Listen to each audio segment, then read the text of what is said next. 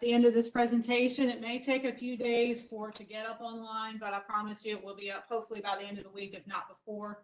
So I want to go ahead and give you a hearty welcome. I'm Jennifer Haney, and I'm with the Division of Water Infrastructure and serve a variety of roles in here with the division. I'm the liaison for our State Water Infrastructure Authority. And that means essentially that I am the person who kind of makes the connection between staff and our members of the authority. I'm also one of the training coordinator, and this is one of my favorite things that I do. I enjoy working with the authority a lot, but honestly, I really enjoy being here with everyone and actually having this time with you. So a couple of things. This is a new venue for us for training. So some of y'all may have been here before if you've been to one of our authority meetings, but some things that they wanted me to mention. First off, outside behind you, the double doors, there's a nice little lobby where you can sit during breaks. If you go out to the left, you'll see signs for the restrooms. Upstairs on the second floor is a snack bar.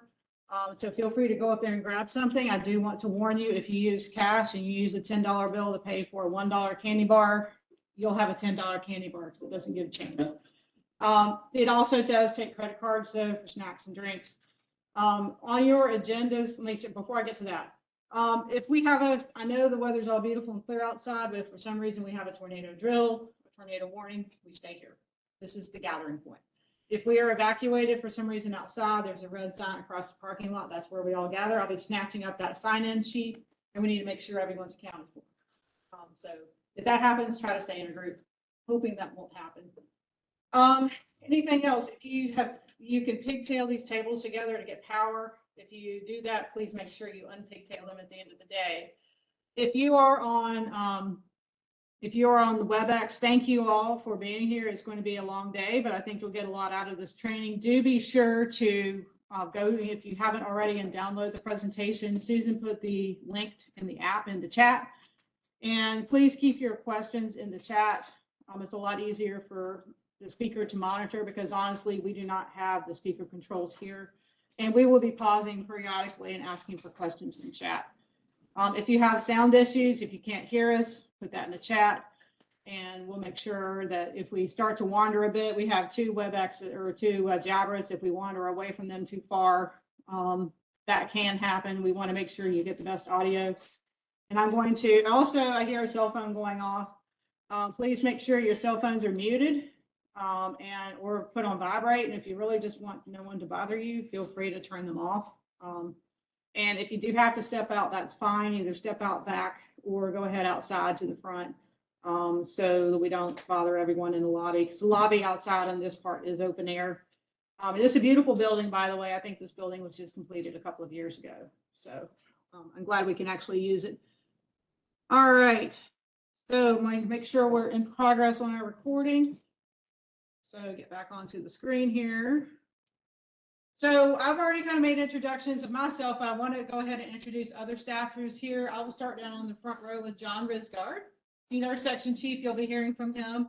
Susan Kubaki, she's in our Viable Utilities unit. She will be one of the ones who we'll be looking at she's our kind of, I call her our data hound. She is excellent at manipulating data and has been doing a lot of work about the reassessments that we do every year. Then over on the left side, I'll start in the back, Jim Morrison, Michelle McKay, they're in our drinking water unit. Ambika Devi is our supervisor of the drinking water unit. Ken Polig is our wastewater supervisor. Stephanie Morrison, she's one of our ramps in CDBGI unit. Colleen Simmons is our unit manager. And then we have over here Shadi Eskow, who's our division director, and our new deputy director, Stephanie Sue. She just joined us in January. And then we have Tony Dangara, who's in the Viable Utilities unit, and Tony Evans. You'll be hearing from him. Tony, raise your hand. Tony Evans. You'll be hearing from him about stormwater planning. So he and Francine Durso, who is one of our part-time staff, have really worked hard to get this program up and running. We were lucky in that we got a little bit of funding left over. We were able to offer it this round. So I'm glad we can do that, and hopefully we can get in some really good applications. And I think with that, unless there are any other things I'm forgetting, staff, it's quite possible it is a Monday. Okay, other than that, I think I'll turn it over to John.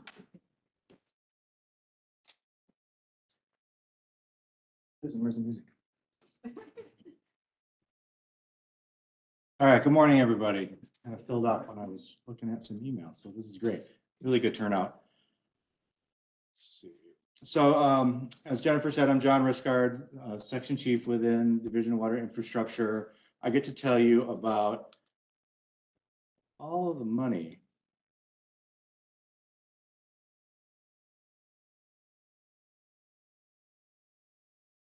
Sorry, getting used to the thing. So I'm going to go over the different funds that are available for this round. There's a few opportunities that we normally don't have as part of the spring round.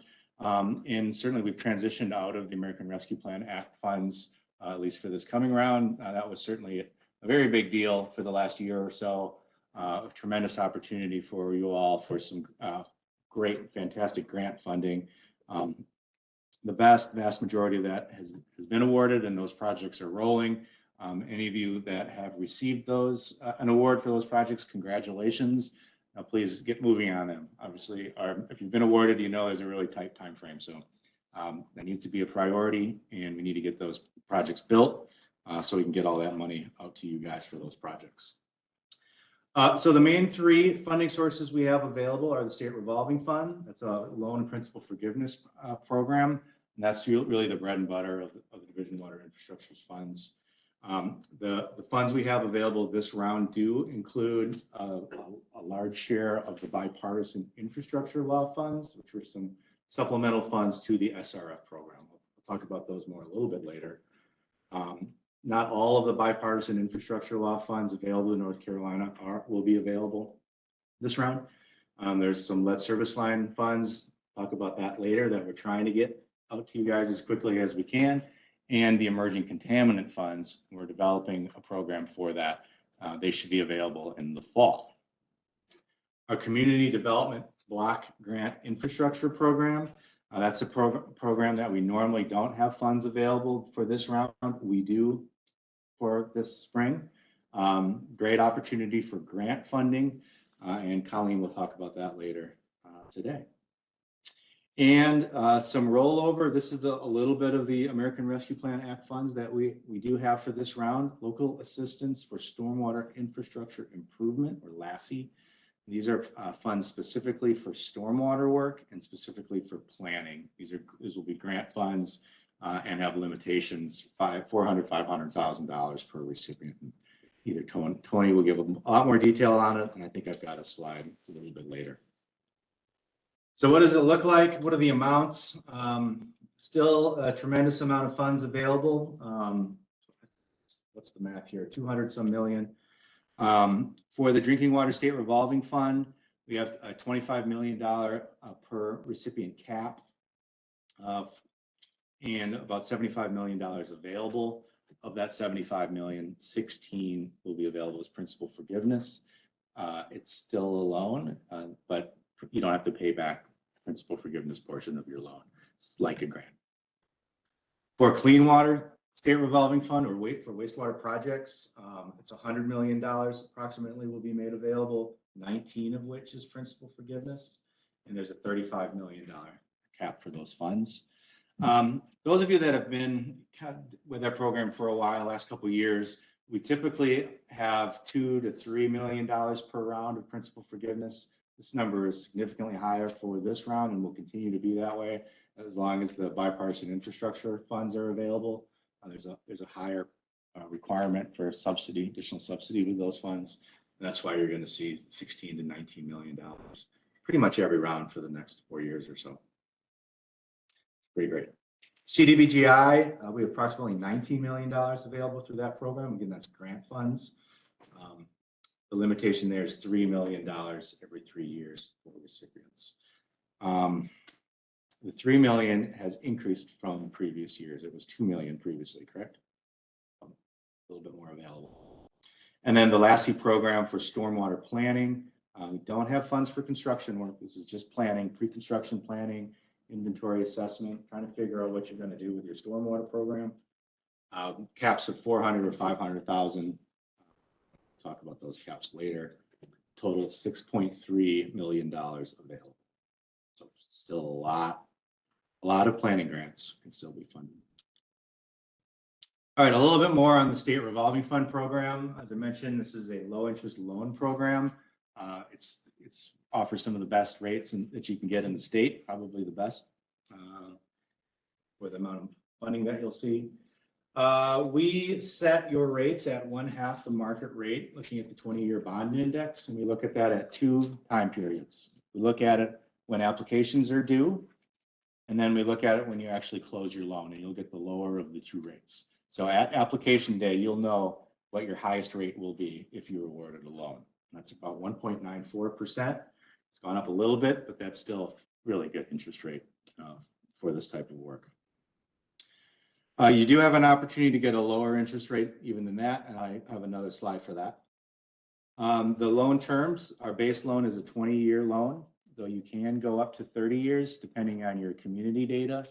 Basically, if you're eligible for principal forgiveness and receive project purpose points, you will be eligible for up to 30-year loan term, although you have to demonstrate that the life of your project is that your loan terms do not exceed the life of it. So if you're doing SCADA system only, it just doesn't last 30 years. So you're not going to get a 30-year loan. We've got, it's a pretty easy form where you document how long you think your age of your infrastructure that you're working on, and you can calculate what terms we would approve. Of course, all debt has to go through the local government commission. The debt approval is, sometimes a year or so down after the award, so you have time to make sure everything's in order to make sure that you can get that loan approved through the local government commission. But if you are seeking a loan, make sure your audits are in, and when the award is made, start that conversation with the local government commission to make sure that your community will be able to take on that debt. Okay, bipartisan infrastructure funds. This was a federal appropriation, a law that makes funds available nationwide for the next 5 years. It's supplemental funding to our state revolving fund programs. Our plan in North Carolina is to make our annual allotments available over our 2 funding cycles. Half of it was in the last round, the other half will be now in the spring. When we get the 2023 grant, we'll just continue that until all 5 years funds have been awarded. Lead service line replacement, we got some good news on there. We're actually taking our priority rating system and intended use plan out to public review, hopefully today, not today, tomorrow, so that we can get an approved plan and get this program started as quickly as we can. That's actually the last agenda item for today, so stick around. I'll talk more about that later. And then emerging contaminant funds in the fall. Okay, I think I've talked about all of this already, so let's get that one. Principal forgiveness, we have caps on principal forgiveness. So principal forgiveness is part of the loan that you don't have to pay back. It's like a grant, but it's not a grant. I would say that 4 times today. We have an affordability calculator, which looks at population size, some local government unit indicators like unemployment rate, median household income, poverty rate, median property value per capacity, forget what they are. And if your community is worse than the state benchmark for 3, 4, or 5 of those local government unit indicators, you become eligible for principal forgiveness. We then look at operating ratio and rates to figure out finally what percentage principal forgiveness you may be eligible for. You can be eligible for 25, 50, 75, or 100% principal forgiveness. When we make awards, that's what we use to figure out how much principal forgiveness you get. However, the first step is a $500,000 cap, and we'll make recommendations to award up to that cap until all the loan money is used up. And then if there's still principal forgiveness available, we'll go up and give more, in which case we go up to your the percentage that was calculated. So $3 million project is likely to get capped at $500,000 principal forgiveness. If it's a top scoring project, there's a likelihood we'll have some available and go back up and fund whatever your percentage would be. We actually can go over the percentages. It's pretty unlikely, but we would do that, I think, at 10% increments never exceeding the project cost. All right, there's a special caveat for communities that are considered non-viable, and that's a big deal. That's not distressed, that's non-viable. And there's steps to becoming non-viable where the community really they pass a resolution and they've got a partnership established to say, hey, we're going to get out of the wastewater business. We can't do this anymore. And if that's the case, then your projects to do that consolidation becomes eligible for 100% principal forgiveness up to $3 million. And we'll talk later about priority. Those projects are lifted up and get a lot of priority points, and, so that we can get those projects funded and help out those communities that are in that non-viable state. All right, interest rates.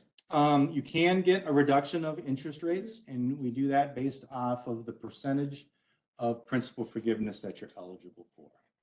So if you are eligible for 25 or 50% principal forgiveness, you'll get a 1% reduction of your interest rate. So be 0.94 in the example from before. And if you're eligible for more principal forgiveness than that, 75 or 100%, it's a 0% interest loan. That's as low as we can go. Green projects, it's a special subset of wastewater projects that are doing stream restoration type projects, energy reduction type projects. It's in the guidance. Those projects are also would be given a 1% interest rate reduction, but they are not eligible for principal forgiveness. I'll just do this. So stormwater planning grants, they're available for communities wanting to do some research or investigative studies on their potential stormwater utility or stormwater systems. You can do alternative analysis. You can prepare engineering plans. You can do similar activities, determine best solutions to stormwater quantity and quality issues. So what's available? $6.3 million for planning grants. We're trying to get all of those funds awarded this July. So if you have any good projects, please submit them. $400,000 per applicant per grant cycle limit. You can get up to $500,000 if you're partnering with somebody else. For the LASSI funds, you're eligible if you're a city, a county, or if you're a council of government or nonprofit utility partnering with the city or county for the stormwater project. And the projects, you must be able to document a stormwater quality or quantity issue.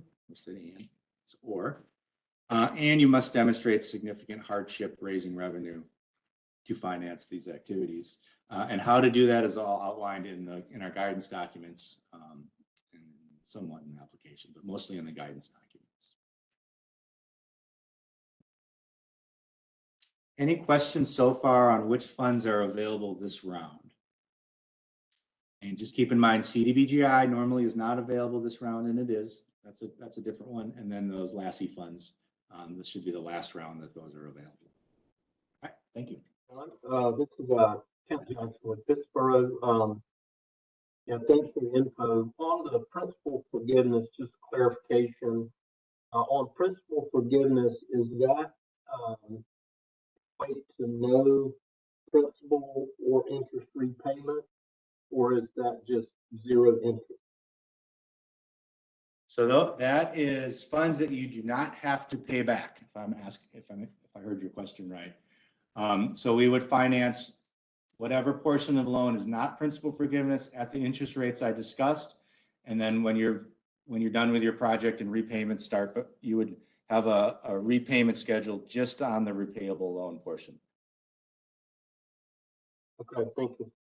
Yeah, and then as we disperse the money, we do it based off of, you don't get the principal forgiveness money first. We disperse it out in an equitable manner based off of percentages and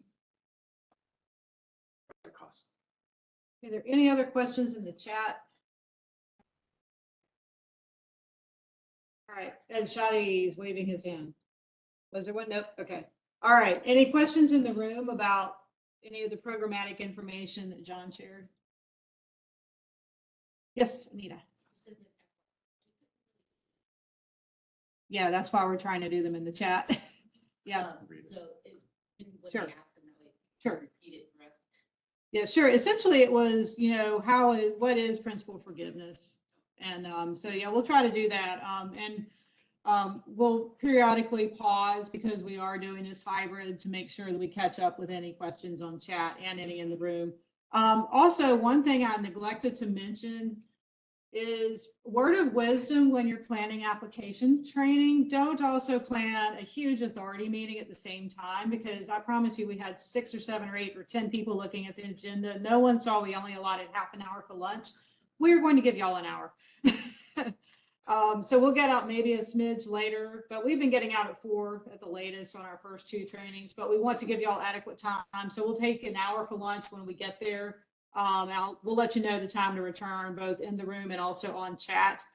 And as I get into the applications preparation, I want to see how many of y'all have submitted applications with us before, be it your local government or a client or a consultant. Okay, how many are brand new at this process? Got some. Okay, got a lot. Okay, that's good. How many of y'all are local governments in the room? It's hard to see with online. So how many are, okay, we got some over here. Yay, thank you for coming. How many of you are consultants? Got a lot of consultants in the room. How many of you are like councils of government, technical support agency, nonprofits? All right, got some. Glad y'all are here. I am going to go ahead and jump into how we complete the application package. Yes, sir. Can I interrupt real quick? Yes, sir. Come closer.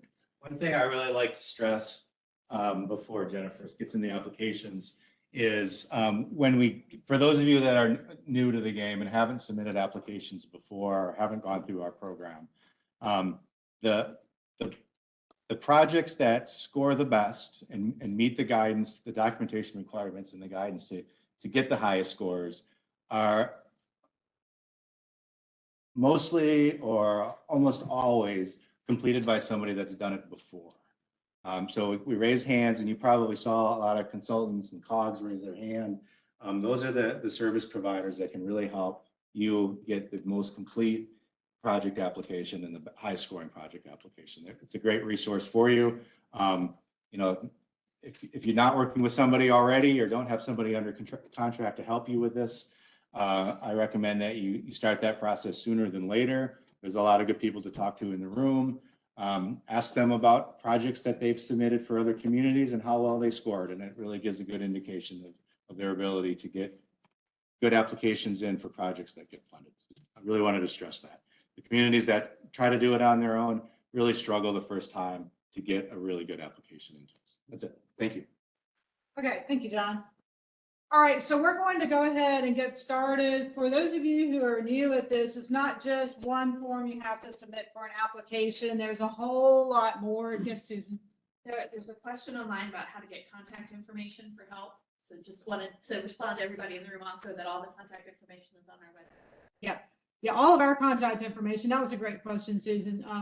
For our division is up on our website, and I do want to let you know that we are growing by the day as well. So we've got a lot more staff now than we did even last round to be able to help. So that is definitely available.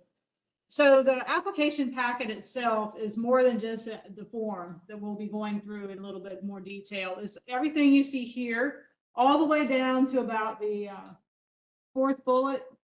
After the resolution, it just depends on the program that you're applying to. So be very aware of that. And I'll be going through each of these, except for the priority point sheet and narrative, which Kavita and Ken and Colleen will be going through in much more detail. So everything else I'll be talking about, starting with the application. But before I do get into it, I do want to let you know that just take a raise of hands, at least in the room. How many of y'all had projects that did not get funded? It's okay to raise your hand because everyone did. I wanted to let y'all know that when we went through this past review process, we had, I think it was 409 brand new applications. Each application received 2 individual reviews and 1 consensus review. And so if you can do the math, it's a little over 1,200 reviews took place in a period of about 3 months. I want to give kudos to our staff for the work that we did. If your application did not get funded, and you're sitting here thinking, well, it's just completely gone, there's no hope, I would disagree with you on that. If everything was complete and eligible and you want to leave it as is, you're more than welcome to. We are bound by statute to review it one more time if it was a brand new application last round. If you do decide like, okay, I either need to put something in there to make it complete and eligible, or I want to improve upon places where points were lost, then you can go ahead and feel free to submit a new application. That is something that we do allow, and we encourage you to do so actually, because we found in the past that people who maybe hadn't gotten funded in a previous round, they come in, they sit with us, go through the application together, and then they resubmit it, and lots of times they get funded. It's just we had so much competition and so little funding. It was an incredible amount of funding that people requested and that we were able to offer. It just simply wasn't enough. So another big thing to remember too is that especially if you're a consultant and you have a town, it's like, I want to submit 6 applications. So you have 10 applications A through F for your particular town. Make sure each application stands on its own. I think our new electronic submittal process has really helped that, but we're probably going to get similar volumes. We simply just do not have the time to go hunt and peck through, and we just really do want each application to be complete and eligible by itself. So that's really important. A couple of questions we've had. I like to build on questions we've had in previous trainings. We've been through 2 so far. One of them is, can the resolution still be used? Same resolution be used that was used if it wasn't funded previously? My answer is yes, but be careful. If your project that you're going back and you're revising your application and your project has changed substantially, my gut is always to err on the safe side and get a new resolution. That's just my gut feeling. But say if you're just leaving it as is, and you're like, I'm not changing anything, we're keeping it the way it is, we're not going to ask for any more paperwork. But say if you're just submitting it, it's a Center Avenue sewer rehab, and you haven't really changed the scope, you've just added more information, and that resolution still says for the Center Avenue sewer rehab, I think that's fine. Just be aware of that. A couple of other things. Everyone who's working with a municipality or is one, or a county, all audit information should be turned into the LGC. So your financial information form should be updated because now instead of fiscal years 21 through 19, you have 22 through 20. Does that make sense? So hopefully your local governments you're working with are not behind on their audits. If they are behind, please tell them to get them in ASAP, because that can run into, you can have potential issues if they're behind on their audits and they're trying to take a loan out. Very, very, very important. Are there any questions online? So there's one, are there planning grants available for wastewater and drinking water projects or just stormwater? This round, unfortunately, just stormwater. That was ARPA specific issue or funding program. And unfortunately, we have spent awarded all of our ARPA funding for water and wastewater. So thank you. Great question. All right. Yes, sir. Funding available planning for soon. But do you think it'll be funding for stormwater Right. infrastructure as quantity? So, not necessarily. Yes, so the question was, will there be funding available for stormwater construction? This round, no. I'm hoping maybe in the future we will have some. I know that was a recommendation in the authorities report, annual report to the legislature. And John, I don't know if you want to speak more about that. Yeah, so the SRF stormwater projects are eligible. Certain stormwater projects are eligible. Just not quantity. Yeah, it's quality and quantity projects. There are prioritization points for those. They score the best, but can get funding through the SRF program. Yeah. We're hoping for more classy funds. Yeah. Directly. For the SRF projects, they have to have a component that is. Yes. Yeah.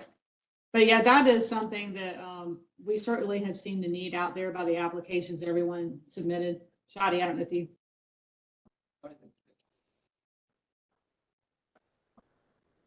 I remember the CDBG grant fund. Right. Right. For drinking water and wastewater, quote unquote, grant funding, we do have pure grants for CDBGI. So just be aware, of course, if you're using CDBGI funds, you have a low to moderate income percentage that you have to meet to be eligible. And then we do offer principal forgiveness in our SRF programs that functions like a grant. We call it principal forgiveness for a number of reasons. That keeps a lot of the federal grant conditions away. So those are a couple of things just to be aware of. Yes, ma'am, Susan. What was the threshold number of priority points to be considered for the fall round? Oh, so the question was, what was the threshold point to be considered for the fall round as far as award? I cannot answer that right off the top of my head. I want to say for drink. Yeah, John will research that and we'll get that number back to you later, probably after the break. So it's a good question, but I do want to let you know that goes up and down depending on the amount of applications we have in and the amount of funding we have available. So it's not like if I get X points this round and above, I'm going to get funded. There's no guarantee. It just depends on how many we have come in and the amount of funding we have available. All right, so final check tips. These are things to go through as you are getting ready to put an application together, the whole package. And I highly encourage all of you to develop a QA/QC checklist if you don't have one already in place that's more detailed than the completeness checklist at the end of the application. Essentially, we want all signatures present, including the electronic copies. So my suggestion is you have everything signed and then you scan it before you don't just copy and paste signatures on. We'll talk about why later. And then make sure you have all of the forms you need present, especially the items you see here. Some of them are if applicable, but others are mandatory. And please do make sure you have your narrative and supporting documentation. That's really important because people can lose points very easily if they don't have their supporting documentation together. All right. So the application itself, if you brought it, it's that 7-page document. That's up online. If not, I've got some screenshots you can certainly use. But a couple of things to remember is if you are someone who submitted multiple applications into our program before, and you have like 10 years worth of applications saved on your computer or versions, please just go in before you even download this one and just delete them all, because those are all irrelevant now. But you only want the one that says February 2023. I'm going to try to bounce around with screens here. It's the thing about 2 screens. It's like, I feel like I'm kind of whizzing around. So over here, just look for the February 23. And that's your most recent rendition. So go ahead and pull it down. Everything should be uploaded now. If you see a document is missing, please contact Kathy Aykroyd, who is our PIO. And she will make sure that we get it up online. I think everything's up there though at last check. So we wanted everyone to have a chance to pull everything down. We use this application because that enables us to do one application for all programs, and that allows us to do the best funding fit for your particular project. And what we try to do is give everyone as much grant or principal forgiveness as we can and move all the way down to loan. Make sure you complete all sections, and we did put the instructions first for a reason, and that's because we really want you to read them. So please take a few minutes before you start filling it in and read it. Especially, there's a lot of good detail about project description, and that will be very helpful as you go through and complete your application. Okay, sections 1 and 2 look like this. You'll notice a couple of things I'll be pointing out. Funding requested, project type or applicant type, or excuse me, funding type requested, and some other items. I'll go through those highlights in just a second. What I'm trying to do with this particular rendition of this training is to hit some of the highlights that we saw last round that we saw could be a potential problem. And anytime you see something with 3 asterisks after it, that means that this is something that if it's missing, it's ineligible or incomplete. So please be aware that that has to be all completed. We want everything completed, but if you're missing the ones with asterisks after it, then it renders your application incomplete. So tell us how much funding you're requesting. It goes in that little box that you saw in the application. So on page 1, it goes here. That's very, very important. Tell us what your total project cost is. It's okay if it's greater than what you're requesting, because we know sometimes people throw in closing costs for loans, or they may have another funding source, but that feeds into your affordability criteria, and also information we report out to the authority, because one of the things they've gotten very interested in is if you're extending service to someone, what is your project cost per connection? So if the project cost is not there, it's not going to render it ineligible, but it will definitely impact our chances for any kind of principal forgiveness percentage. And unfortunately, if we don't have it, we can't offer principal forgiveness to you because we can't figure out what you're eligible for. Funding type requested, again, tell us if you're a drinking water project, CDBGI, wastewater project, or if you're doing stormwater planning. Very, very important. And another thing we did on this particular rendition of this application is we cut the questions down on this little part, which y'all who are online, it's right below the box that's shaded. It talks about the minimal amount of principal forgiveness or grant you have to have to make the project go forward. This is a very strategic question to ask your clients, or if your local government, sit down and talk with your board and get them to be honest, completely honest with you, because everyone will say, if you have $1 million project, hey, I'll take $1 million grant. Some people will think I have to have $1 million grant to make it move forward. So what happens is if we're going down our funding list and we're starting to run out of funding and we're getting to the point where we have $700,000 of principal forgiveness left over, and you say I have to have at least $1 million principal forgiveness, then we're going to have to skip your project. That happened a lot last round. So it's a very strategic question to think. So you go back and you talk to your board, you're like, first off, we can't get you $1 million principal forgiveness. That's not going to happen anyway. But really, realistically, can you take on some amount of loan? And they go back, they run the numbers, or they talk among themselves, and they come back and they're like, well, we have to have $300,000 of principal forgiveness, but we can do it with that and take the rest in loan. So then again, if your $1 million project is in, we're running down the list, we have only say $400,000 left. You say I have to have at least $300,000 in principal forgiveness, we can give it to you.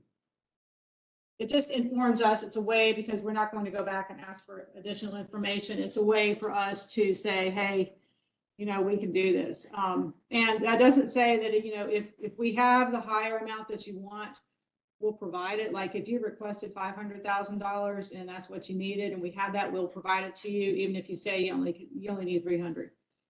So I wanted to spend a little bit of time on that because that's a very strategic question that we've seen a lot of really good projects that lost out on funding because they were, I don't know if excessive is the right word. I mean, everyone wants principal forgiveness or grant. I get that.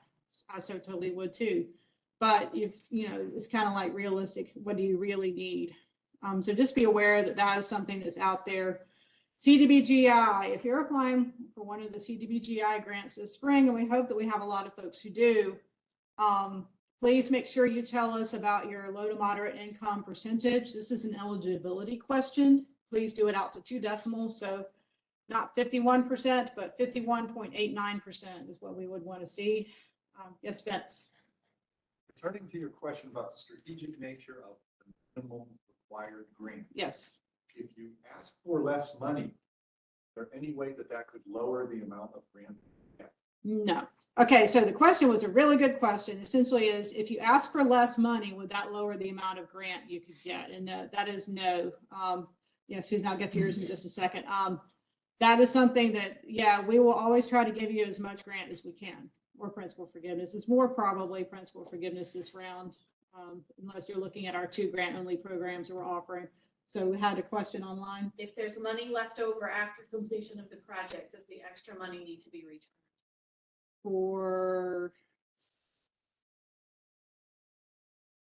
Is that for a loan or principal forgiveness? And John's going to answer that question because I don't have that immediate answer. Yeah, so I'll repeat the question. The question was, when the project's done and if you have additional funds remaining, do you have to return the funds? So all of our funds are provided as the project proceeds and as you have documented costs. So you don't get the money up front, you get the money as costs are incurred. So that you shouldn't ever be in that scenario. You just don't get the money until you have those costs. So you're never in a situation where you have extra money in your bank account. All that money should go right to your contractor or your engineer within 4 or 5 days, 3 or 4 days after you receive it. Great question. Any other questions or is that it? Okay.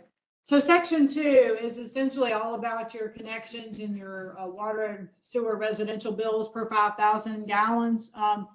If this is accidentally left off, it's not going to be the end of the world. If you're a water or wastewater project that you're looking for funding from our SRF programs, this can and will impact your ability to get principal forgiveness.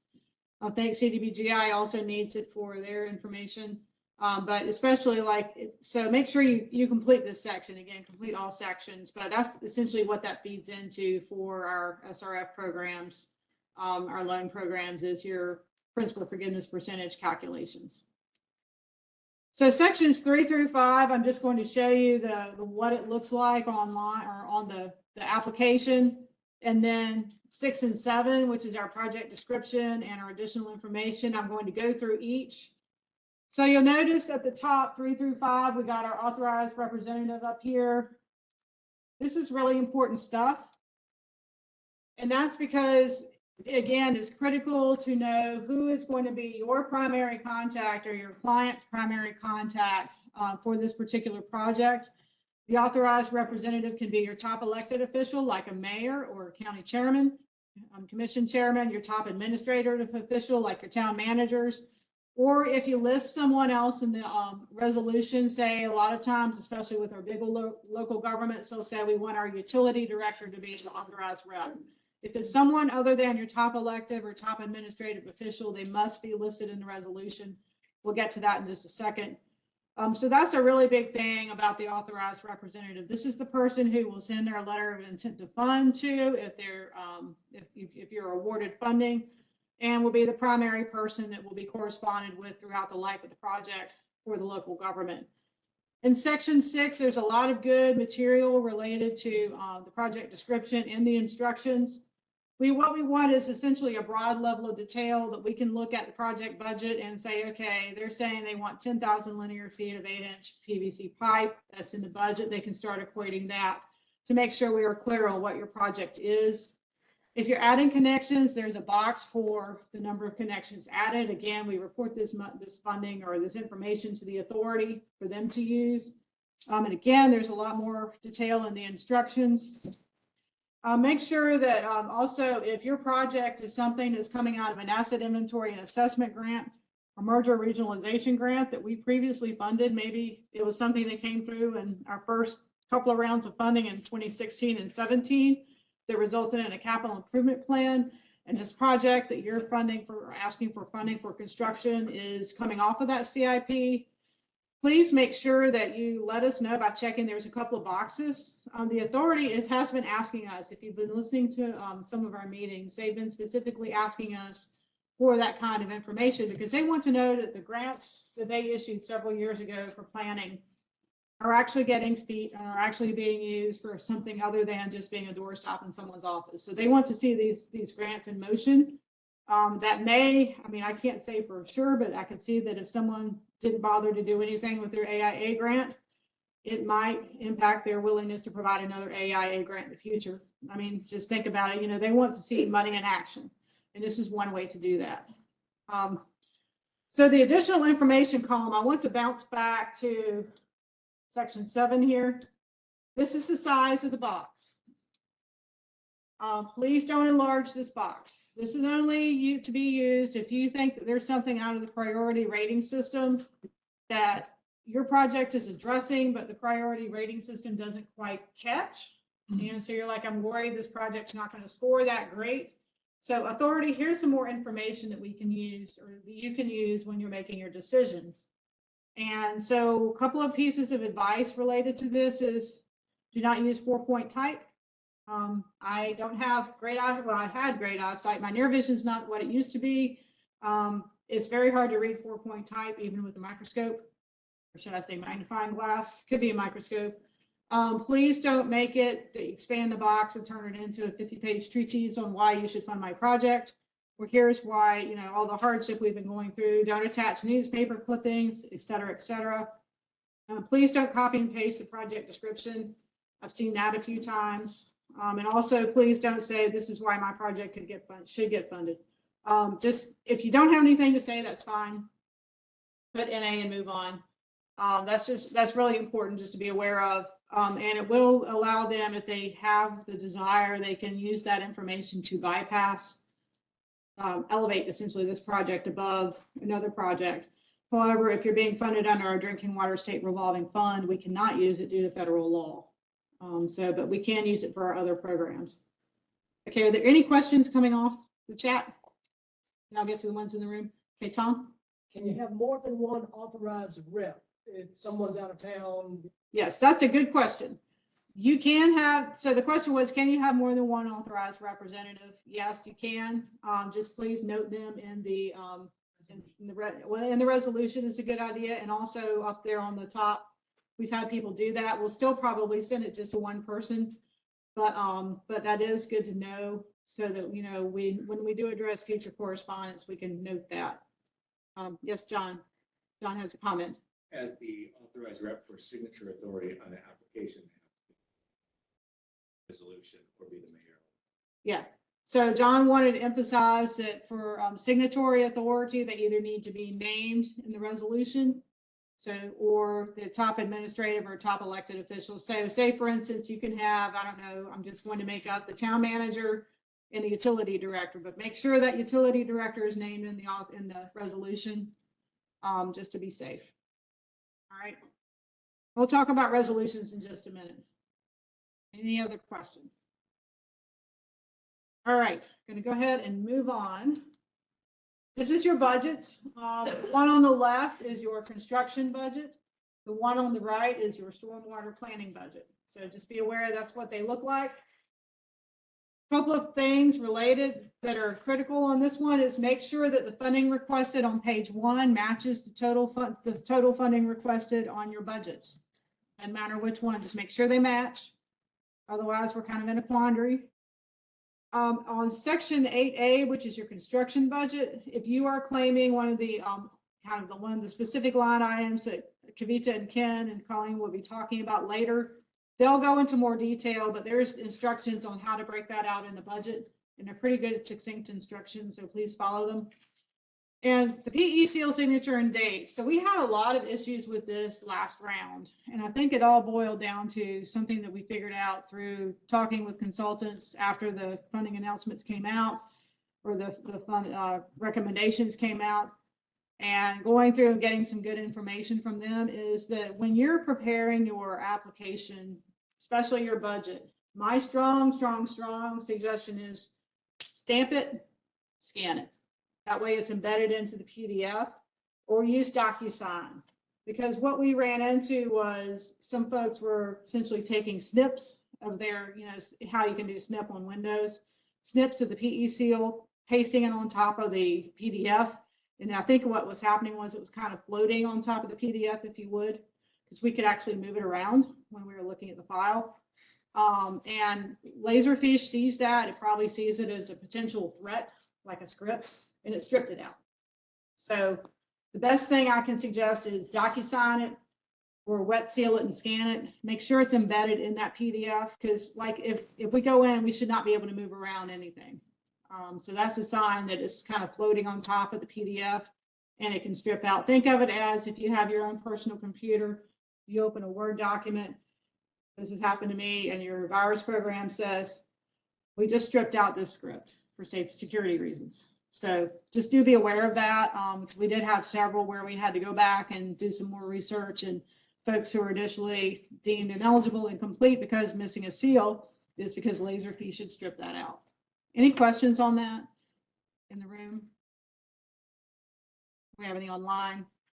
Okay, it's just something to be aware of, because it is a little, this was our first rendition with total electronic submittal, and want to make sure that we have it so that nothing like that happens again, because it does cause a lot of heartburn, not only for y'all as consultants or clients, but also for us. So obviously, we want to make sure everything's right and accurate. Lastly, stormwater planning points, no PE seal needed, but we do need to make sure if you're declaring or claiming points for 3C, again, all of those instructions to break out the budgeting. So certifications and completeness, your authorized representative needs to just check or initial each certification if it's not applicable. just say so. And the completeness checklist, again, it can form the basis of your QA/QC checklist, but make sure that that QA/QC checklist is much more robust. But make sure as you're going through, this is a way to see, I got everything I need to upload. Okay, some tips for the signatures. Authorized rep needs to sign off. Here are the points again, top elected or administrative official, or if they're named. For CDBGI, please be aware if they're a little bit more strict, and the authorized representative, no matter who they are, has to be named in the resolution for the CDBGI program. So be aware of that. If you have any questions, call us. It's always good to call. Make sure you have your original signature. A wet signature is required for CDBGI. For all the other programs, electronic signature is okay. I recommend, again, DocuSign, because it's a way to ensure it's embedded. Please don't take a snip of an electronic signature and paste it on top, because it'll be stripped out. So just be aware of that. So any other questions before I move to our additional forms? Do you have any online? Nope. John. Okay, the answer to the question about points. Okay, so John, well, go ahead, come on up. John, while I was going ahead and talking away, did a little bit of research about essentially what the points were for the funding line for this past round. So John, I'll let you. Okay, so projects that were awarded for drinking water ranged from 69 to 51 priority points. And for the clean water, wastewater projects, the highest scorer was 81 and funded down through 55. Well, keep in mind that projects within that range were skipped or bypassed based on the principal forgiveness requirements or grant requirements. There were a few projects that were also not funded because the projects weren't eligible for the pots of fund that they were or some certain pots of funding, and those funds ran out, so they were skipped. And then I would like to add that probably what's more important there is the concept of reconsiderations, which we haven't really talked about. So all of the projects that were not funded in the past round will be reconsidered for funding in the previous round. So you need to, what I would recommend is you look at those projects that were not funded and those scores should stay the same for the next round. And if you want to get your project in the funding range, you know you're going to have to at least do as well or better than those projects. And then considering the amount of funds we have available, it's just a little math exercise to see how well you can do. Thanks. That was a good question. Yeah, that was a good question. And again, just to note that that funding line goes up and down depending on the amount of funds available and the projects that come in. All right, for additional forms, financial information form looks like this, and I'll go through a couple of tips on that in just a second. Again, most likely everyone should have gotten a fresh audit into the local government commission so you can update your forms. I would encourage you to do that. So please do make sure that your local governments are aware that needs to be updated to get the fiscal year 22 numbers in there. Your fund transfer certification form, I'll talk about that also in just a second. Just want to let you know this is what it looks like. Make sure your authorized reps or financial officers sign off on these forms. Again, great thing to put in your QA/QC checklist. So again, the financial officer will sign off on these or the authorized rep. Make sure you have your 3 most recently completed audits in that form. I talked about that. Absolute values and expenditures, and remember to put in any kind of transfers you have. And please don't modify the form. I don't think we've had a problem with that recently. We did in the past, but I want to mention that. Fund transfer certification, you will need it for any drinking water or wastewater project. You will not need it, and it's shown up on the top of the form. You will not need it for CDBGI or LASSI, but you will for any kind of other drinking water or wastewater project. Go back to fiscal year 14 when you're thinking about these transfers. Essentially what it's saying is transfers from the enterprise fund to the general fund are not allowable except for certain circumstances. So certain circumstances may be, say, if your utility is renting space in City Hall and you're transferring from the enterprise fund to the general fund to cover that rental space. That's essentially an allowable transfer. What's not allowable would be something like transferring from the enterprise to the general to build a swing set in a park. Just be aware of that. Make sure you check at least one of the 3 boxes. Be aware of payment in lieu of taxes or pilot. I'm not going to go into the details about that, but my best suggestion is to contact the local government commission because they're the finance experts, not us, and ask for their opinion. If you think you do have an unallowable transfer, it can be what we call unwound. But again, I would suggest contacting the local government commission. That's pretty rare though. We have that issue pop up. And make sure you include your rate sheets. Definitely needed for CDBGI. Needed for our other programs for determining your affordability principal forgiveness percentage. Susan, we have a question. Yeah, there's a couple of questions. One going back to the previous question on scores. When do we get scorecards for projects not funded in past round? Okay. So the question was, when do we get scorecards for projects that were not funded? I think you have to request those. We'll send them an email. Okay. Okay, they will be sent out in emails. That's something, it's a new process we've started. So we're working on that. Keep in mind that we're not even 2 weeks out from our last authority meeting, and there's a lot of follow-up that has to happen. So those will be going out. If you want them ahead of time, I suggest contacting the program supervisor. If you could, give us another week, please, and then we can get them all out at the same time. Okay. It'd be more efficient for us to do that. Yep, so John suggested, for those of y'all who are online, that give us another week or two. Because like I said, there's a lot of follow-up that has to go on after our authority meetings where we fund information. Good question. And just to be clear, the funds transfer section needs to be filled out for drinking water and wastewater, but not Lassie. Correct. So the question was, could the fund transfer certification form must be filled out for drinking water and wastewater programs, but does not need to be filled out for CDBGI or Lassie. So keep that in mind. And if you have a question, again, I'll go back to the top of the form. It tells you what is not needed for. So be aware of that. All right, good questions. Okay, resolutions. I want to jump on to resolutions and spend a wee bit of time here, and then I'll show you really quickly our electronic submittal system and just some things that might have changed. But what I recommend doing is using the supplied template that we have online. You're certainly welcome to use your own template, but the supplied template essentially has all the language that we need in that. Make sure it's submitted with the application. And in the first whereas clause is where we're going to need your project name. And believe it or not, we had a lot of issues with this last round.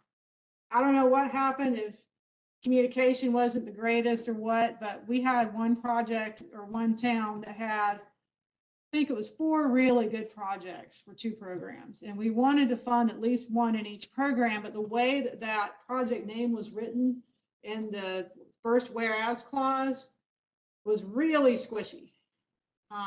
And so we wound up saying, well, this really probably only applies to one project. So my suggestion is, when you're preparing this resolution, take the project name that you have listed in your application, like Main Street Sewer Improvements, copy that name and put it in the first whereas project. So that way it says whereas the First Street or the Main Street Sewer Improvements project.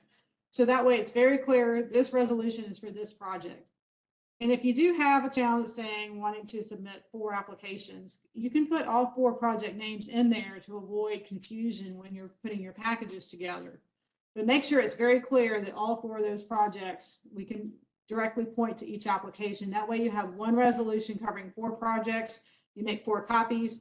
You don't have to worry about mixing up copies. Does that make sense? Okay, hopefully that makes sense for folks online.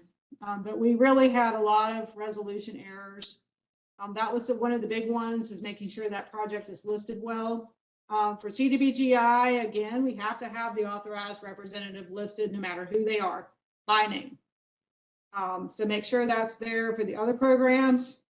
If it's not the top elected or administrative official, please list them, say John Smith, Public Utilities Director.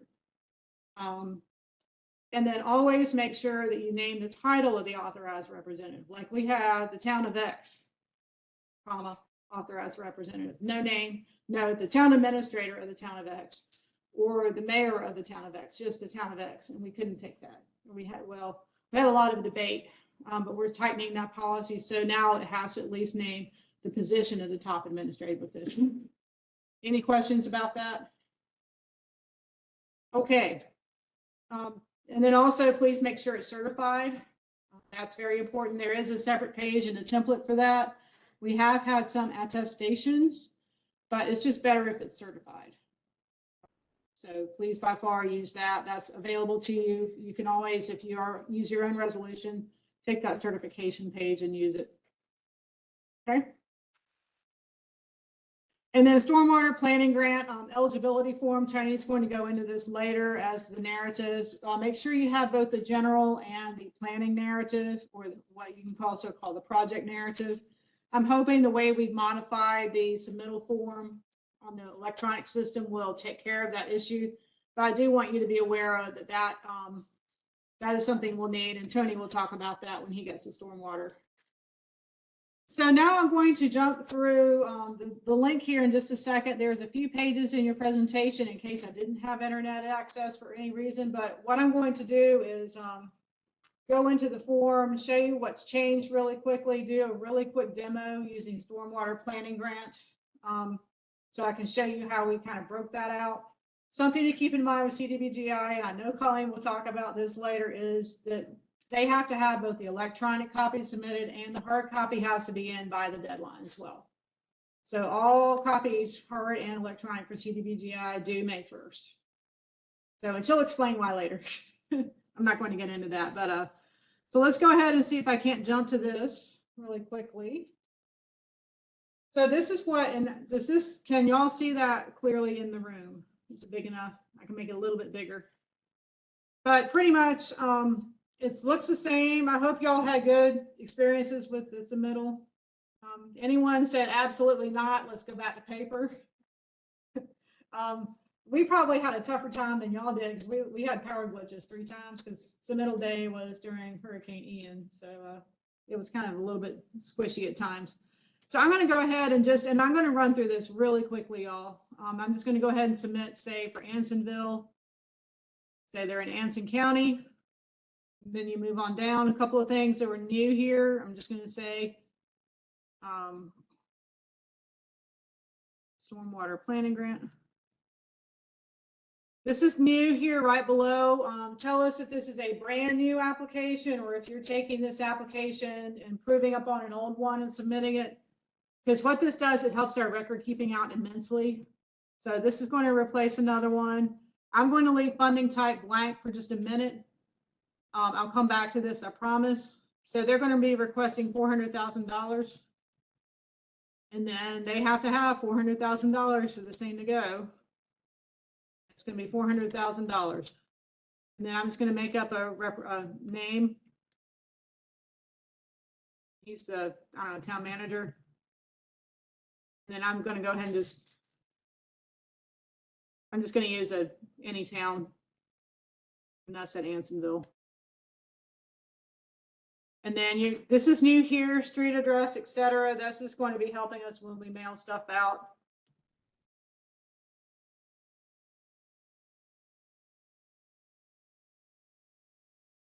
Now, country, I asked if we could move this out because we all know that we're in the United States and we can't. So we're kind of stuck with it. Just know that that's going to be stuck there. We don't need to worry about that. Acme Engineering is preparing it. And then move down further. Prepare. Wile E. Coyote decided to prepare it.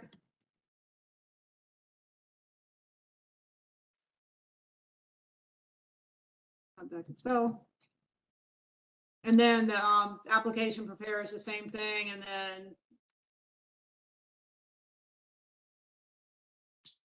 then what you'll do here is you'll do your email twice. I'm going to go ahead and put mine down.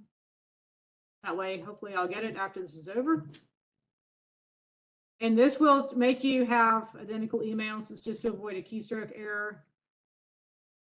A lot of times, exactly like what we do on our e-commerce sites, and your signatures.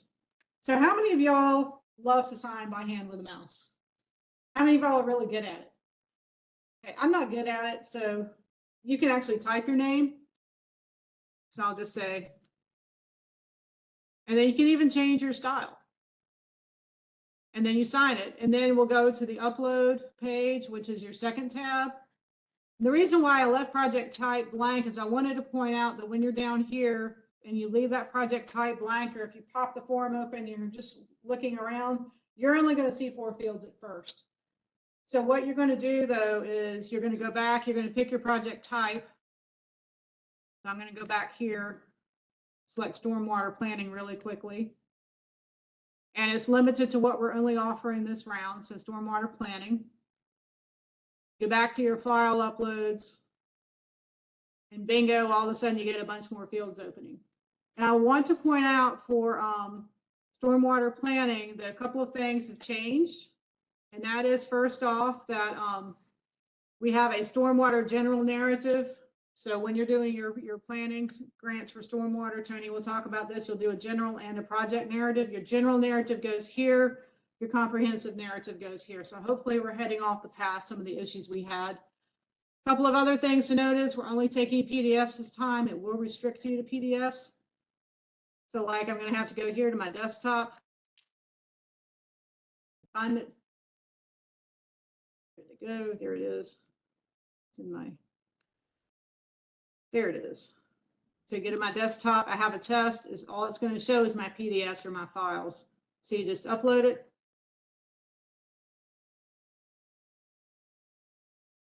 Try to whiz through this, just doing the same file.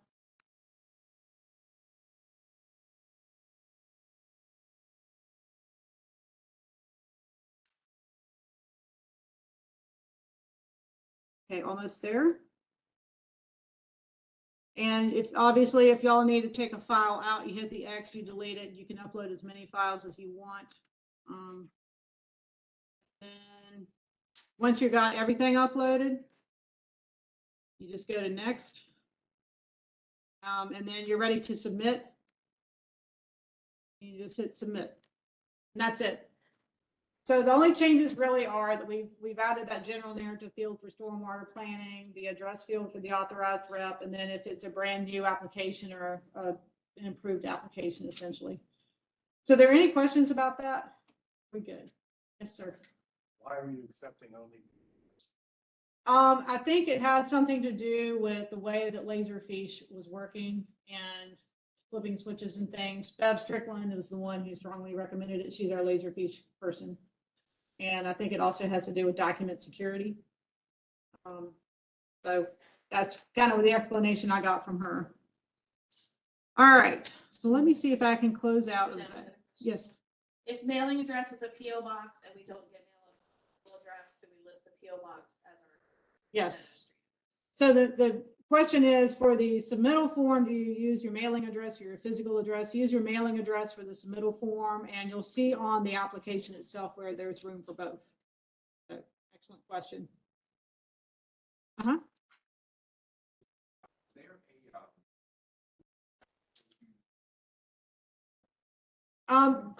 There's a check, like if you're typing it in wrong and you have a bad keystroke error, yes, it will not let you submit until that's correct.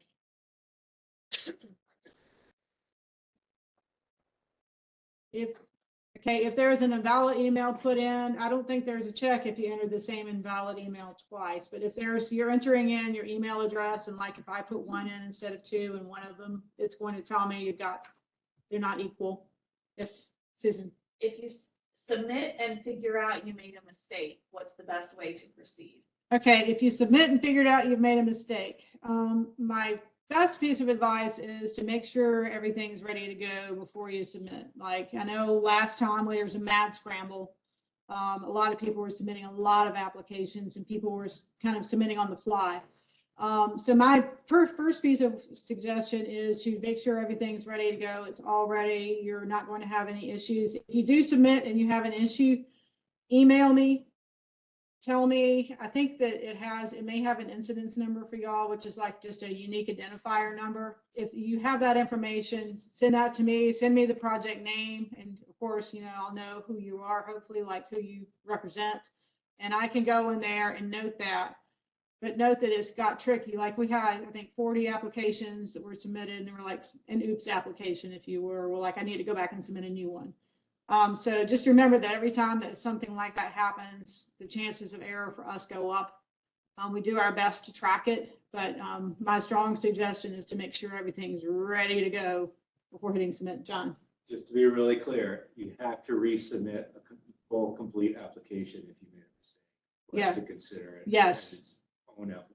Yeah, so John suggested, and I agree, is that if you realize you made a mistake on, I don't know, you had an error on your narrative, you still need to resubmit all of the parts of the application, not just that particular part. Because Laserfish looks at each application submitted as a package, essentially. I think they call them packets. All right, any other questions? Okay. Great questions. It's about, let me see, I'm looking at my watch, 11 after 11. Let's take a 10-minute break.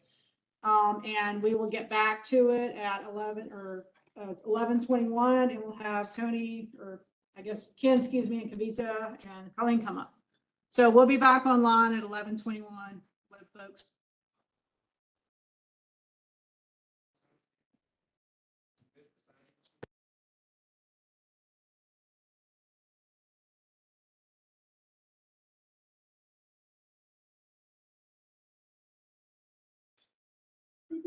All right.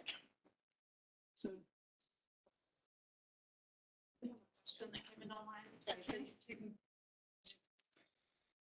Yeah, right? Okay.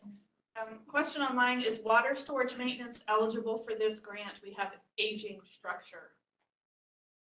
Can you read the question one more time, please? Is water storage maintenance eligible for this grant? We have aging structure. Maintenance is not eligible for SRF funds, but if you are replacing the storage tanks, yes, we can pay for it. All right. So let's get to this if I can. Forward, okay. Find it at the computer. Computer, okay. No? This is the one. Yeah, but I have to click it back on the screen. Oh, now. There you go. All right. Sorry. Sorry about that. All right, I'm Kavita. And Ken, so my old boss is here, so if he'll correct me if I'm like going like way someday. All right, so Jennifer briefly mentioned that we use this, Division of Water Infrastructure uses a comprehensive rating system to rank and prioritize projects for funding. So these presentation covers some priority rating system sheets and guidances. So this presentation focuses only on problem areas and updated guidance clarification. So don't use this as your sole resource for filling out those sheets. Please read your guidance very carefully.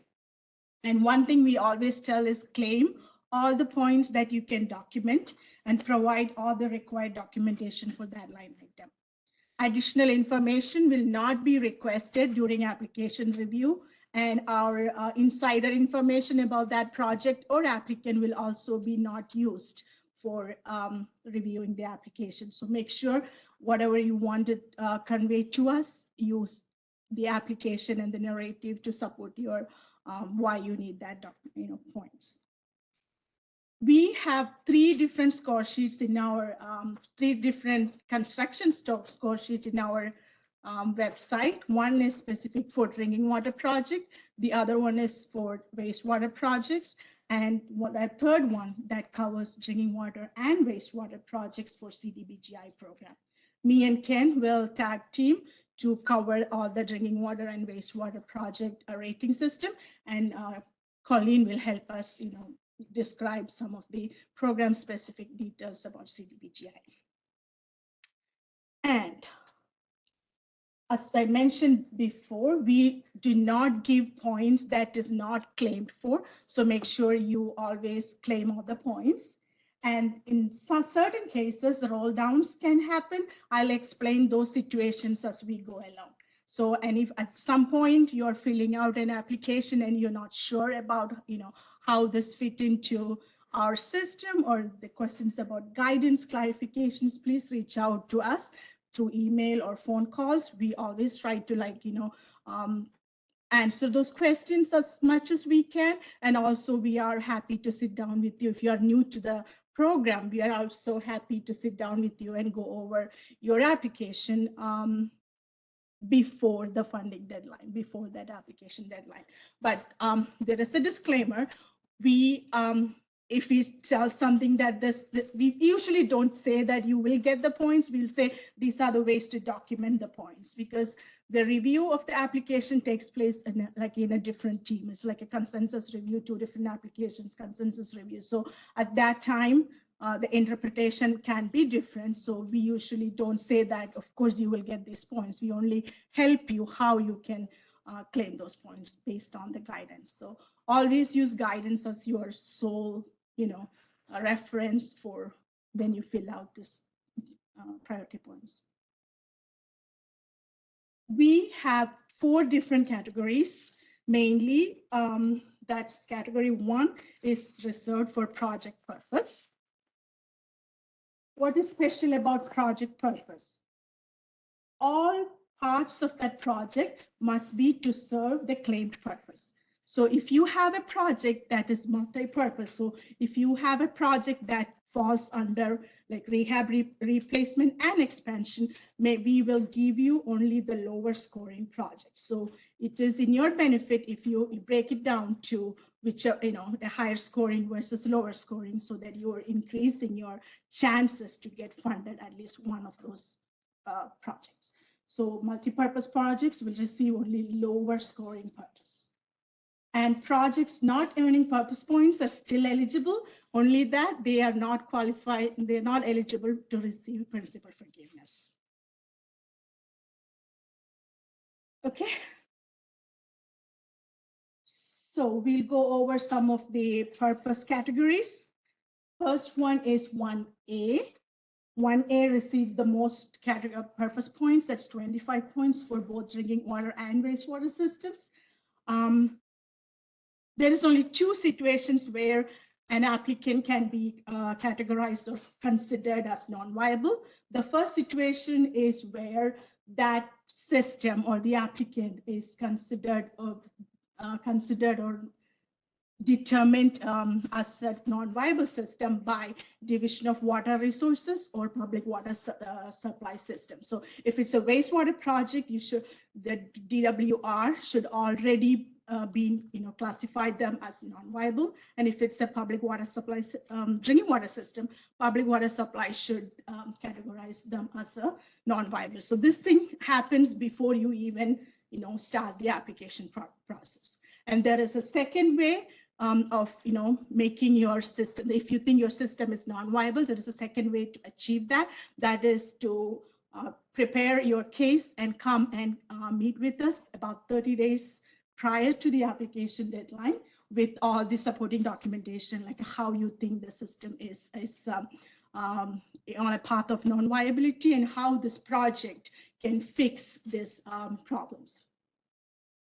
So one of the requirements to do that is a pre-requirement is your system must be designated as a distressed or requested designation as distressed. Just being distressed alone doesn't make a system non-viable. So you have to be distressed, and then you have to show the reasons and come talk with us. And we usually do not give you an answer like the first meeting.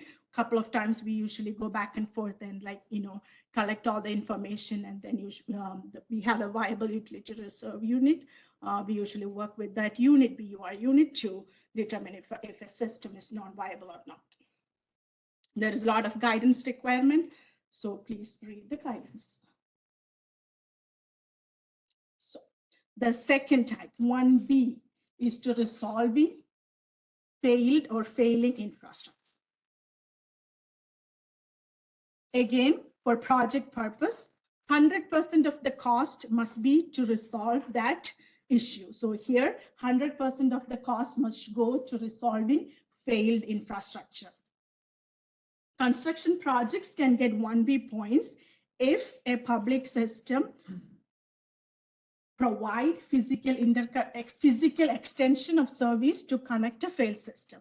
So failed system, what is a failed system? If you are a privately owned drinking water well, there is 3 ways that you can be three ways that you can be considered failed or failing.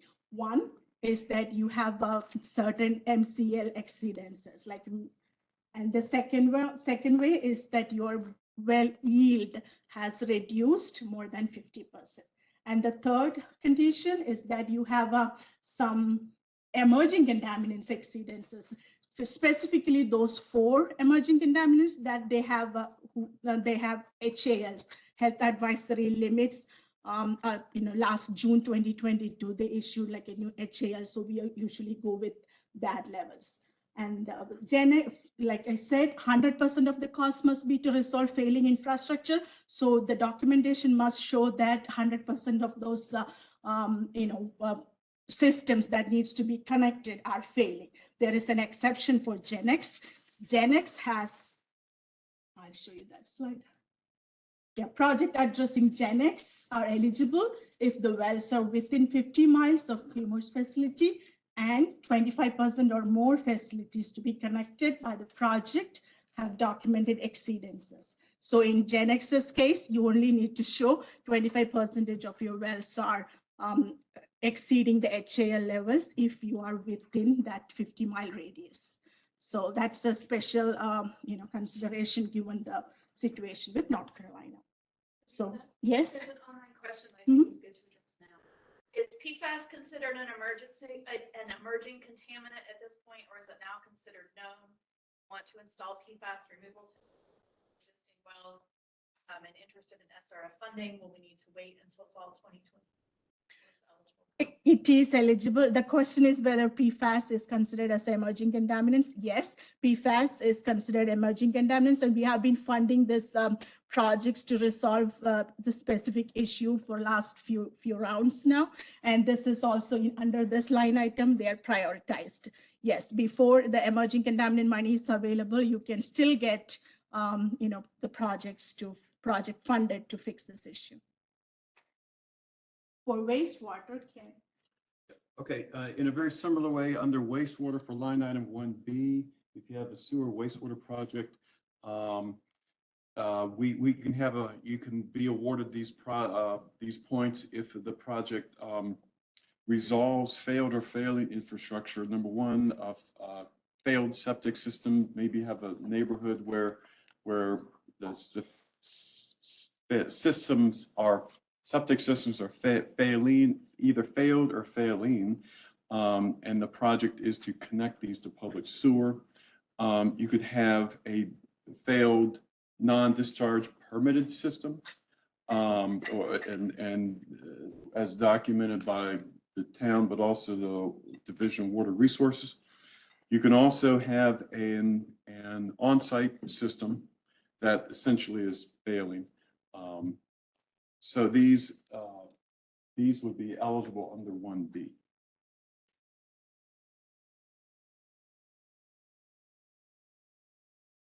We covered this one.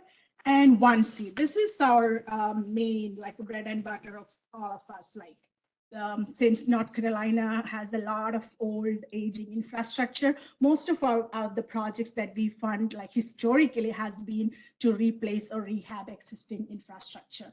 And by the time, I think if you have been to our program, you must have been like really familiar with the guidance relating to that.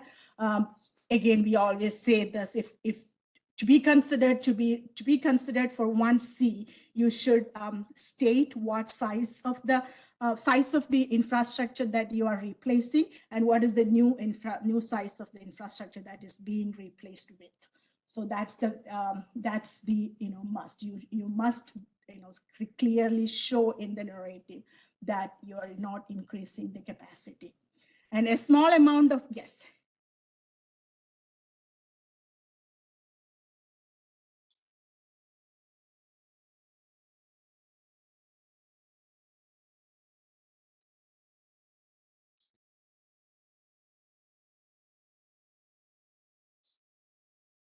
The question is, if you have a 12 MGD wastewater system and it's expanding to 16 MGD, is it eligible for funding? The answer is yes. both drinking water SRF and wastewater SRF allow expansion that needs to meet current needs. So the engineering report must clearly show that the 16 MGD growth is based on your population growth. So it shouldn't be like, always connecting to the future, supporting some, some industry coming in or something. But, if you can prove that this expansion is needed to meet the current needs. So it's kind of a loose term, but we can work together on determining that. That 16 MGD you have arrived at by certain calculations, correct? With the planning. So if that is within the current needs, we can do that. And it's not 1C, it is 1B. So Ken? Yeah, so clear, if we have a wastewater treatment plant that is expanding, that would be category 1D under expansion. But yes, that is definitely eligible. Now, in this case, this is where there's a little bit of difference. On the wastewater side, for wastewater expansion of a wastewater treatment plant, that plant can be expanded typically we use a 20-year growth. And so it would have to be documented that there's for the next 20 years, essentially, that plant, essentially the expansion from 12 to 16 MGD is justified by growth. That's not only a requirement for us, that's a requirement by the NPDES permit unit, actually. It is, yeah. But the expansion point for that. Correct. And the project also is a replacement. You can only pick, and if you're expanding, you have to pick that one. Yes, sir. That's exactly. And if you are, we'll discuss that. If you are replacing old infrastructure, you'll get 8 points. And if you're adding treatment, you get 2I points. So there is ways to maximize the points based on the project. So. And 1C also allows interconnection that replaces treatment or storage facility with no increase in capacity. And water meter replacement projects by itself do not earn these points if you are not a distressed system. For distressed systems, they can replace water meters and still be eligible for 1C points. For other systems, water meters associated with water lines being replaced can be included, and it is eligible for 1C. For example, if you are doing some water mains and water service lines and also replacing all the meter assemblies, that is included in that, like that is associated with that water service lines, you can go ahead and replace it along with the meters and still call that as a 1C. We see some of the errors. I'll give you a minute to kind of, read through the errors that we commonly see. And this is the rolling down case I told you about before. If you have provided, if you haven't provided enough information for us to determine that you are not going to expand capacity, we will give you 1D points provided all the requirements of 1D is met. So 1C, even if you claim, and 1D, if you didn't claim, we roll down from 1C to 1D if that project meets everything that is required for 1D. And this is what the old age comes. So we have different, if you're replacing and rehabbing an old infrastructure that meets the age threshold, for different units, we have different age thresholds. For treatment units is 20 years, and distribution and collection lines, it is 40 years. And if it's a SCADA or anything electronics, it's 10 years. So if you meet that age threshold before you replace your old infrastructure, you can claim 1C. And one of the requirement is that the budget should clearly show that at least 50% of the construction cost is associated to replace the old infrastructure. And you also should document how this thing is age, like how the age of certain components. This is an example that shows more than, older than 40 years pipe is clearly more than 50% of the construction cost. Yes. Does a valve replacement or hydrant replacement project count toward 1C? Valve or hydrant. 40 years. But if it's only valve and hydrant, no pipelines? Just one. I think we had one of that before, right, Michelle? Do you remember one of the? Yeah, you should. Usually when we see the valve replacement, it comes along with the water line. So if it's just, changing out all the valves, if they are like more than 40 years, of course, yeah, they can do it. Anything else, Susan? Okay. Anybody else? I think I kind of browsed through it. Okay. So for age points, there is a new, comparatively new thing that we added. If you are replacing lead service lines or goosenecks, you can claim 1C1 regardless of the age. So because we assume that if you have lead in your system, it must be pretty old.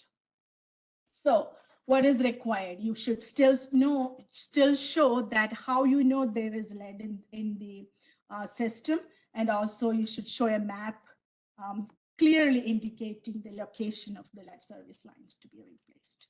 So that's an additional like 1C1 that you can get if you are removing lead. So all other projects that needs to like upsize, the water line has to go from 6 to 8, or the treatment capacity needs to go from 2 mgd to 4 mgd. This is what you do, like you use a 1D or expansion problems. And interconnection projects that add treatment or storage capacity will also be eligible for 1D. But for that, there is an interconnection specific benefit points in 2K. We will talk about it when we reach there, but you must provide all the documentation required for getting 2K and successfully get 2K to get 1D. So it's kind of, we check if you have all information in 2K, and if you receive 2K, that interconnection project get 1D expansion.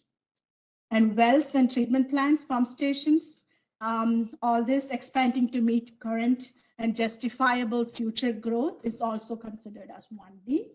And in drinking water SRF, that's one difference between drinking water and clean water. For drinking water, new water lines solely to serve future development is not eligible for 1D points, and it's also not eligible for DWI SRF funding. Okay.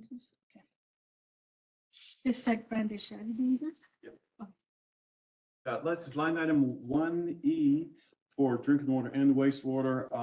This is worth 20 points. This is the project, the sole purpose of the project needs to connect water systems or houses to public water or to public sewer that serve, here's the key, an area that's disadvantaged, underserved. So please read the guidance on this one. Typically, applicants in the past would use the DEQ mapping tool. If you go to their guidance, there's a web link to it, and you actually pull up the map of your town or your area and your county, and it will map out for you what DEQ considers to be underserved, disadvantaged area. That's not the only way to do it. Our guidance talks about other ways of essentially documenting that the area you're talking about is disadvantaged and underserved. So please read the guidance. But the key thing is that you have to document that at least 75% of the construction cost is toward serving this area that's identified as underserved.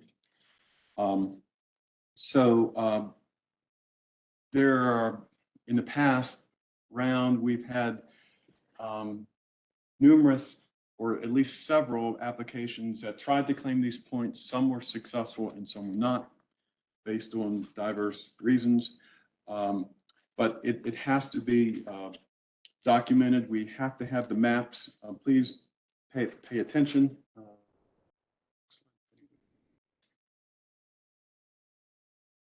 Okay, yeah, next slide.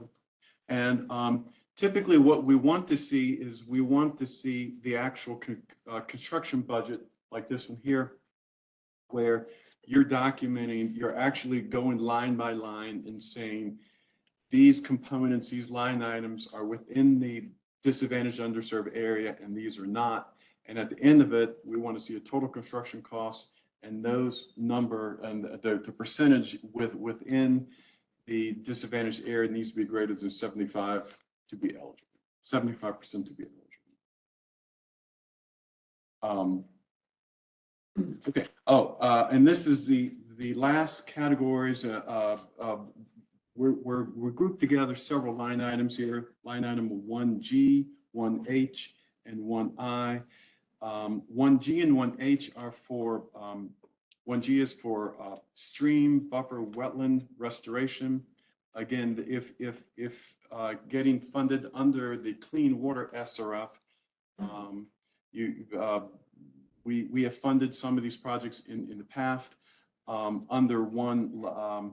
If you have an application that is successful in being awarded 1G, 1H, or 1I, that's considered a green project. SRF, Clean Water SRF green project, which means that the interest rate gets reduced by 1%. So if we're right now at 1.94, it would be 0.94 interest rate. 1H, the project is a stormwater type of project, but there has to be a stormwater quality component to it. There has to be design, stormwater control measures, etc. And then last is 1I, any kind of reclaimed water system, generation, utilization system, etc. Oftentimes, if you have questions with 1G, 1H, or 1I, call us up because each project is a little bit different. So that concludes category 1. Any questions? Yes. Serving the disadvantaged, is there any way of separating out costs to get threshold? So that, like, if it just makes sense to oversize the water main serving that community because it provides a connection to the other side of that community.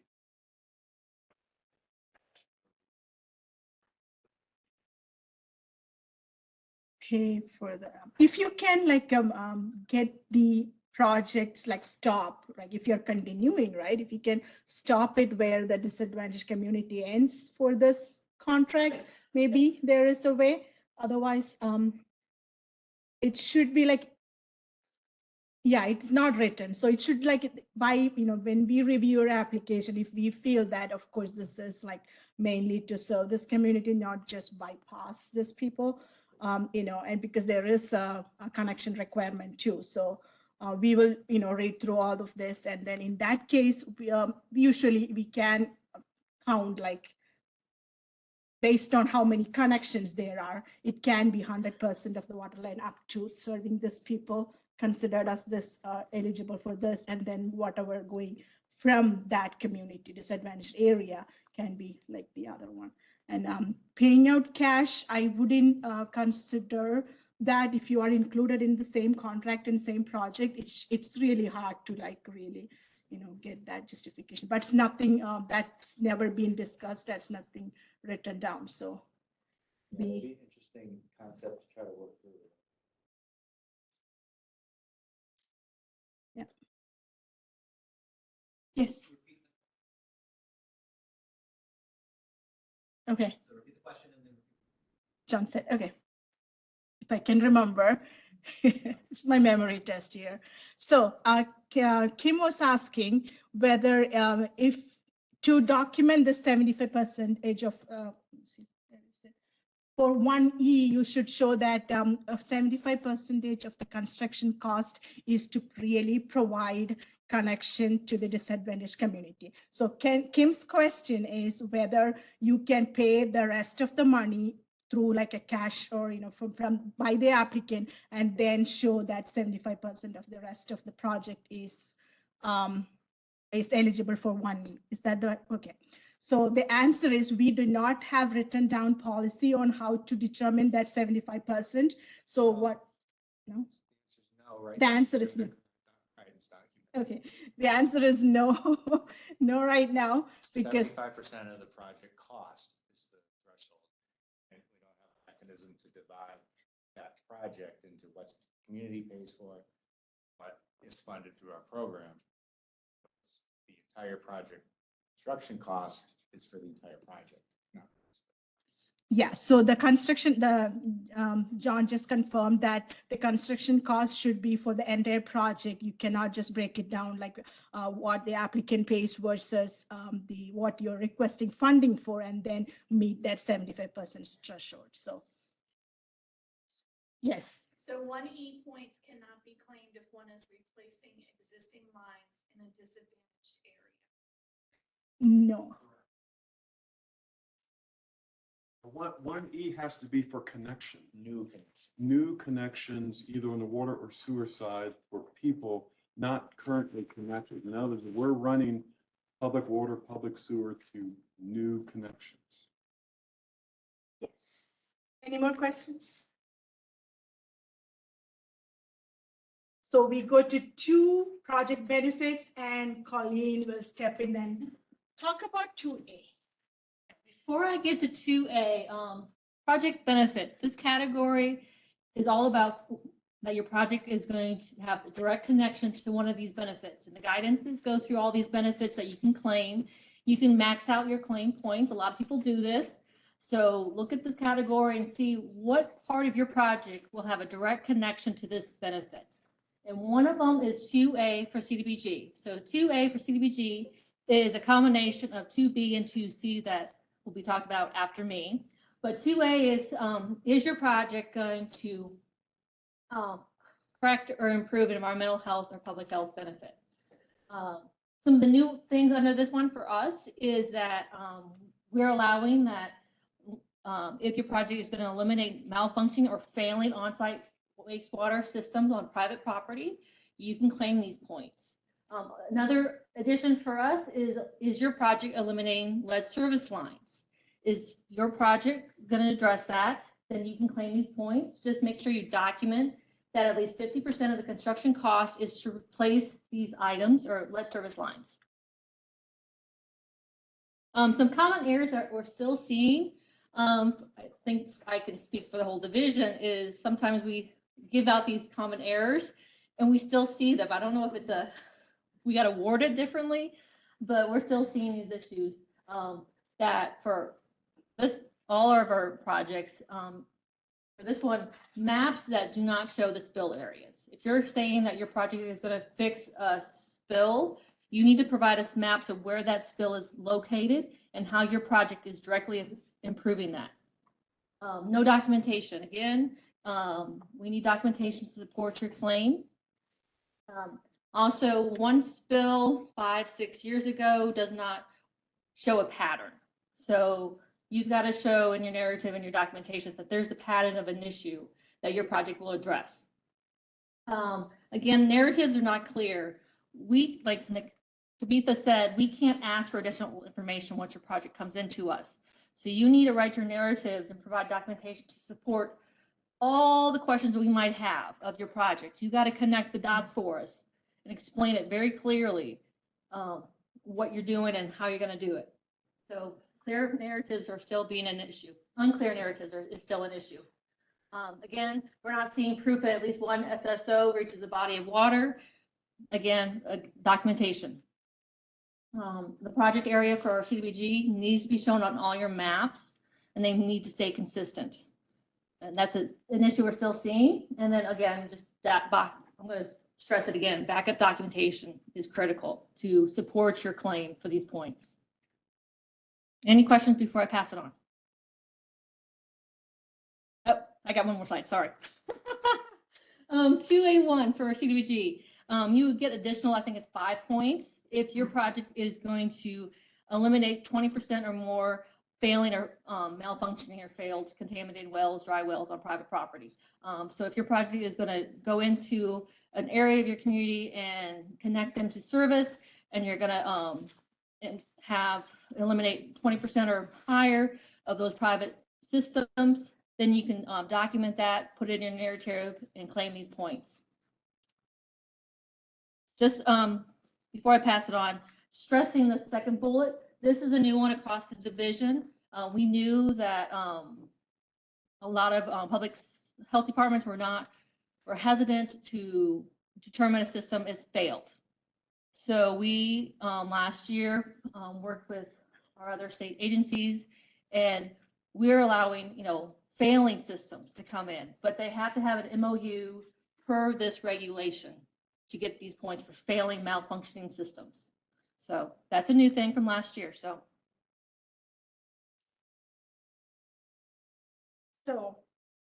2B is corresponding drinking water for drinking water construction projects.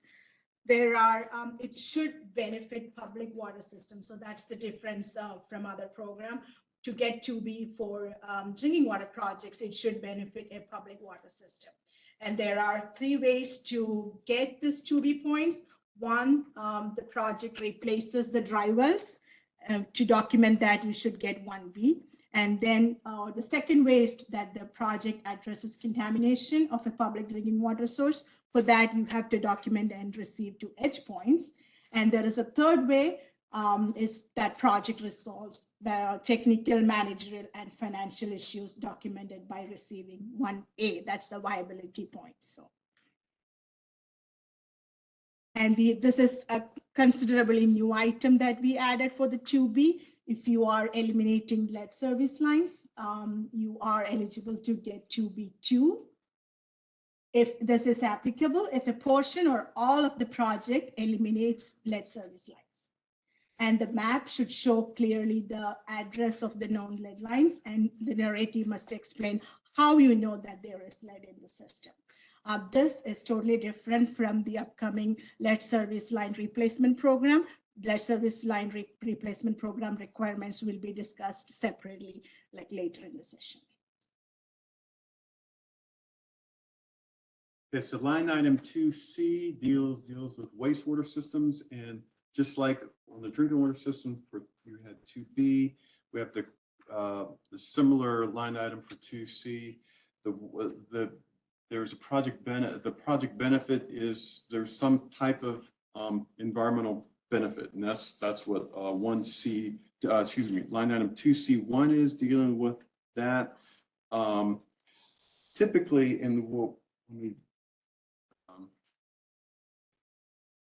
I'm going to go under, I'm going to jump ahead right now. Typically, what we commonly see for line item 2C1 is that the project,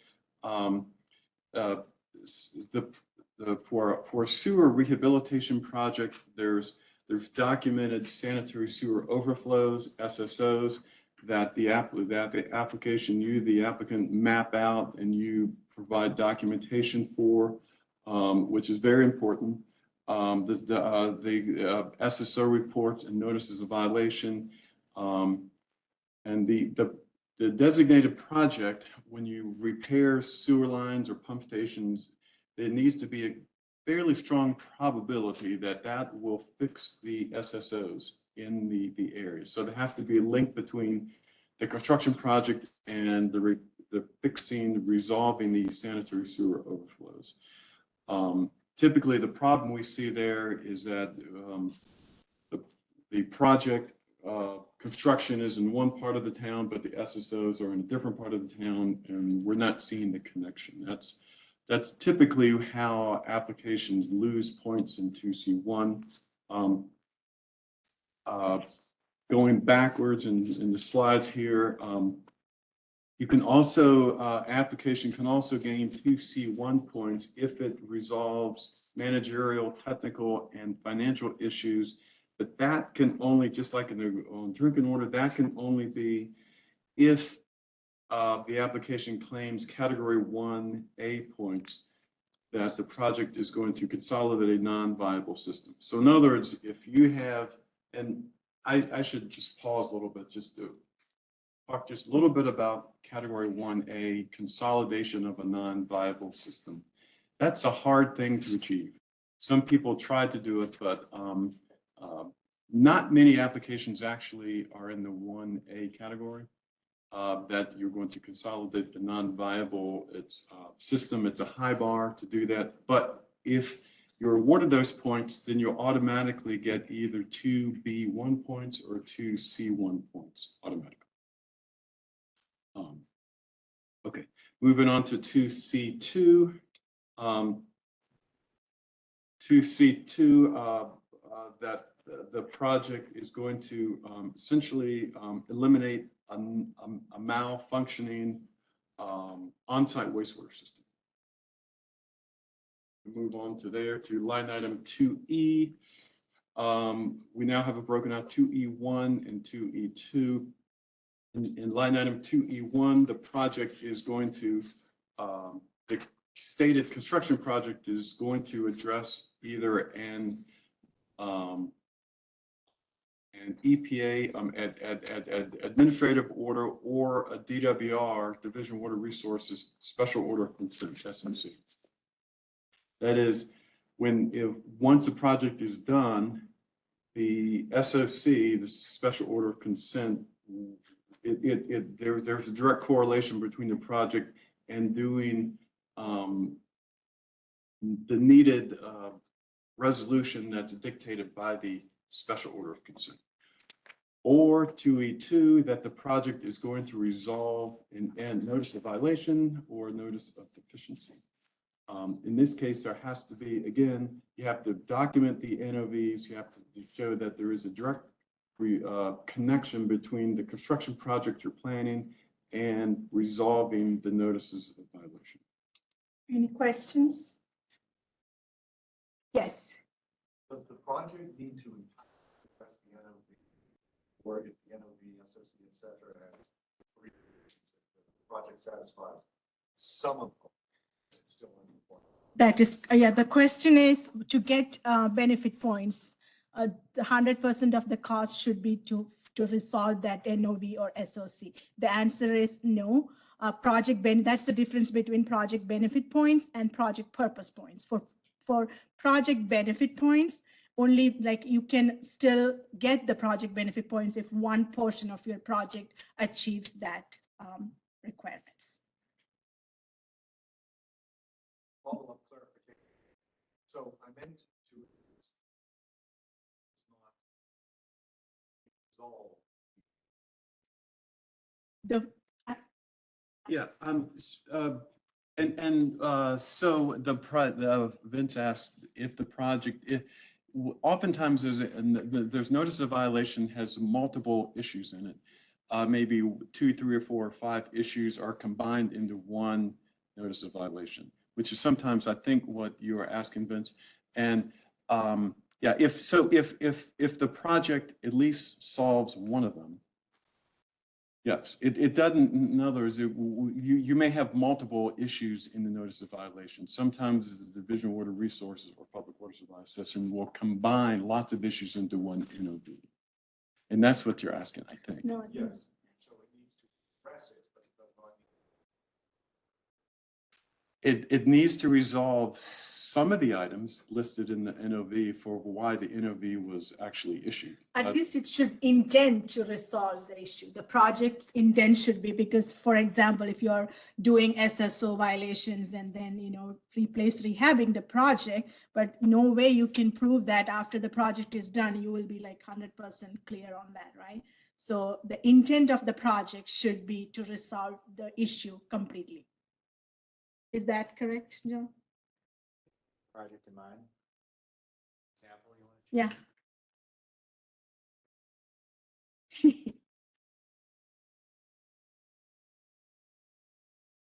All right, so we are moving on to 2F. 2F is for projects that achieves system merger or regionalization. And 2F1, 10 points, is for system merger. And there is 2 ways to achieve 2F1 or system merger. One is the physical consolidation into a single regional system. And the second one is, Yes, merger of ownership or operation without physical consolidation. So in any case, the merger should result in a consolidated system that is owned and operated by one single unit. So it can either be physically interconnected or not. So that's 2F1. The good thing about this 2F1 points is you can still claim and receive 2F1 points after 2 years of the day, up to 2 years of date of merger, sorry, up to two years after the date of merger. So this is a point that, you can claim in a couple of rounds and still, receive those. 2F2 addresses system regionalization or partnership and still maintaining separate ownership. So that's why it has reduced 5 points for 2F2.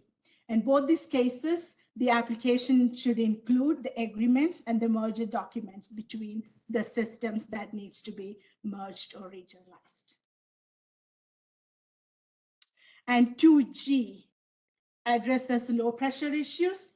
So this is specific to drinking water construction project, that low pressure should be identified within last 5 years. We have an extensive fact sheet in our website to clearly document, like how to clearly says that how to document a low pressure in your system. So it should be at least 5 years, within the 5 years. And if this narrative should discuss how the project will resolve the low pressure issue, and a map clearly showing the zones and the project area, etc. But if you have a need for higher fire flow rate, that is more than 250 GPM, that is mandated by North Carolina, you have to have like a legal requirement to provide that higher fire flow, and the application should clearly show the backup documentation showing that you have the higher requirement for fire flow. So this one is 2H.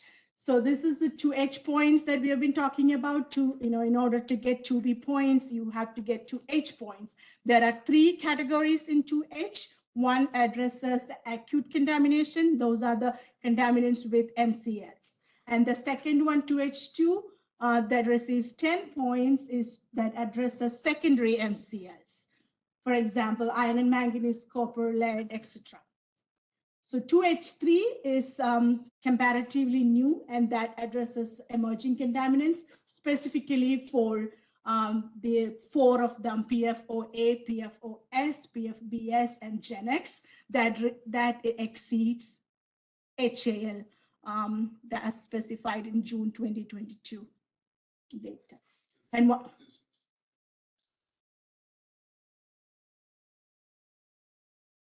No, it is not. It's not limited to the wells within the Bladen County or whatever. This is for any systems that can document exceedances with the emerging contaminants receives those points.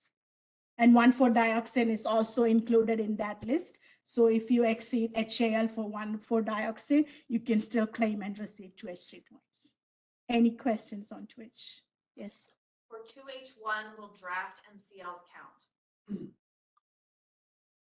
Dropped MCL. 2H1. No. Yeah. So the question, they can hear you, right? For online questions, should I? No. The question was for MCL violations, like to get 2H1 points, draft MCL counts. The answer is no. It should have a really adopted MCL to get 2H1 points. You can still get 2H2 if in that cases. Any other question? Yeah. For Gen X under 2H3, is this only for wells or facilities within of the Chemours facility? The question is for Gen X, whether the facility needs to be within the 50-mile radius of Chemours facility. The answer is no. All of these contaminants can be anywhere in North Carolina and still get the same points as for 2H3. Any more questions, Susan? Okay, thank you.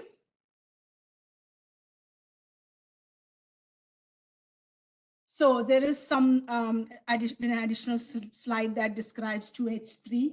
So the system that, this project should address the 2H3 issue, right? So how you can show that your project addresses the contamination. One, you can eliminate that wells or, their system and connect to a public system.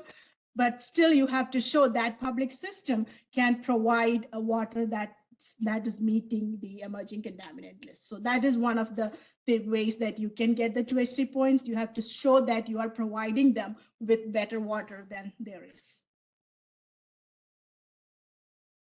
So the documentation requirements, so you have to describe the contaminant source, most recent lab results, how the project will address contamination, and the map should also show the location and the impacted community and the location of the source. These are the map and narrative requirements. So it's kind of similar, but you have to clearly know where the contamination is coming from, who is getting affected, and how this project is going to resolve the issue. The resiliency points are like, it has the most sub elements, 2N1 through 2N7. 2N1 to 2N3 provides points for moving the infrastructure out of floodplain. And then 2N4, 2N5 gives points for fortifying or elevating the infrastructure out, to protect these infrastructure from the flood. And 2N6 is to downsizing the infrastructure. 2N7 is redundancy resiliency points. So usually it is, if you're providing backup power, that should be new and improved backup power. And if you're doing like cybersecurity is also added in there. So if your project is intended to provide additional resiliency or redundancy, you can claim this points. Okay, moving on to line item 2O, which is a wastewater line item only. This is this is a high score project. This high score line item right here. The project, in order to be awarded these points, you have to document that your project will directly benefit impaired water. So the key, please read the documentation, what's the documents required, that's in the guidance. You have to list out what the name of the stream is on the DWR, Division Water Resources Integrated Report, and what it's impaired for. And there has to be a direct connection between your construction project, maybe like a sewer rehabilitation project, and the impaired water. Typically, the only way to do this, generally speaking, is if there's a sanitary sewer overflow that's impacting those impaired waters, and your project is going to hopefully resolve those sanitary sewer overflows. That's how many applications try to claim these points. It's possible if you have a stormwater type of project or stream restoration project, you could also potentially claim these line items too.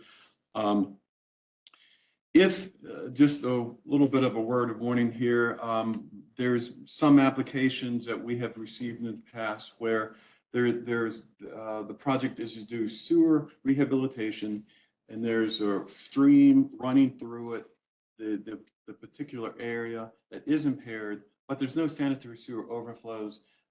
There's nothing to document. There's already some kind of impact to the impaired water. We would not grant you those points because there's not a documented impact from the sewer system into the impaired waters right now. There really has to be some type of sanitary sewer overflow.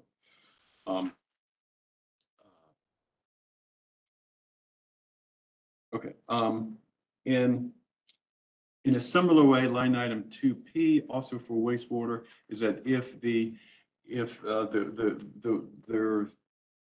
project you're doing is very near a water that's classified, and if you read the guidance, these are only 4 of the classifications. There's a whole laundry list of about a dozen different surface water classifications that you could potentially use, but there has to be again a direct connection between the project and essentially making these special waters as classified better.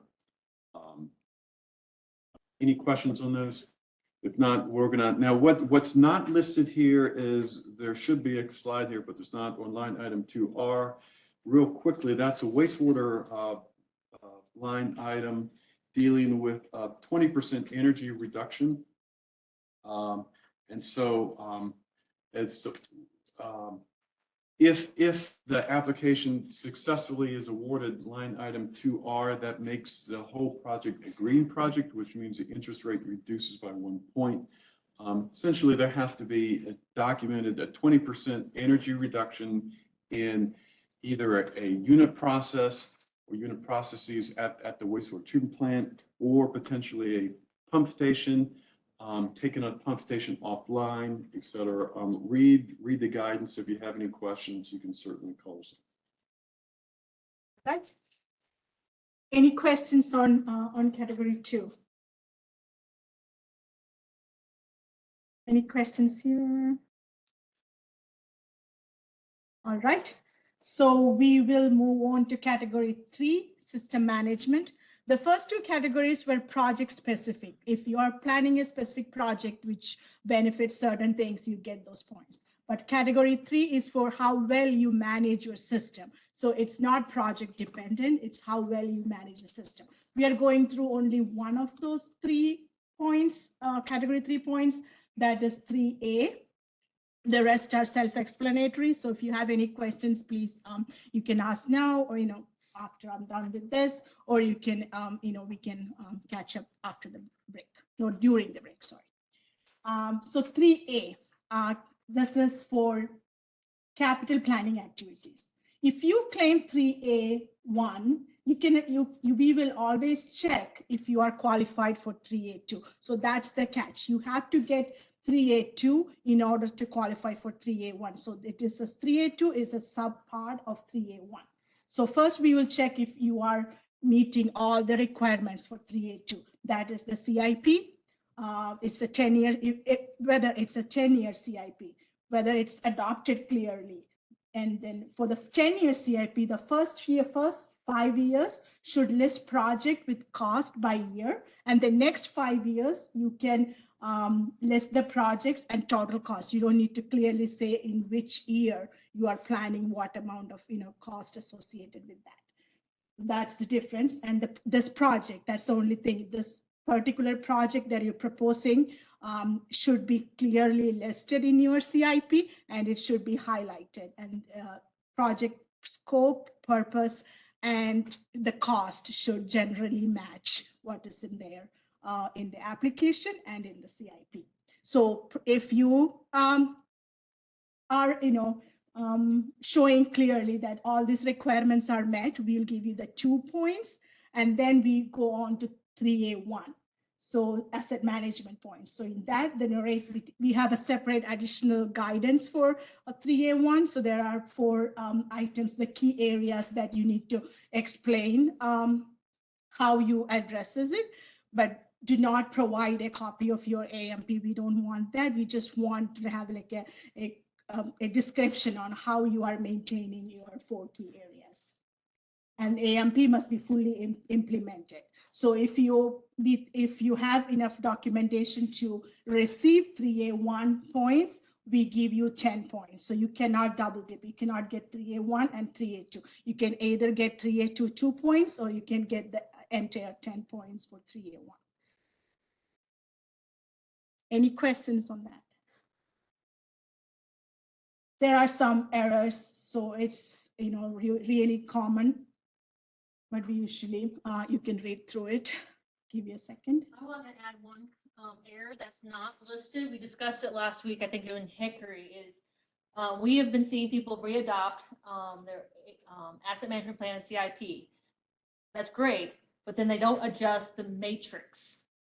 So we end up with a new resolution for adoption and then an 8-year plan. We need a 10-year. So when you go to your community and you're going to readopt it to get it within the time frame, make sure your matrix is extended that full 10 years, because we are still seeing that issue, and we can't give you points if that happens. So we got into the final category of affordability. Okay, so category 4 has to do with your towns or your county's affordability, generally something you don't immediately have much control over. Generally think of this as our affordability calculator, which you can download from our website. I don't know if we're going over the affordability calculator here. No, we're not.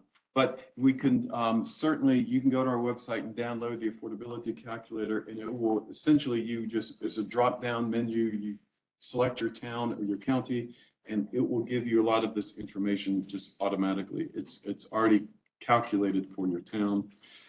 Line item 4A has to do with number of residential connections.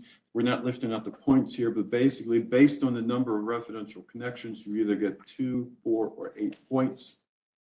This will be, and what's important here is it's the number of sewer connections if you have a wastewater project, or it's a number of water connections if you have a drinking water project. Line item 4B has to do with your current monthly utility bill for 5,000 gallons. The important thing is that our affordability calculator uses a combined water and sewer rate.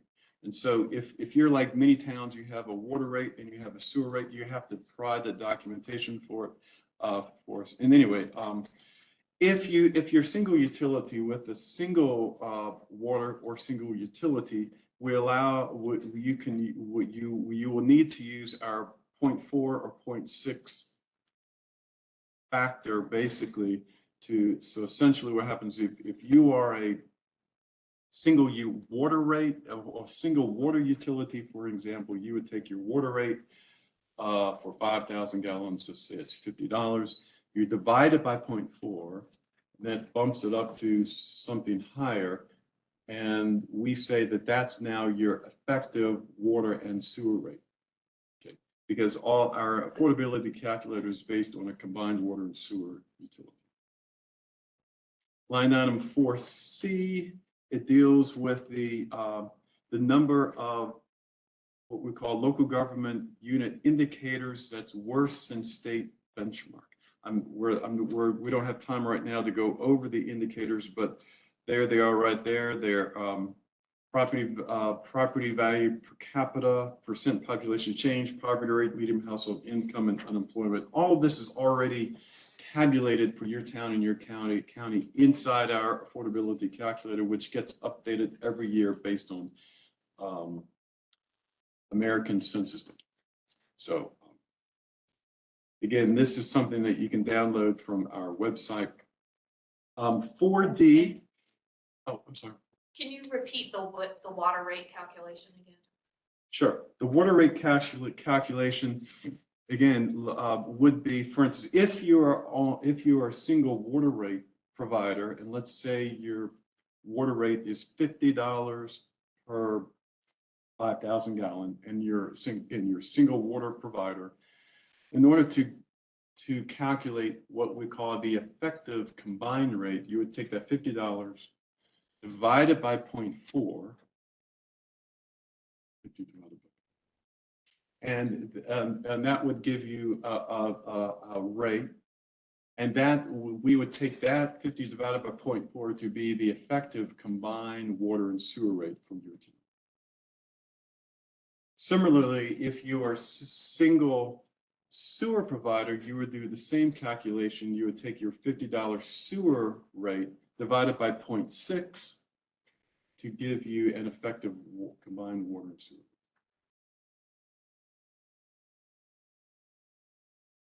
Moving on to line item 4D.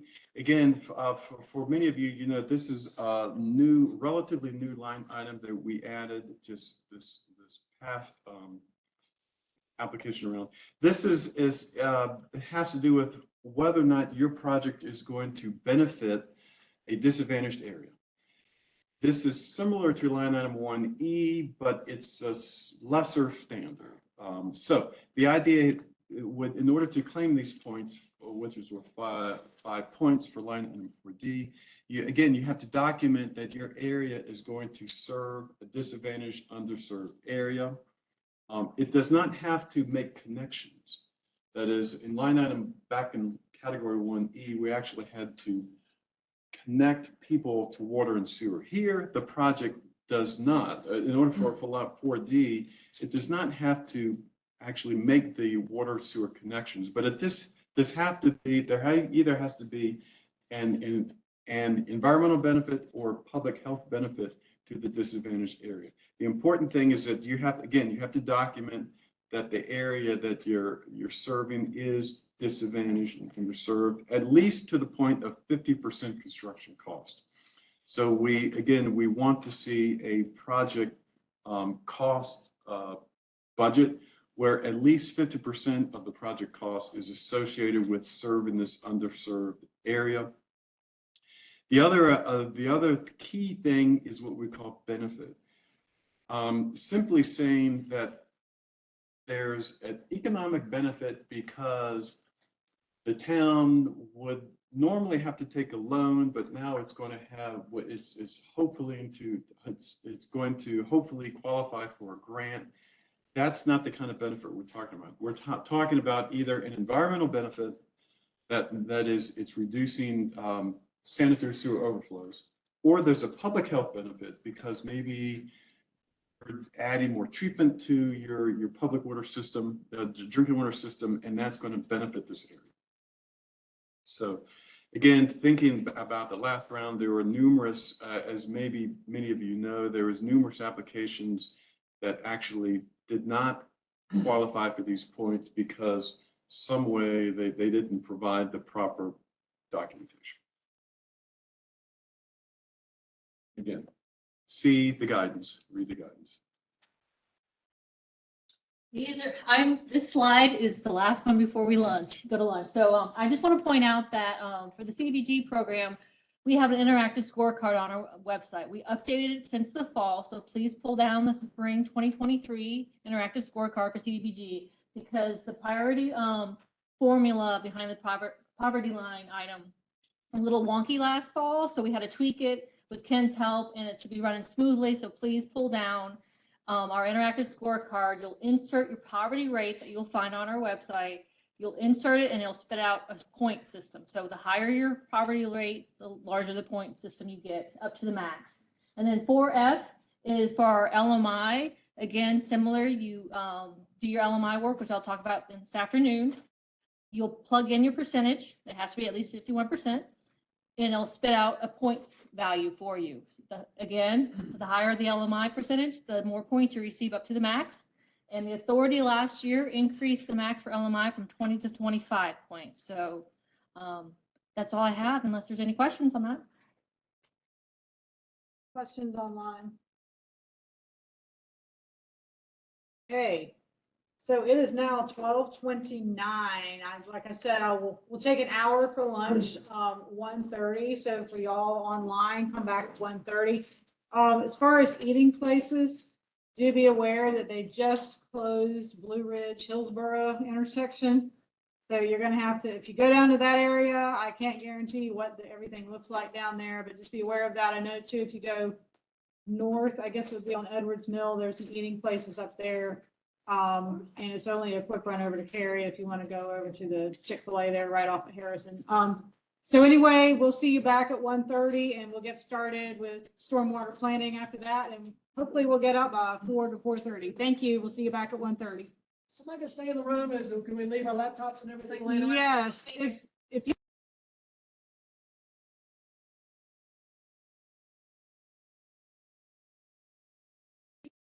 and unmute. So everyone who's online, welcome back. It is 1:31 now. So a good question that came up about the scorecards. If you're looking for a blank scorecard, if you scroll to the end of your guidance documents for wastewater, drinking water, and CDBGI, you will find the blank scorecard. And that's what you can pull off, fill in for your construction projects and send in. And Tony will also be talking about what he wants to see in the stormwater planning. So I'm going to go ahead and turn it over to him. Let me make sure that we are all squared away here. Yes. We have a question that came in during lunch that maybe we'll address before we dive into stormwater.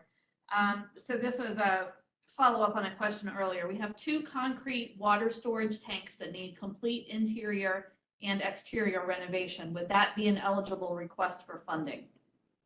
I'm going to let our drinking water expert, Kavita, she's going to come forward and answer that one. So essentially, I guess it sounds like, would the interior of a water tank be eligible for rehab and replace or for the funding? So I'll let Kavita really quickly answer that one. So interior and exterior rehab, right? So if it's involves some structural upgrades, yes, they can, and they can also paint it as part of a structural upgrades. So if it's just for routine maintenance, it's not eligible. So as long as it includes some sort of improvements, adding mixers, structural deficiencies, anything that, I don't know if that's answered the question or not. We'll see. All right, Tony, so take it away. Here's your thing, and we are still aiming to get out between 4 and 4:30, so we can do it. So, Tony? Thank you so much, Jennifer. Again, my name is Tony Evans. I'm with the Wastewater Stormwater Projects Unit, along with Ken Polig. I'm going to say this one time, local assistance for stormwater infrastructure investment. That's what I'm going over. It's our new stormwater funding program that we have. We started out with $100.5 million right off the top. They took 18.5 for earmarks, for stormwater earmark projects. Then we ended up this fall funding 57.4 million in construction grant projects for LASSI funds, and then 18 also of LASSI planning grant funds. And so that leaves us, we had an available amount of 24.6. That leaves us $6,354,540 left for this spring round for planning grant funding that John talked about earlier in the presentation. And if you look at these slides, hopefully we got the updated slides in there. These slides are kind of involved. They got a lot of information in them. I'm not going over everything in here. It's more for your, I guess, it's more for you to use this in addition to the guidance to kind of give you like an outline of what you need to do the applications, just more information, but in the outline form. Okay. First few slides here are things that are not eligible for planning grant funding. And again, I'm not going to go through these, but just for your information, just look through these.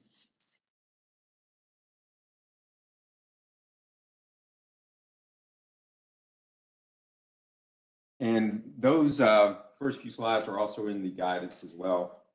So again, use those, kind of look at them when you're preparing your application so you know kind of things that are not eligible. It gives you an idea. All right, so the page I have up here now is the first page of the eligibility form. That's what it looks like. You need to complete and execute this form, the certification form.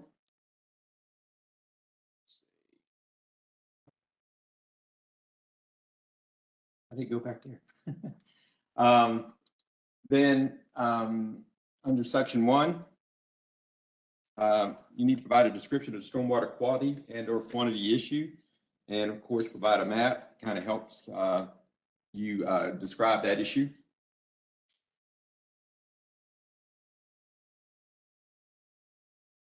Under section 2, you need to this is enough of this. Need more hands. Under section 2, you need check the appropriate category, either category 1, LG indicators, or category 2, benefits disadvantaged areas, in order to get funding for or to show your eligibility. change? Let's see. Oops, the wrong way. Okay, under, let's see. Okay, here we go. Under item 2, the criteria that I was just going over, the LG indicators, you need to show significant hardship, and under 2A, you just need at least one of the 5 LGU indicators worse than the state benchmark. Complete the LGU indicator table.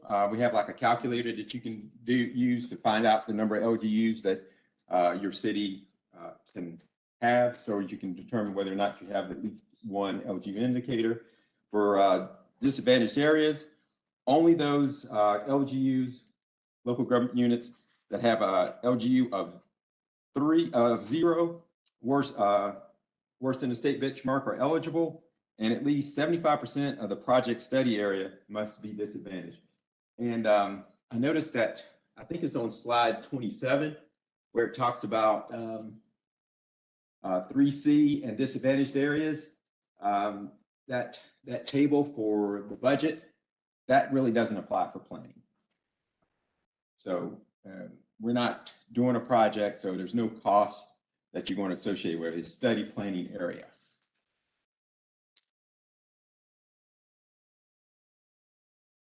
Under section 3, what we want there,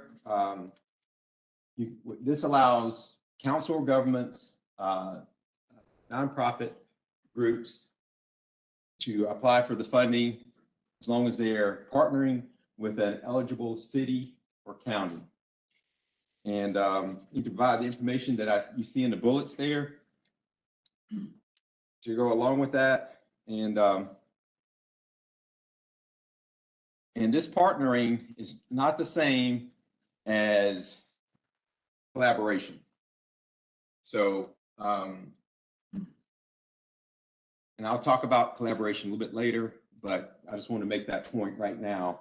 When we're talking partnering, we're not talking collaboration. Collaboration gets you more money.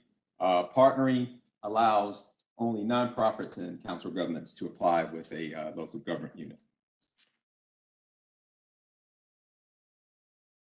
Okay. Execution of the eligibility form. You can take the information that Jennifer presented to you earlier about the authorized representative and apply it here. Written signatures, electronic signatures are acceptable, just like Jennifer described earlier.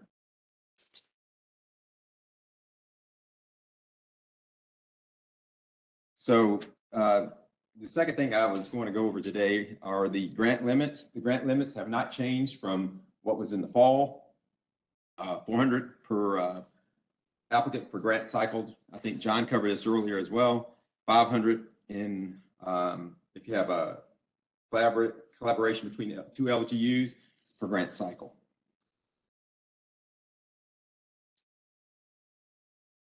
Okay, so next thing is the project narrative or general narrative. We use that word interchangeably with this, and this is required for all projects. You know, when we were talking construction as well as planning, that's what we mean by that. All projects. But since we're only doing planning, it still applies, just for clarification there. Okay, so what's required? You must address all the bulleted items, and I'm going to be saying this all the way through our presentation. It's going to be like a broken record, because a lot of people did not address all the bulleted items in the guidance, and then they lost points that way. And so I'm going to stress that to really read the guidance and address every bulleted item. And if it's something that's not applicable, state such.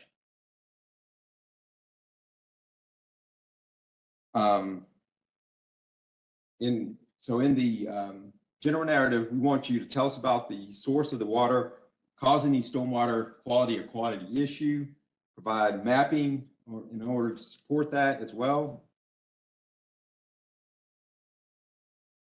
Do you have a stormwater utility? Give us information on that. Do you have an MS4? Or have you solicited public input? So all that information is what we need up front here for the general narrative, if that applies to you. We've really cut back some of the questions. We thought they were repetitive, so we have less questions than we had before. Let's go ahead and you. Question online, what's the NCGS definition of construction? NCGS definition of construction. For a construction grant, we have that definition. I think it's in our administrative plan. If they, but it's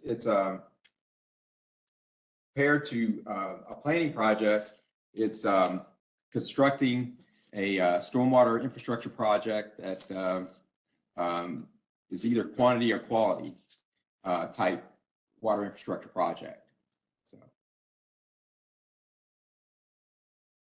hope that answers that question. But we do have a definition in the administrative plan online that it goes over that that the session law presented. Yes, sir.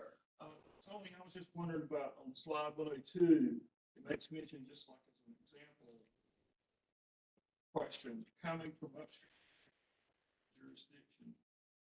I was just wondering how would that impact how you if the stormwater is coming from areas upstream, that impact, like DWI looks at that. Well, the question is, we're talking about upstream impacts on stormwater projects. I think that's your question, right? Yeah. We just need to know about it so that you can, so we can see the, kind of what you're planning on doing and how that your solution is affected by that. Does that make sense? Yeah. Okay. Yeah, yeah, I did, I think. Okay, all right. Yeah, he asked, what are the upstream impacts for that's required, or if you have any, include those, and what impacts does that have on the study or whatever? So what it does is, if you do have impacts, we want to know about those, so you know whether or not, so we can see that the solution that you're presenting will address those upstream impacts. So that's why we want to know about them, if you have them, to kind of see what your study is going to do to, or solutions that's going to come about to, I guess, address that upstream impacts. Anything else?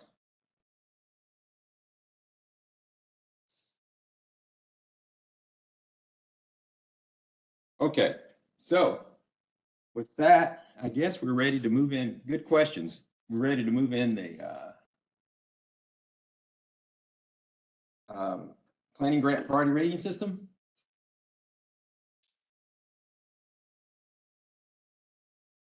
And just like in the drinking water, wastewater rating system, we have categories. Here we have categories 1, project benefits, which is 20 points, system management, which is 12, and affordability, which is 12. We don't have like the construction or drinking water construction and wastewater construction. We don't have project purpose points, just like we did last fall. We didn't have purpose points. So what you need to do is make sure that your project is eligible, and that's the eligibility certification that we just went through. Read the guidance, submit narrative and supporting documentation. You'd be surprised how many people left out either the general narrative or the comprehensive priority rating system narrative and did not, or was deemed ineligible, did not get funded. So make sure in that check, hopefully Jennifer we did some lessons learned in applying for these funds, and hopefully some more checks will be there to help you make sure you have everything that you need to at least get scored. Submit priority rating system score sheet with an X in the boxes that you claim, and also that was different from last time. Also want you to put points for claiming for 1A and 1B that I'm going to go over in the priority rating system. Just include the maximum points that you want to claim there, because that's what you're trying to do in the first place. You're trying to maximize all those points. That's why you're applying for those points. Those points go from 0 to 5 for 1A and 0 to 3 for 1B. Yes, Anita.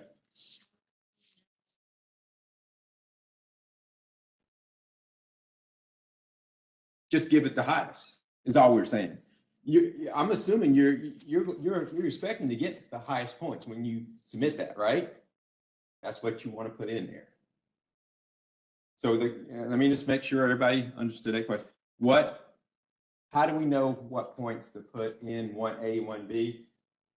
That was the answer I just gave. You're submitting for the highest number of points anyway, and we want you to put those, we want you to ask for those highest points. Is there anything, Susan? No question? You were, okay. Okay, we good? Okay. Okay, so examples of eligible uses. Just like we had ineligible uses, I got these here too, just for your information, for more than anything else, of what you can use planning grants for. Again, take this information as just some extra information. It's also in the guidance document as well. So giving it to you in 2 places so that you at least probably peruse these, kind of understand where we're coming from. But I do want to point out one thing. The 1, 2, 3, 4, 5, 6 bullet stormwater management plan program. Be careful on that one because plans or programs meeting only the requirements of the MPDS MS4 permit is not eligible. I think what they have in there is a stormwater pollution prevention plan, and people were trying to pass that off for a stormwater management plan. So let me just tell you right off front that there's 2 different things, and that will not apply for that bulleted item as an eligible use of the planning grant or planning study. Yes, Anita.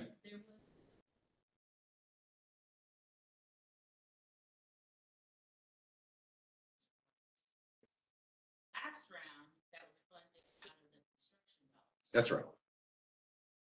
So if you submit one this round, it's a level fund. That was confused. Yeah, good question. The question is, last fall we had Stormwater Utility Enterprise Fund in that funding round to be funded.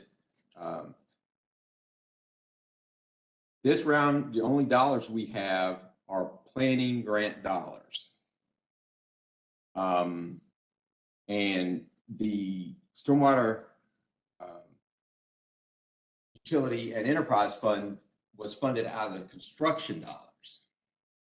So all the construction dollars are used up, even though the Stormwater Utility and Enterprise Fund was scored in the planning, the money came out of the construction dollars. So since that money is used up, the planning dollars will not be used to fund any more Stormwater Utility and Enterprise Fund. No, you cannot. It was out of the construction dollars. Maybe, let's see. The Stormwater Utility and Enterprise Fund came out of the $57.4 million of construction grant money that legislation, session law,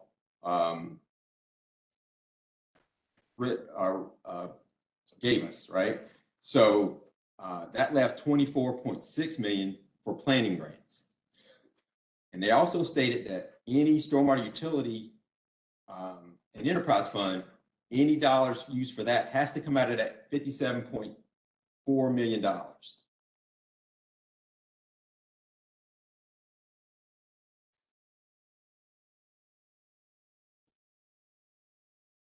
That should be good catch. That should be not there.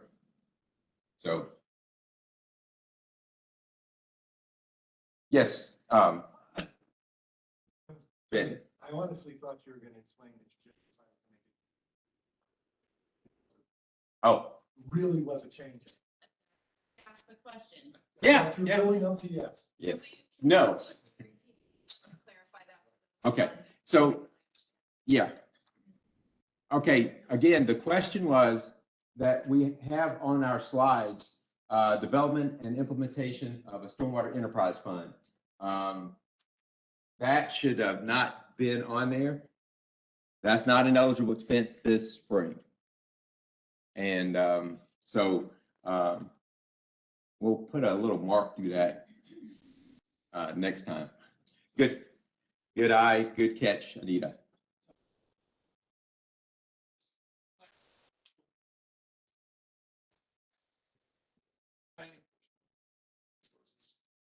Development.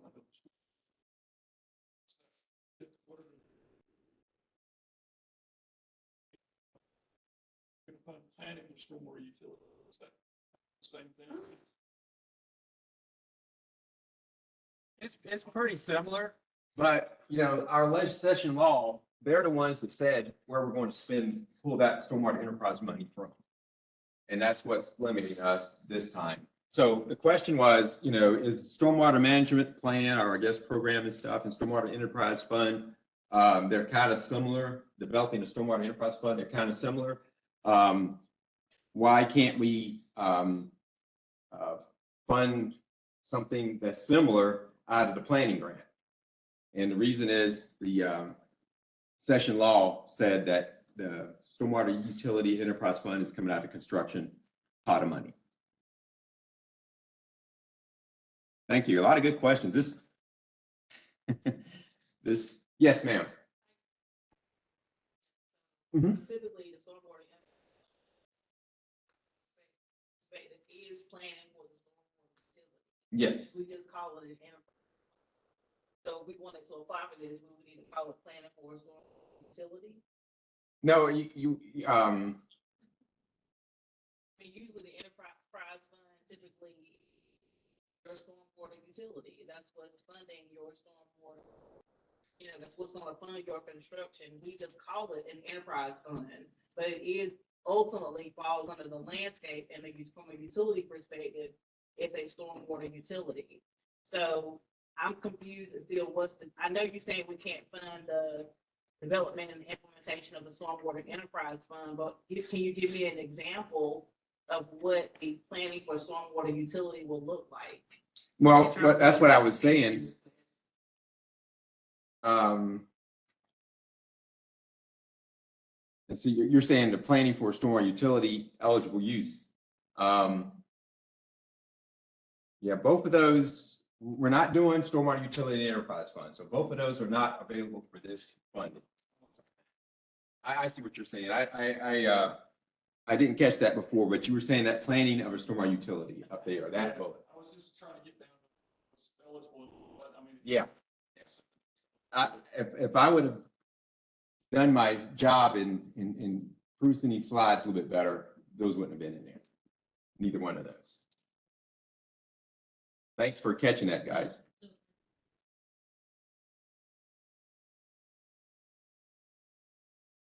The question is, setting up a stormwater utility and enterprise fund is not available for this round.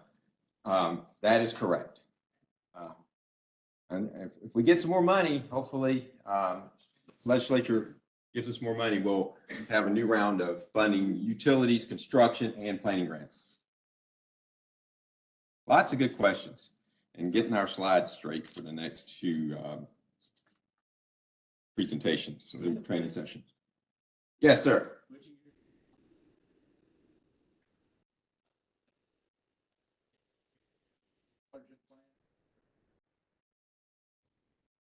In our narrative, what we plan to do and.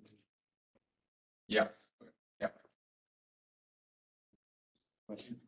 Oh, sorry. Thank you. The question was, for watershed planning, do they have to be a specific type of watershed planning, or can it be kind of whatever planning program that you guys are interested in doing and submitting that? And the answer is yes, you can submit that.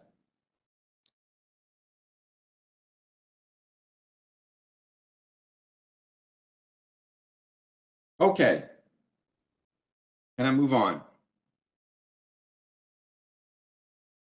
Okay, so this next slide here is part of the comprehensive narrative, which I mentioned earlier, which is separate from the project or general narrative. And what we want here is the top 3 stormwater related challenges over the next 5 years that you're want to propose in a study. And included with that, good description, the goals, state the goals that you're trying to achieve, scope of work, expected deliverables, in their narrative, make it consistent with your application form, which is kind of obvious, but I think I've seen it not done. Must be complete and concise. If the category is not applicable, state such. Address every line item and address every line item bullet. Again, there's that. See bullets in our planning guidance, address those.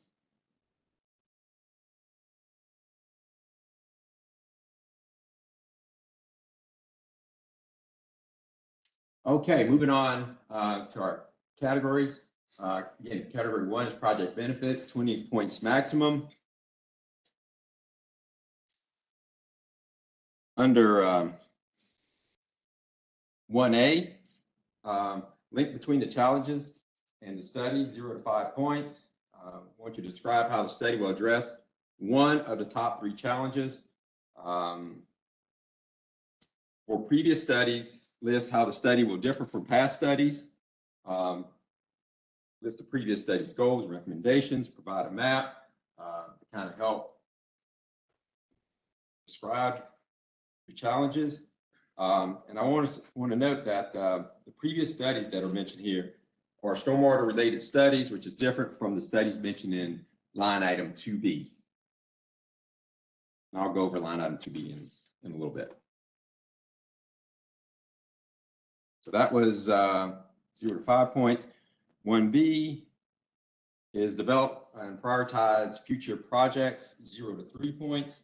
What you need to do here, describe how the applicant will use study results to develop and prioritize future projects, identify solutions to at least one of the top 3 challenges, study results to prioritize funding, actions that the applicant has taken to explore potential funding sources. And if potential funding sources have not been identified, state how you would determine funding sources.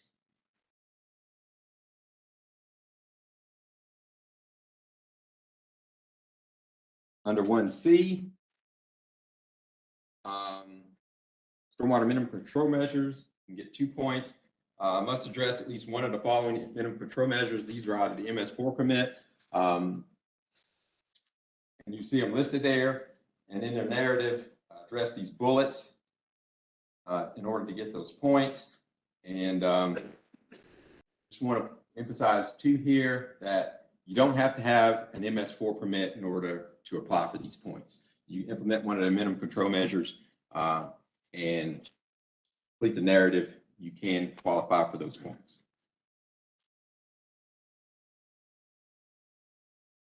Okay, 1D, collaboration is 3 points.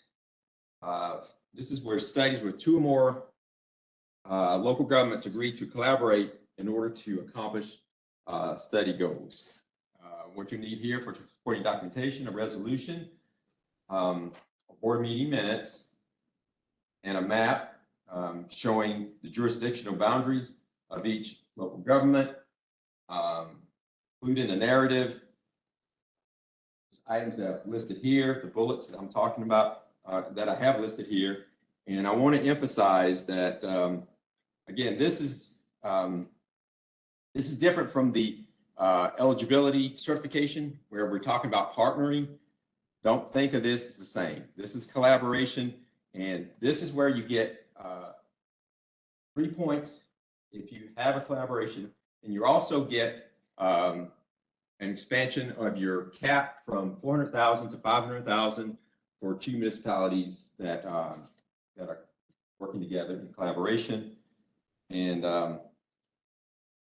in your resolution, don't say that that the second municipality is coming on board agrees with, or you're partnering with, or things like that. It's got to be actively participating, and kind of if you could list kind of in your narrative at least the mutual benefit both of you get out of this collaboration.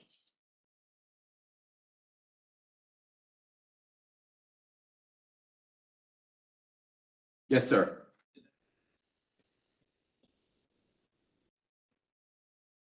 Watershed Association. Yeah, the question is that specific to local governments, or can it be nonprofit group or a COG, regional COG? The answer to that is no. It has to be 2 eligible local government units. Where does lead pipe replacement fall?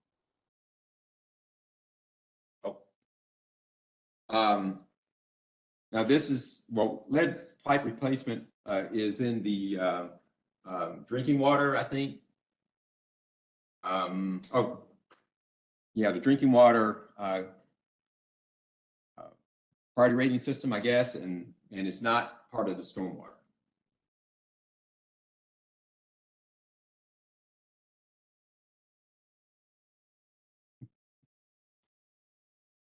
Okay. All right, moving on.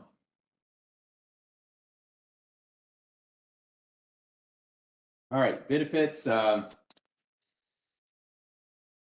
Impaired waters, classified waters, or sensitive waters.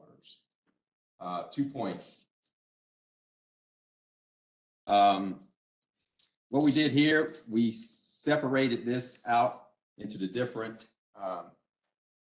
categories. We separated these categories out to 4 different categories: 1E1, 1E2, 1E3, and 1E4. And I'm going to go over those. For 1E1, we took out benefits impaired waters first. You can, in all of them, you can get 2 points. And the upfront information is what I'm going to describe here is provide the river basin name and 8-digit HUC and assessment unit, and also provide a map. I'm going to call that upfront information for the next few slides so that when I talk about these, the main thing, in addition to the upfront information you need to provide for, say, 1E1, is identification of the impairment and how the project will address the costs of what I have in bold up there. And of course, on the map, make sure you mark an X of where the project is, and so that we can see its relationship to the impairment. 1E2, benefits classified waters. As you can see, the classified waters are listed there in parentheses. Provide the upfront information like in 1E1, and then describe how the project will benefit specific classified waters that you see listed there.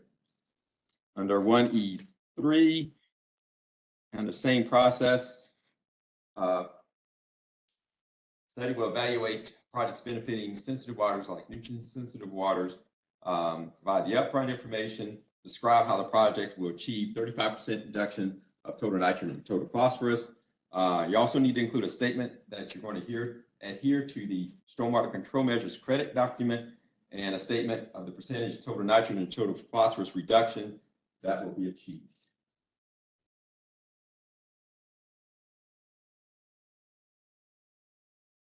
Under 1E4, benefits natural heritage program areas.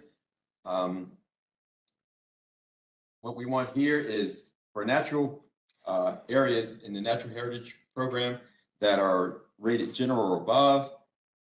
This applies to those as well as, so what you need to do is describe how the project will improve the water quality or reduce the water quantity issues for the natural heritage, North Carolina Natural Heritage Program natural areas. Provide a screenshot for the natural areas and also locate the project within the screenshot. There's in our guidance, there's a link to that natural heritage program, natural areas map that you can pull up and find those all across the state. Under 1F, you can get nature-based solutions, 2 points. Demonstrate how the solution will meet the definition of nature-based solution. You need to list the key types of evaluated nature-based solution, key design considerations that support the implementation, and demonstrate how the evaluated nature-based solution will meet the definitions that that is in session law that you can get out of the administrative plan as well. I think it's in the guidance too. Under 1G, innovative stormwater projects, 2 points. What you're doing here investigates the applicability of an innovative stormwater project that addresses stormwater quantity and quantity issues. And as you can see, we got more bulleted items under the stormwater quantity, innovative stormwater quantity, as well as the innovative stormwater quality narrative. We need to address all of those. And I have highlighted how applicants will disseminate findings and results. What I want to point out here is that many applicants did not address that bullet and were not awarded the points. So we want to know kind of how you want to get the results of the study out to the water infrastructure community there. So make sure you don't skip that or kind of blow it off because people didn't get points because of that.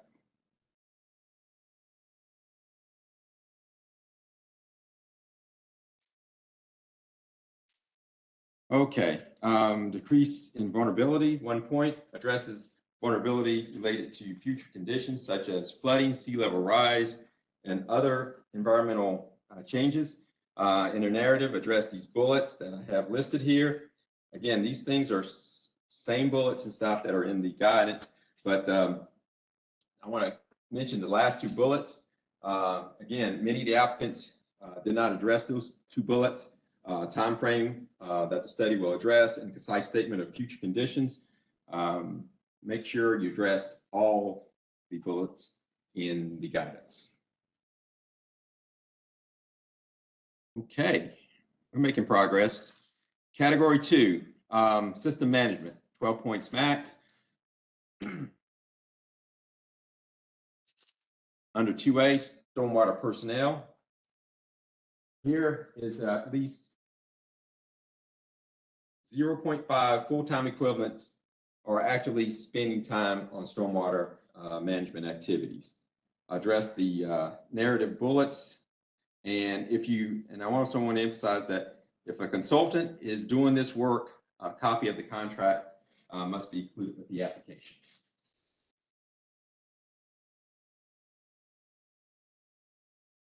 Under 2B, results from previous studies. Documentation of previous studies undertaken and the status of the studies. And again, I said I would mention this. This is different from 1A, where it's stormwater related studies. Yes, Vince. Supporting documentation. A Yeah. lot of consultants do these sorts of applications. Oh. Circumstances, as I would say, there's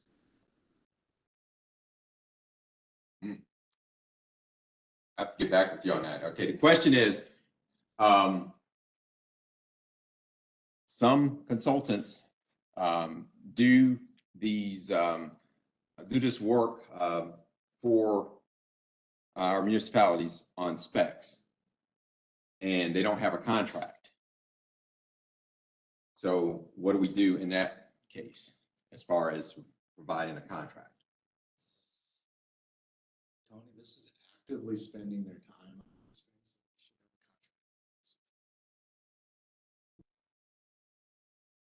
So I didn't hear you. Well, Okay, John said that, Tony, I don't know if that is correct, but reading it, that's what it looks like.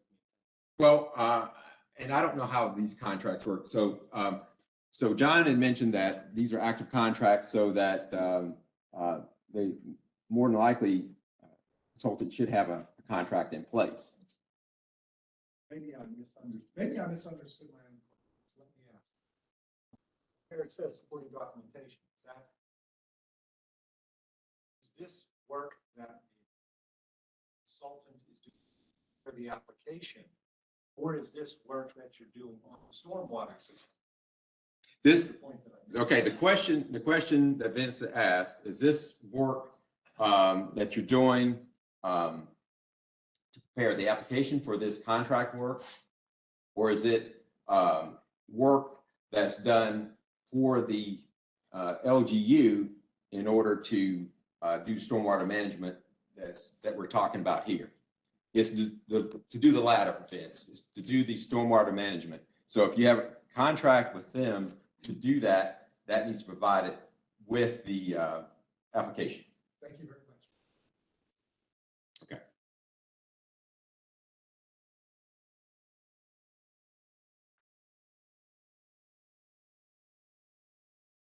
All right. Let's see now, let me make sure I want to skip any slides. Okay.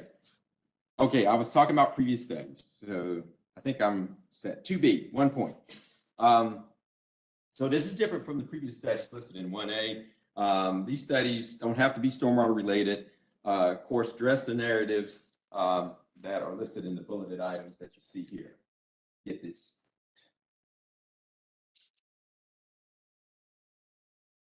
Under 2C, staff involvement. You need to document the staff members' involvement in developing ideas for the proposed plan and study, as well as execution of and implementation of the study. In order to get those points, address these bullets that you see here that are also in the guidance document. Under 2D, adopt a stormwater management plan, 4 points.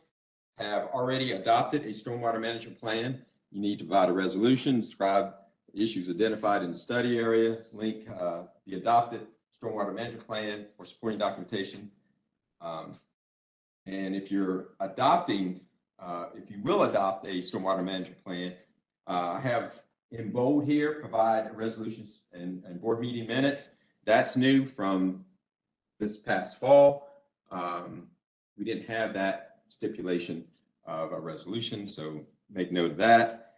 And I want to point out also, a stormwater management plan may also include multiple study areas, but it is only acceptable if it includes and addresses specific issues and identified solutions for the study areas that have been referenced. So if you're doing multiple, everything has to work together to address the issue and the solution. Okay, yeah, we're making progress. 2E, there's 2 categories for that. And under 2E, you can get a point for 2E1. If you have an existing stormwater utility and enterprise fund, again, you need supporting documentation, a resolution, or an adopted ordinance that shows the utility and enterprise fund by adoption of the ordinance. And of course, provide a narrative addressing the bullets. And I want to point out that the adopted ordinance is new for this round. You know, not only do you get this point with a resolution, if you can show us the adopted ordinance that you have as stormwater utility enterprise fund that's adopted by that ordinance, then you can also get those points. This point. It's okay. Okay, under 2E2, will develop and implement a stormwater utility and stormwater enterprise fund. 5 points. You need to provide a resolution to develop and implement a stormwater utility, a resolution that you will develop and implement a stormwater utility and enterprise fund. Resolution must include anticipated timeline for implementation and approximate date of the first fee collection, and describe the status of the narrative must describe the status of the utility and enterprise fund. Yes. No, you can get points for it, but you can't do it. Okay, the question is, if you have an existing stormwater utility, the question is, can you get points for something that we're not funding? I think that's your question. But if you have an existing utility, right, or if you're going to develop one, right, an enterprise fund, you can get points for it, but that's not saying you're going to do one and get funded for it.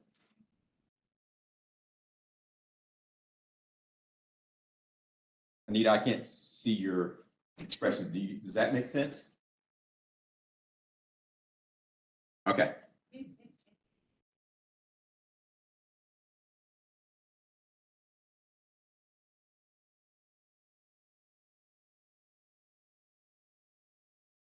We're just giving you credit for points if you want to develop one in the future. We're not paying for it, but this is you're making a commitment that you will do one, then you get points for it. That's another way of saying what I just said.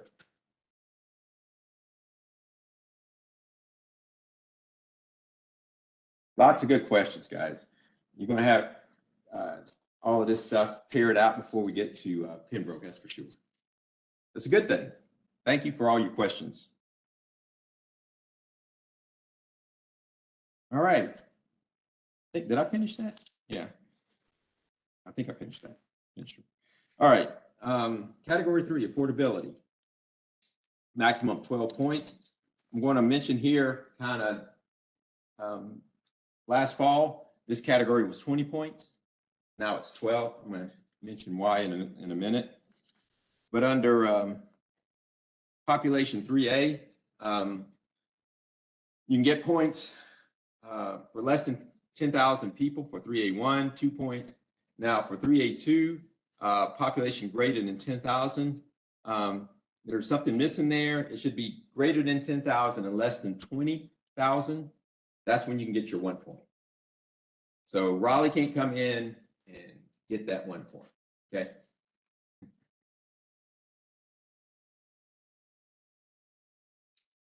And you can make corrections on your slide so that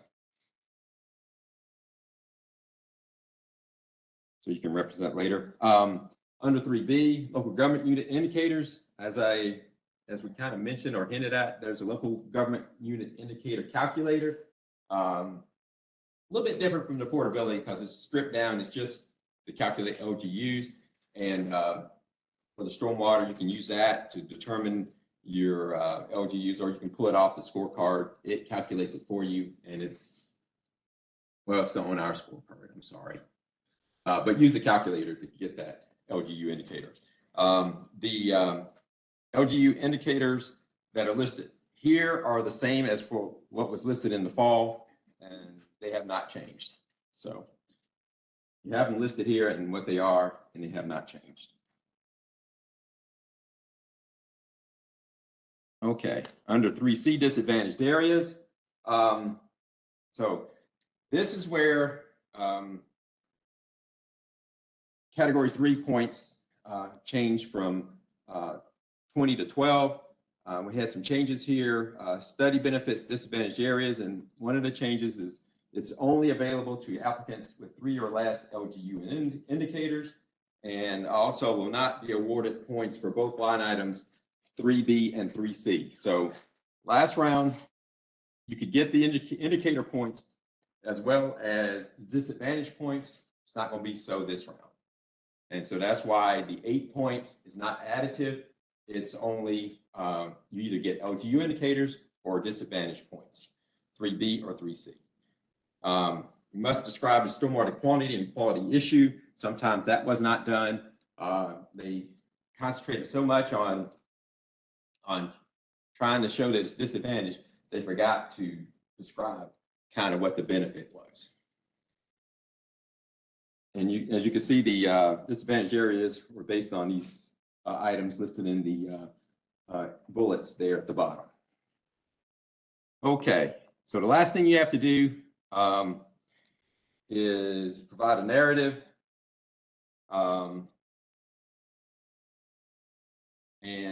Again, you must describe how the proposed project study will improve the water quality issue or reduce the severity or frequency of flooding. That's that 4th bullet there. And must describe the issue in the disadvantaged area. Those are the 2 things I want to take from this slide. Again, if you're addressing all the bullets, that'll be taken care of. And with that, I'm done.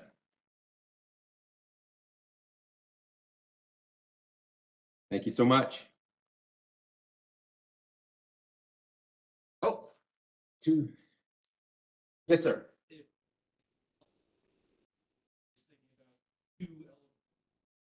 Projects, they're separate categories.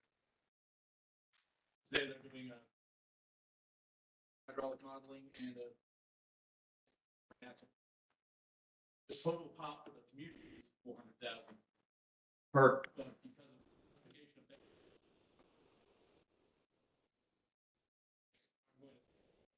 better off to split those on the separate applications. The question is, if I have a couple categories for the planning grant, would it be advantageous for me to split them, or because the cap is 400,000, so you split them, you still under the cap, you're still to be funded.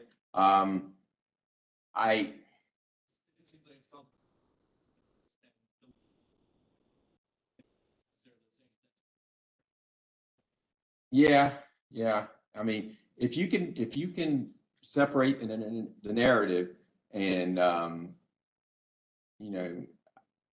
and get more points, if you see what I'm saying, if you can separate it and get more points, I would do that. But okay, because you got a specific case that you're kind of looking at, and kind of give me some details. Yeah, that'd be good. We'll make sure it's clear when the application comes in. Yeah, gotcha. All right, sir.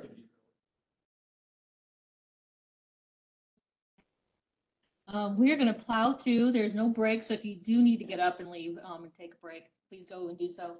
But I'm going to talk, and then I think I'm going to pass it on to John for the rest of the afternoon, right?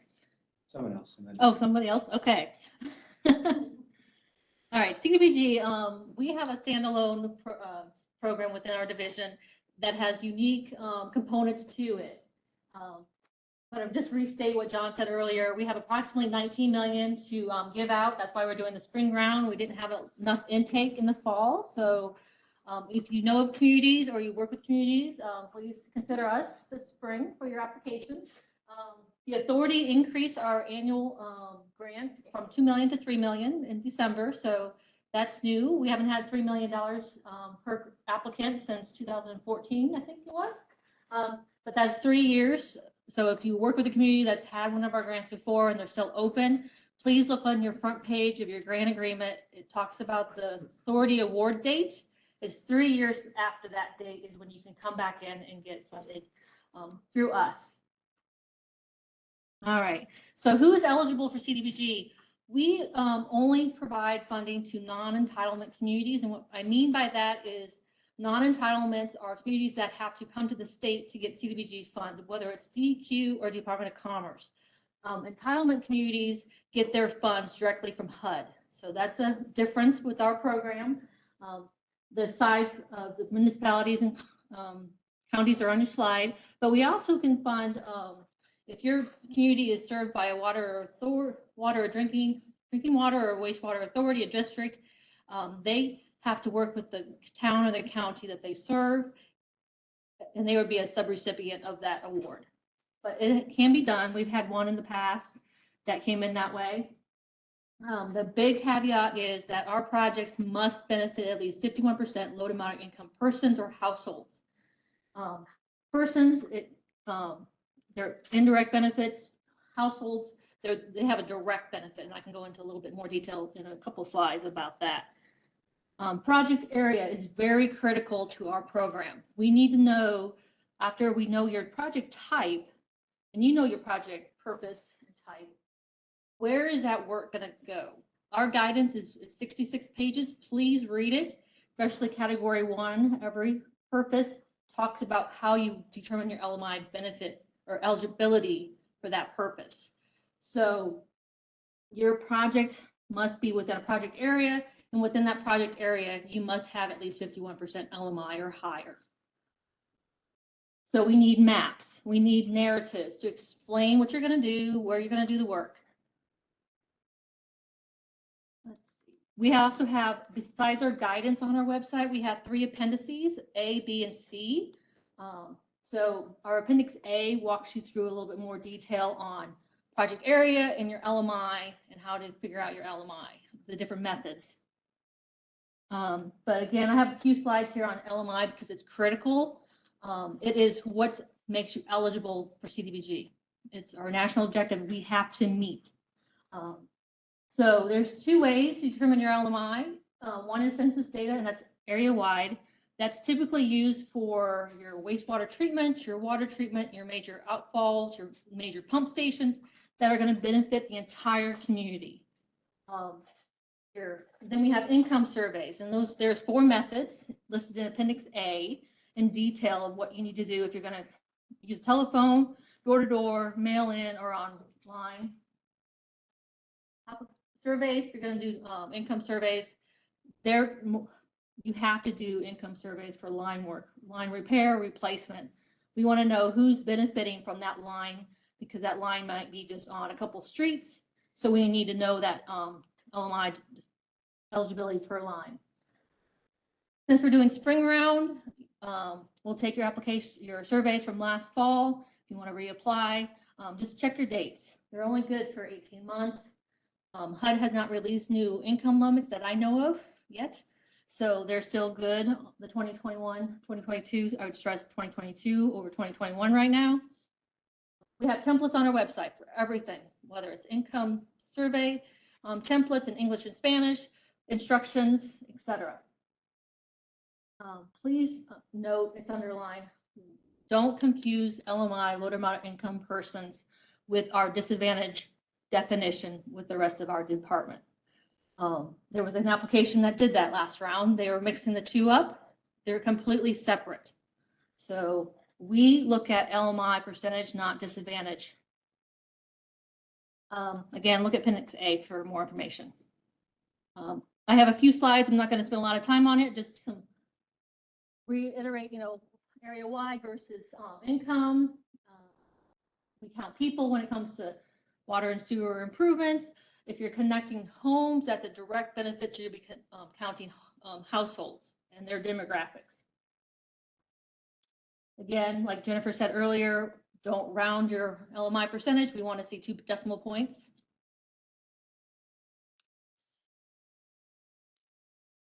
This slide, I didn't bring it. I brought it forward from previous years. I didn't include it last year because nobody was using it because it's really hard to use, but we had an application come in trying to claim LMI under a census block and census tract data, which you can do. It's just that you have to work really hard to show us that your project area incorporates that entire census block or census tract. And that's very, very difficult. So That's why I dropped the slide in the previous years, but I wanted to bring it forward. If you're going to do it correctly and make sure that overlap is right on, or you'll be considered ineligible. More documentation. We need to make sure that your LMI is correct. So part of our application is you have to provide us all this documentation to support your LMI. That's why when Jennifer was walking you through the online submission, she said, once you put CDBG, there's fields that you have to populate for us. We need to see copies of all your income surveys, whether they're vacant, non-responses, or filled out correctly. We need them. We also have a summary Excel spreadsheet on our website. Please pull it down. There's a lot of columns. You can delete columns that are not relevant to you. You can hide the columns, but making sure you take your survey data and putting it into this summary table. It's set up to help you as well as us as reviewers. Just don't make it hard for us to view it. Some common errors we are still seeing in LMI, because LMI will, if you're really close to the 51%, if you start making errors on your LMI documentation, you could drop below 51% pretty quickly. Or if we review it, we have 2 reviewers review your LMI documentation. Last year, we had to have 2 more sets of eyes on the one that was really messed up with the census block, as well as another one.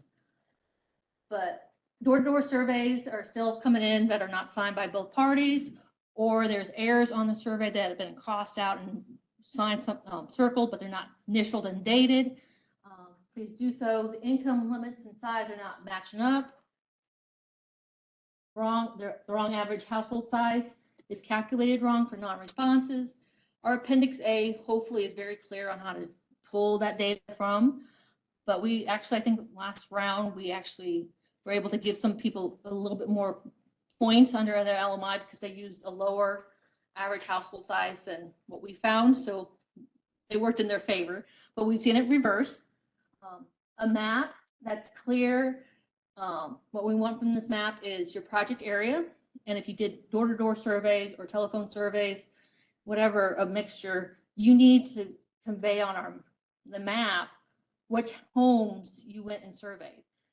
Don't give us a map with a whole bunch of dots that were not all documented with the surveys, etc., because we'll have to toss it aside and deem you incomplete and ineligible.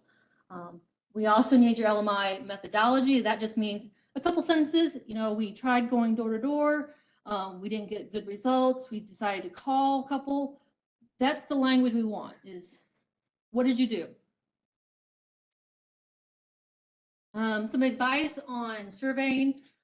I've said it before. I have done this work in my previous lives, so I know how hard it is, but good communication with your community is critical when it comes to income surveys and getting the word out about your project and what they need to do to help you to get the application into us. So we always stress good community outreach, whether it's holding meetings within the project area, again, knowing that project area and who's going to be impacted by the potential project. We have some of our documents online that are Spanish and English if you need them. Knowing the language that you're going to go into, if you're doing a line work and you're going into part of your community that's Hispanic, you might want to make sure you have some Spanish surveys and instructions with you. Utilizing community leaders is critical. I think it's always best when you're going into a community, especially as a consultant, having a community leader with you, or there's been an outreach to let these people know, hey, we've hired so-and-so. They're going to be coming around to do surveys, so they get a good response when they go to door to door. All right, so project types and limitations. Our program only can fund residential areas. We cannot do anything down Main Street or your high commercial industrial areas. If you're looking at infrastructure needs for your economic development, please reach out to Commerce. I know they have funding for economic development and they do Main Street stuff. So we have this HUD notice about the floodplain versus floodway. Our program is really strict on what we can do in the floodway. This HUD notice goes into a lot more detail with a lot more graphics. on what this means. But in essence, we can't do new construction, manhole replacement, anything that's going to disturb the ground in the floodway. You can directly bore underneath the floodway as long as you enter and exit outside the floodway. If you have elevated infrastructure going across the floodway, you can replace those lines as long as you don't do any ground disturbance within the floodway. So with that requirement, we need flood maps in our applications. Again, floodway map, floodplain, and then your project area, where you're running lines, where you're having manholes, if that's part of your project. We need that in there so we can make sure you're not doing anything in the floodway. Because if we see an application come in where you're doing stuff in the floodway, we might give you the money, but we'll say you need to cut this portion out. We can't do this. So that's a critical part of our application. We are the only program that will fund going across property lines. So taking the service private laterals from the main to the house in situations where there's contaminated wells, dry wells, or your septic is failing or failed. So these types of projects would be a direct benefit. There's certain points in our guidance if you're going to just connect homes or you're going to run service out to them and then connect them. Please, again, read the guidance, and there's talks about what you need to do. A little bit more detail on project description. I know Jennifer this morning talked about on the division project description box, be broad, because there's not a lot of space and you can't add space to that box. In your application narrative, in your public hearing requirement, which I'm going to get to, you need to be very specific of what's the work going to do. So major components of the water and sewer lines or the work. And we have some examples. These examples are in your guidance. My engineer helped me put these together. We don't need to know about backfill and rock, but we need to know, are you doing so many manholes? Are you doing so many meter replacements? How much linear footage? What size? We need all those major components spelled out. With that, we need to know where that work is actually going to happen.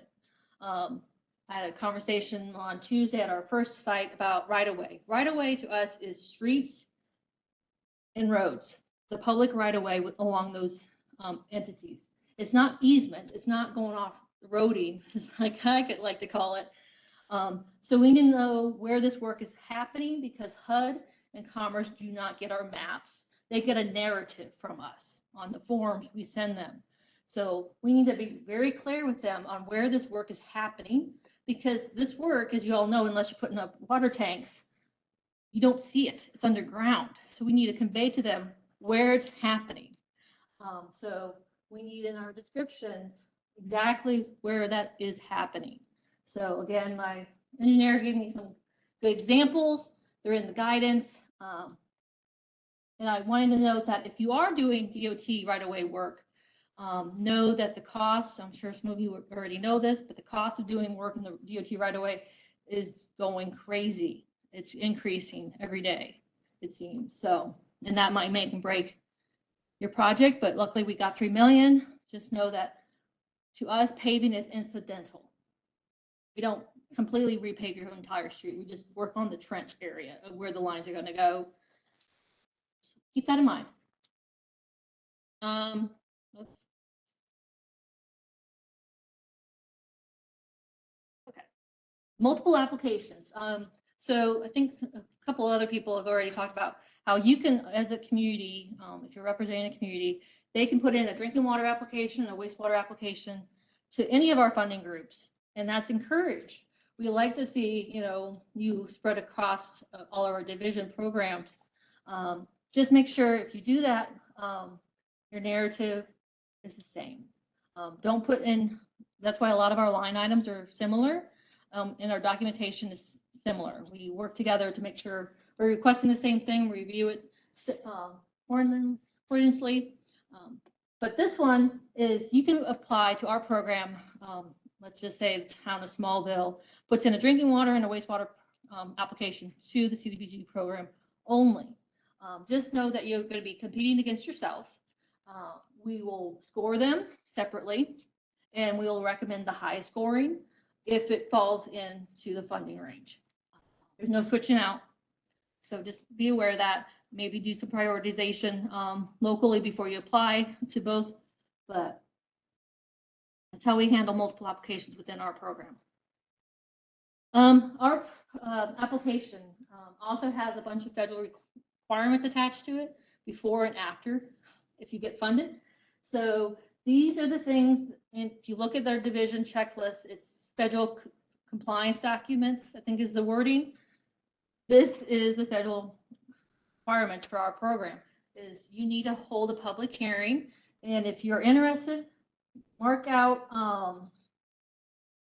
not here, but we discussed this last week and we made a change. It's not on the slides, but the guidance says you have to provide adopted minutes from this public hearing for our application. They can be certified because there's no time to get adopted minutes done within 60 days. So just make note, if you're going to apply to us, that you do not need adopted minutes for the spring round. If you get awarded, we'll ask for those adopted minutes. But you have to hold a public hearing, and we have templates on our website on the notice. We have scripts on our website on what needs to be conveyed. Again, we have an Appendix B to walk you through public hearing requirements. Again, we also have federal compliance statements and certifications. There's 5 of them. Pull them down from our website under our resources for applications, fill them out, sign and date them all. That's really critical. We have 3 different HUD forms. We have an Appendix C that hopefully is clear instructions on how to fill those out. They're required to come in with your application. And when it says some forms need multiple for each activity, what that means is if you're doing drinking water line replacement work only, you just need 1 water improvement activity form. But if you're doing line work, but you're also going to connect new homes to that line, that's 2 activities, drinking water improvements, as well as limited housing rehab connections. So you need 2 activity forms. So it could go from 3 to potentially 5 or 6, depends on how many activities you're doing in your project. We have to have, at the beginning of our day, we talked about the division application at the top. It's a unique identifier number. This is just support documentation to make sure that the local jurisdiction is registered and active with sam.gov. We need that in order to award you if you get to that point. So if you're working with the community, please make sure that they're registered in SAM and they're active at time of intake and review, at least. Yes, Stephanie. You don't want to come up? Just know that what Stephanie was saying, Stephanie's our Eastern rep, is make sure that their profile is not hidden. It has to be public. So when we go and check and verify, we can see it. It's really important. Thank you, Stephanie. We also need an applicant capacity letter. This is really simple.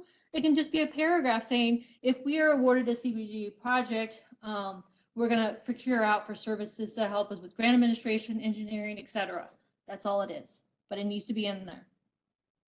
Applicant audit, like Jennifer said earlier, hopefully all your communities have turned in their FY 2022 audit, because if they do not, we can't fund you.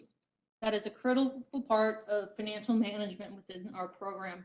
It's a federal requirement that I have to start now. And if you get awarded, I have to check annually to make sure you're still in compliance with your audit.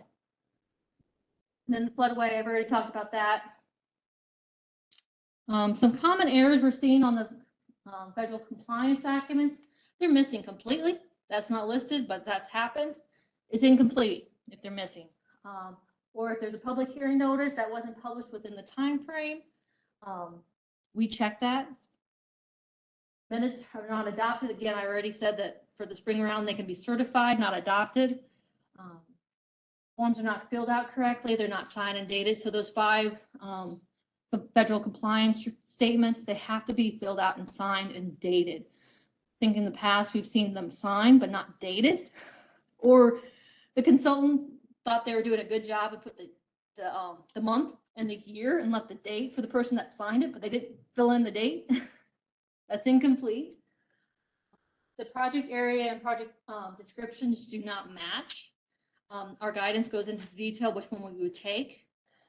So it's really critical that your project area stays consistent and your project description stays consistent.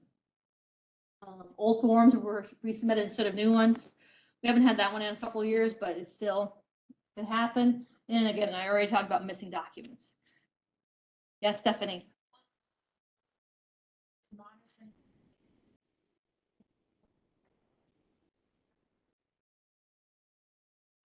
In the paper, engineering services, admin services, and I've noticed in places the ad that was sent to the paper cut off. It was not checked by the town, and it was incomplete. So when you're putting the public hearing notice in the paper, please make sure you go back and check that it's published, because sometimes they're not published at all, and sometimes they're not correct.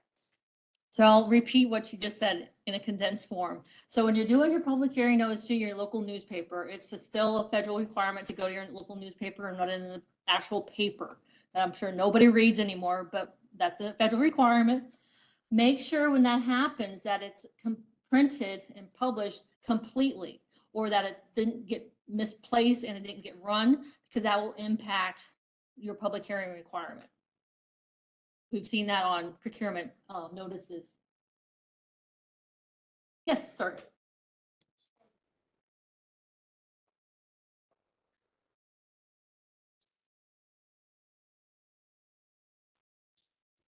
Have a way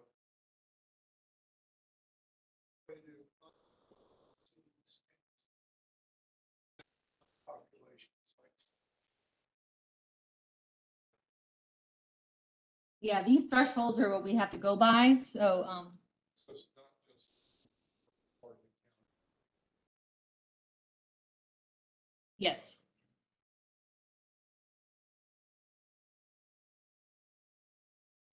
All right, so this is my little, talked about how you apply to our program. The next few slides is what happens if you get awarded. So if you get awarded, the authority will determine awards in July, I believe. That's the date. That's the month. So if you're putting in and your customers are asking when are we going to get noticed by, July. I don't know the date, but so you get awarded. Yay, congratulations. We will work with you on getting your contracts out to you. But once contracts are executed with our department, you have 3.5 years to get your project done. That little circle just talks about what happens within that time frame. But everyone can go at their own pace. They have milestones that they have to hit, but you can go faster than those milestones within your contract. We do have a mandatory startup meeting that will happen sometime in the fall for this round, which at those public startup meetings, I say project team because I would love to have engineer, grant administrator, the local people that are going to touch the project at those meetings so they all understand the procedures and policies of the program. And then we have 2 mandatory workshops that have to happen. One's compliance and one environmental. I haven't figured out the logistics since we're doing a spring round and we just awarded some fall. Bear with me on figuring that out, but they will be mandatory so that you can tell your clients if you work with the community, if we get awarded, make sure this is not a surprise to you that you will be attending these workshops that have to be attended. And then this next few slides just talks about the federal conditions attached to our funds. You remember, you look closely at our application for our division application, it talks about will you accept funds with federal conditions. These next 2 slides talk about the federal conditions attached to the CDBG projects. And the big one that's new is BABA, and luckily, you should all be happy that the spring round will not have to deal with BABA, but in the fall, you will have to. Iron and steel will kick in the fall. So I just wanted to put that in there so you guys can start thinking about that. And then we always have an environmental review that's required of all our projects. We have non-discrimination policies and procedures we have to follow, as well as financial management. It's very, very critical on financial management. Again, it starts with the audit and it goes through. Some other federal conditions, I'm not going to go through them, but these all apply. So if your communities, you're asking, what are these federal conditions you keep talking about? you can convey these slides to them and say, these are the ones that we have to adhere to if we get CDBG funds.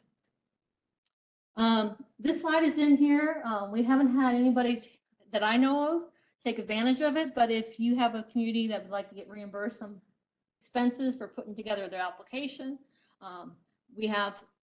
it would be part of your application budget and would come out of administrative line item in your budget. But there's some thresholds and stuff. Yes. Just said that the ABA and AIS will become requirements of CDBG Yes. as of this application? No, in the fall.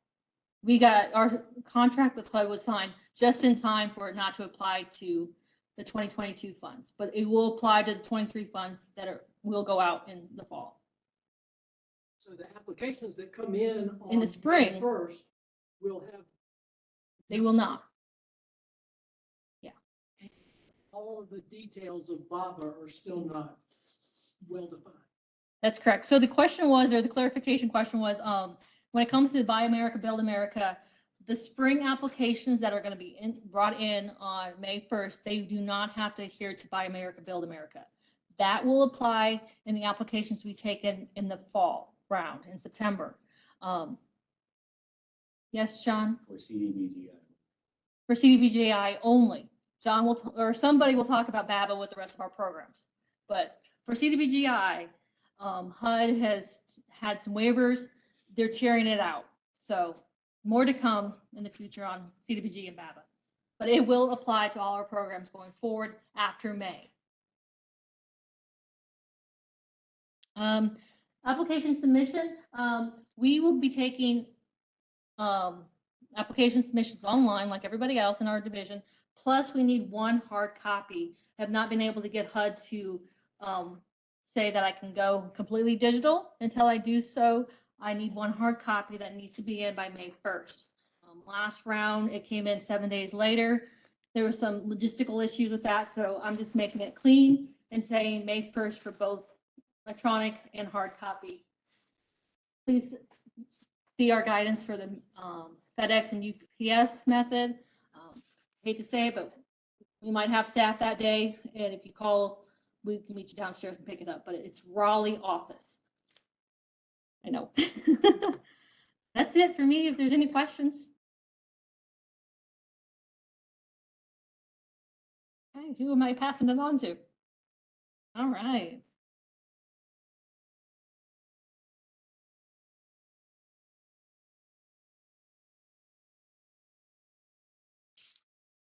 Good afternoon, everyone. What you got? All right.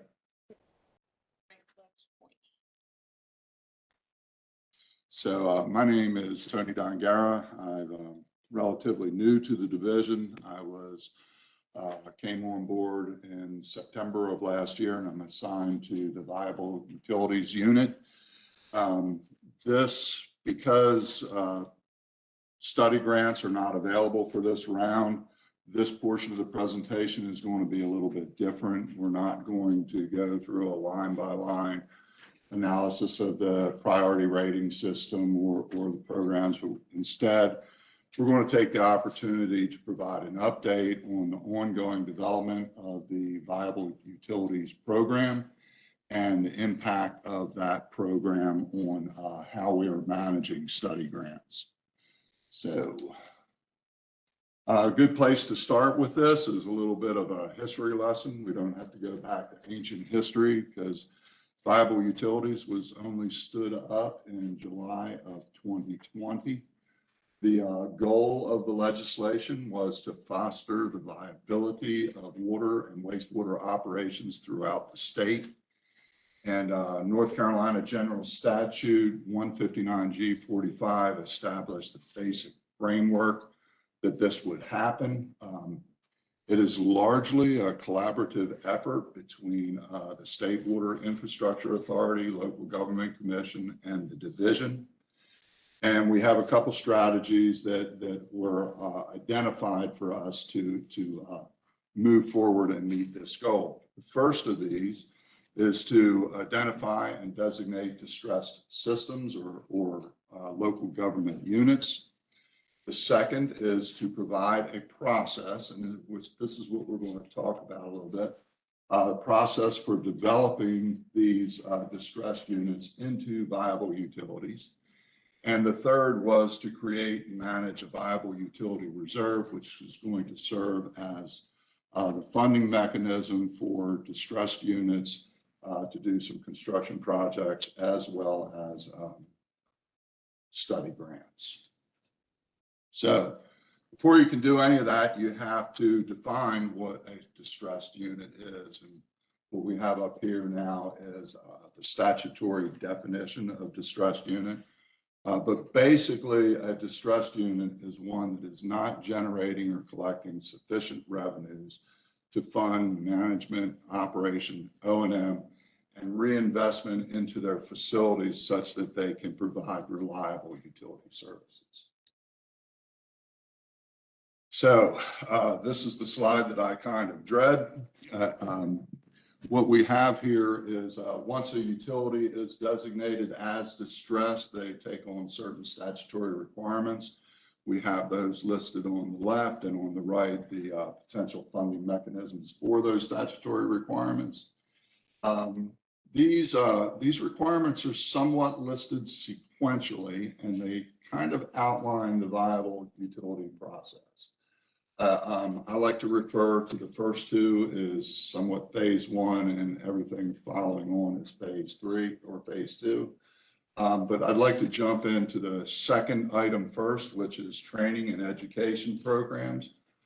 This is done by the division in conjunction with our agency partners. And it is for governing boards, utility managers, financial directors, and any utility employee that may contribute to the training or benefit from attending. There are automatic grants available for this. I believe it's $2,000 that is authorized as soon as a utility or a unit is designated as distressed. And those monies can be used to facilitate travel to and from training locations. So jumping back up to the top, we have probably the meat and potatoes of the phase one is doing the asset inventory and assessment studies. And we're going to be talking about these a little bit more in advance or as we progress through the presentation. A big thing about these is these provide the utilities with a good snapshot of the status quo of their system, and they are essential in informing the plans that they need to develop the other statutory requirements. Moving on, oftentimes there's another type of study grant that can come in here. It's the MRF, or Mergers and Regionalization Feasibility Study. That is not required of all distressed systems, but if it is applicable, if there is proximity to other utilities that have similar needs or complementary capacities, we can use this study to kind of cast a wider net to pull in a greater variety of solutions. Moving forward, we take everything we got out of this training and doing all these studies, and we start to develop short-term and long-term action plans. And the division right now is deep in the process of developing the tools and the guidance for this to give distressed utilities the means and methods to develop these plans. But in short, the short-term plan is dealing from the present moment to a 5-10 year time horizon. This is addressing low-hanging fruit and basically orienting the utility in the direction that it needs to go. Another statutory requirement is to meet for continuing education. This is for things like CEUs for operators, onboarding training for new board members, or just refresher training for everyone concerned. There may be some automatic grants available for this, but it's recognized need that the enterprise fund is going to have to, moving forward, it's going to have to budget for ongoing training. It's viewed as that important. The last thing is the long-term financial plan. Again, we're working on guidance and tools for this.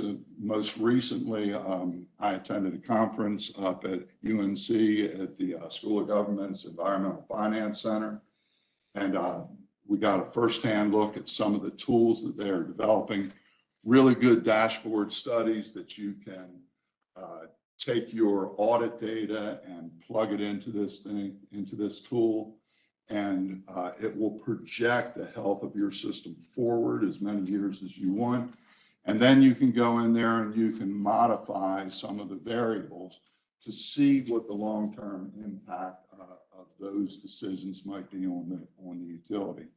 The really beautiful thing about this is that it generates some nice graphs and charts that you can show to the public, to your board members and everything, and help achieve buy-in as you move the utility forward. Jumping back on training a little bit, we have already scheduled our training for this year. All three training events are in May. They're in dispersed locations throughout the state, so it's fairly easy to get to for most people. It is also on demand through the, what is that? The North Carolina League of Municipalities website. At this point, I should say that this training was designed, intended for members of distressed units. But as we fill up seats, there are other seats available. So you should look to our web if you're interested in attending, if you think that you could gain from it or contribute to it. Hit up our website and look for notifications that it's being open to other entities. Shoot.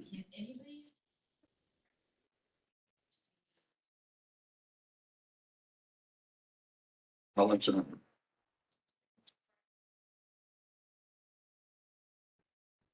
So the Bible utility initial education, the in-person trainings, we at first were trying to hold them out for people who are distressed. And then after a certain date, as a matter of fact, I'm working on email for that right now. After a certain date, we'll open it up to other communities who are not distressed. The one at the Rural Water Conference is open to anyone who's registered at the conference, doesn't matter the status. Right now, you have to be distressed. Necessarily have received money from DWI. Right, right. And then, so the one, the Rural Water Conference is open to anyone, and I would say that would be consultants as well. And if you're registered for the conference, you can go to that one. That's, they're running the show on that one. The on-demand training is open to anyone, as long as they're willing to pay the league to go. So anyway, turn it back over to you. Thank you, Jennifer.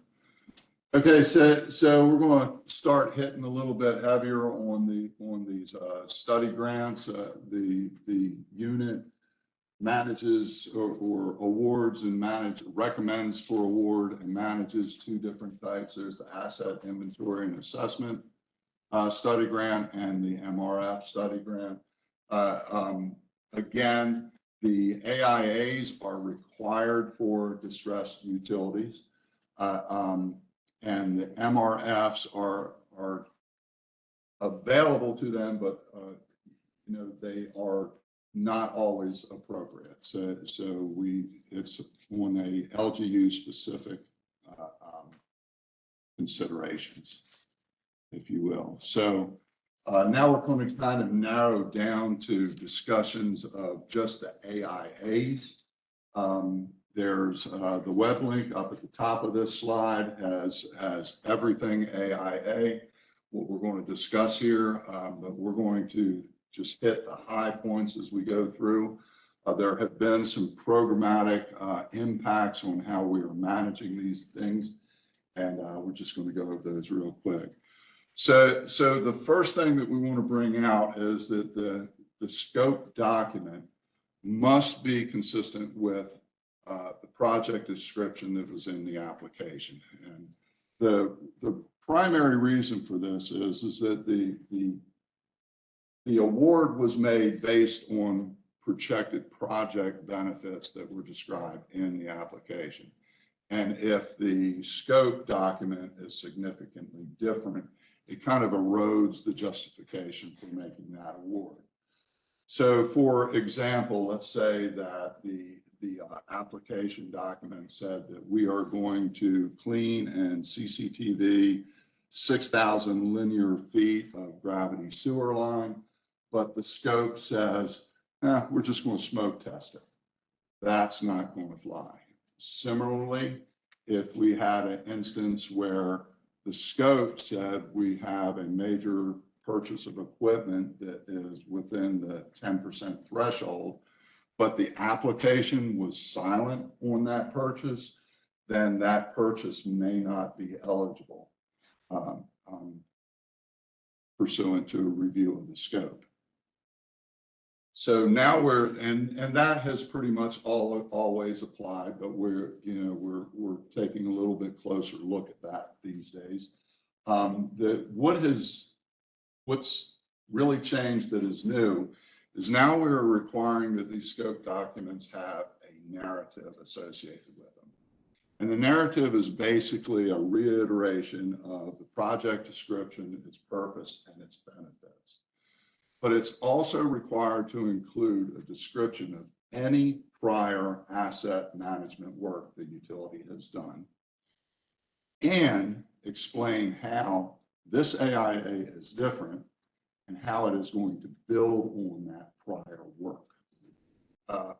And the reason that we're doing this is that we're statutorily required to make sure that these projects are advancing the utility towards viability. So we want to see some directional improvement. Additionally, we have some new requirements for the scope document in which we are looking for some additional assurances. Primary among these is that the division will be copied on all drafts and final deliverables, and that includes GIS information. Specific to the GIS information, there has to be some assurance stipulated within the scope document that GIS data will be accessible and usable by the grantee. We're also looking for assurances that the division will be provided regular updates. And for purposes of our definitions right now, we're looking at regular updates as no less frequently than every other month. Now we're kind of getting into the meat and potatoes of the scope document. This is more along the lines of what we're used to. What we're looking for is a sequential list of tasks and subtasks that have costs broken out. We are looking for each task and subtask to have a begin date and an end date. And we're looking to see that the entire project will be completed within 2 years of the offer letter. So that begs the question, we don't have the offer letter yet. So in normal years, when we're not inundated with ARPA and everything, it is reasonable to expect that the offer letter will be coming within 60 to 90 days after a preliminary scope has been submitted. One thing about AIAs that are specific to distressed utilities is that for distressed utilities, it must include a 5 to 10 year CIP. And it must have a rate study that addresses that CIP. It is also suggested that rate study be a little forward-looking to address future O&M staffing and ongoing education requirements of the system.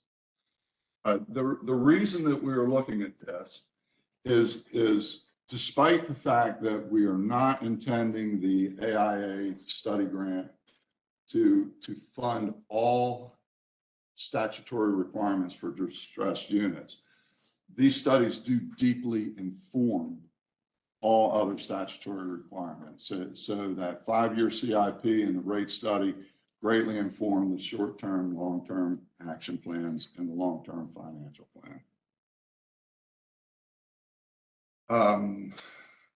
Didn't check my time, but I suspect I'm running close. The next portion is going to talk about how we move from scope approval or project approval into processing the finances. So we're just going to jump by this one right now, and I'll let Ken and Kavitha cover that. Moving on, this is a little bit about our assessment process. We mentioned earlier that one of the statutory, one of the requirements that the general statute brought out was that we assess and designate utilities as distressed. Well, that's not a one-time thing that happens every year. And every year has presented new challenges. One thing that I can say about this particular round is that there are no changes proposed to the assessment criteria. We are, however, working to clean up the master list. What that is mostly about is that there really isn't a single list. It comes from multiple sources. And also there's some like sub LGU categories, water authorities, sanitary districts that we are working with the LGC and legislature on direction and how to include those. So so basically our project process this year for 2023 is to clean up that master list. We've set up the process sheets to incorporate all the data, and we're beginning that collection process. Now we're getting into springtime. We're starting to receive some of this financial data, complete the analysis, do a little QA/QC, and then we want to send out notifications to everyone of what our preliminary determinations have been. And that gives, and we're looking at sending that out in May. And that gives us time to consider that feedback while we are preparing to present our recommendations to SWIA and LGC. And all that is geared towards making that final determination in July, which will give everybody sufficient time to prepare their applications for the fall funding round. So the next two slides are just a list of some of the assessment criteria.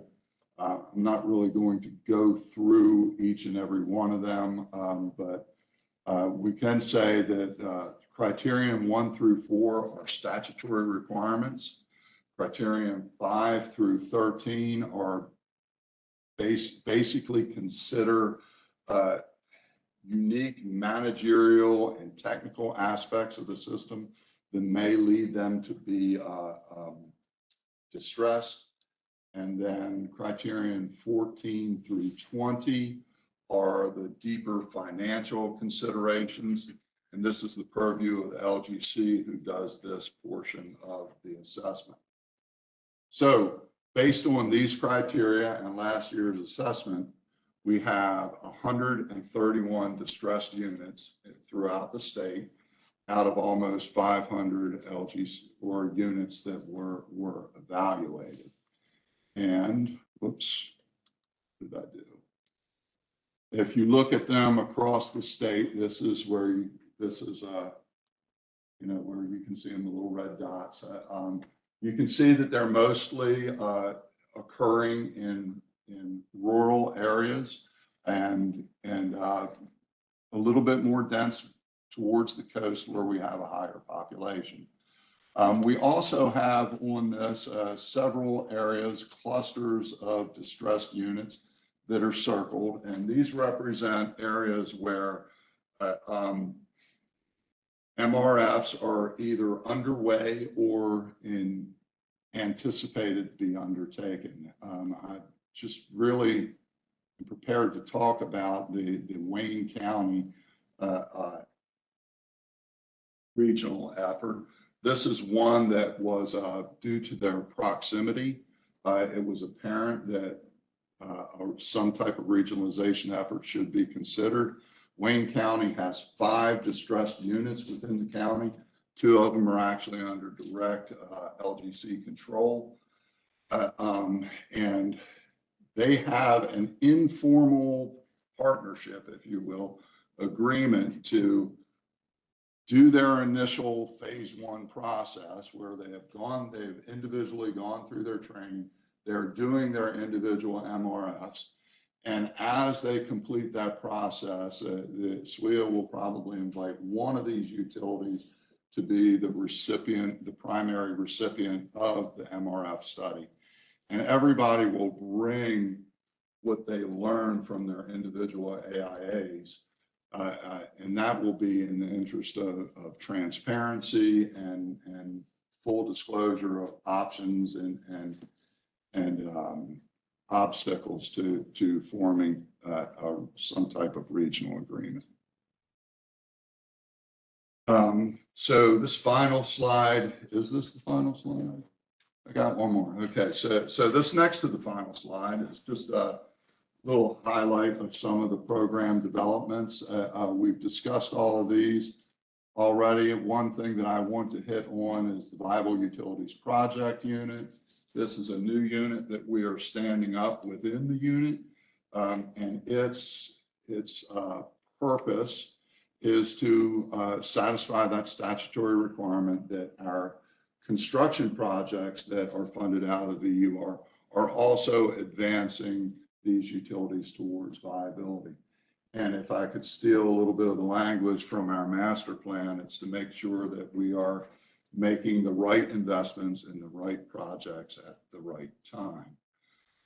There's some other initiatives that we work with to advance viability. One is the Energy Optimization and Training Support Program. There's also the Voluntary Mentorship Program out of NC One Water. Great program where larger utilities can with a deeper bench and broader experience can voluntarily mentor smaller distressed utilities and avail them of their experience. And of course, there's also the ongoing collaboration between our resource area partners. And there's a list of them. I was going to talk about a few of them, but I'm afraid I'd leave some out. So we'll just go by there. The real advantage to these organizations is that they are venerable. They have been around for a long time. They have good relationships with almost all the LGUs. But primary is, as I see it, is that they are neutral arbiters.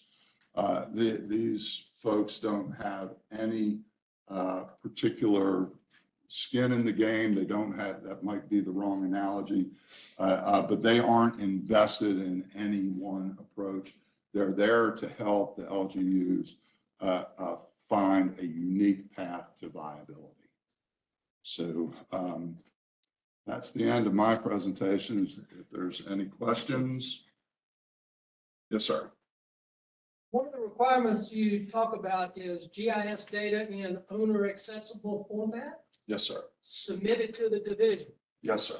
Will that be available for others if and the state's making great improvements in their ArcGIS and their permit tracking and their mapping, but would that be accessible, or if some of these 131 communities changed engineers, is that data going to be usable by others?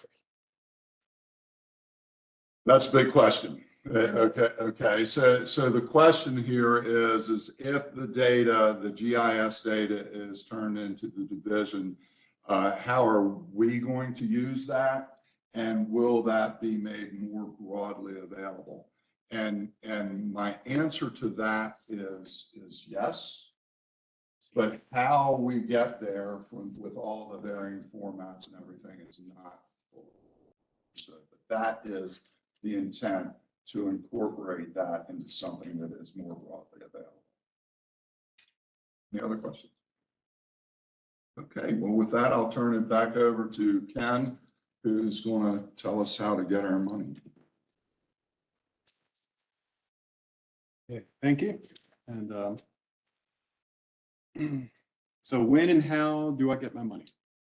Okay, so once a town applies for funding, let's say they've applied for this in this past round in September, they applied for funding.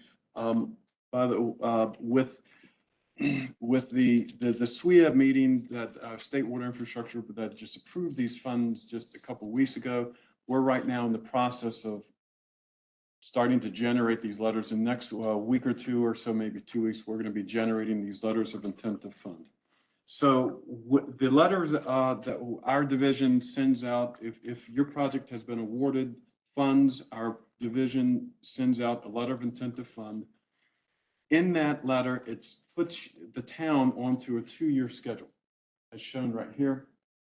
Now, essentially 2 years from the time that we issue the notice of the letter of intent to fund to construction to we want, it's anticipated that the town will be under construction for this construction project. So we give the town two years. We're going to talk a little bit about the details, but it's possible some projects move quicker than that. We can move much quicker than that. Essentially, if you look right here in the yellow up here, we give you 4 months, 4 or 5 months to actually from the time we issue letter of intent to fund to send in the engineering report that would be required. During that 4 or 5 months, the town would need to go out and select their engineer through a standard qualification-based selection process. That could have been done previously, but it still has to be documented, or if not, they have to go and do it. And sometimes it's necessary to push these deadlines back because the town needs more time to select an engineer and get the engineering report prepared. But if the town needs more time, they would contact us, or they would contact the program, essentially the project engineer that's assigned to that specific project. But suffice it to say, we go through the engineering report process and a review and approval. Then we move into the plans and specifications, design, and that they get submitted to us and reviewed. All necessary permits happen.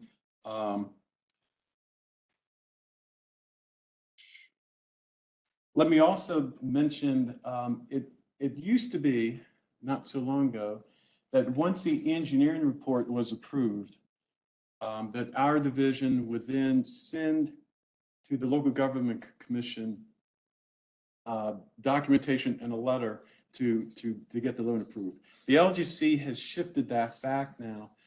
Our division now just sends a notification to the local government commission, but the actual LGC approval of loan happens after bids have been received.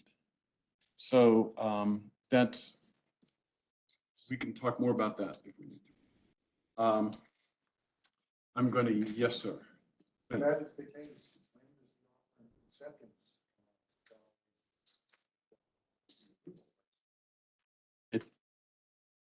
That is true. John, the offer and acceptance letter is now going to come out.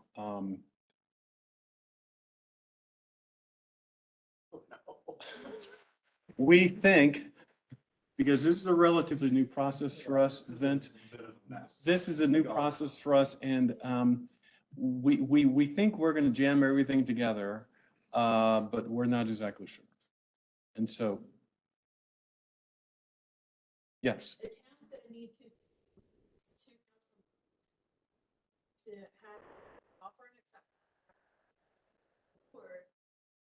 forfeiting the project. Or else they don't have any money in order to award a construction contract at the next meeting. There is no way in the real world to do that.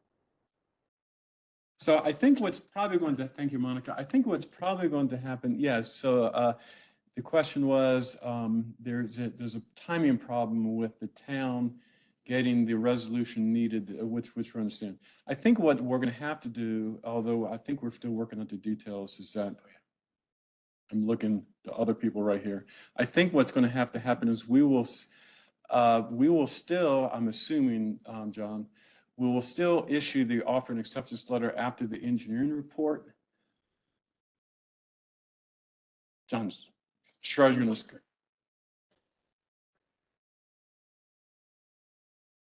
Right. And bid prices are 60 days. Exactly. So.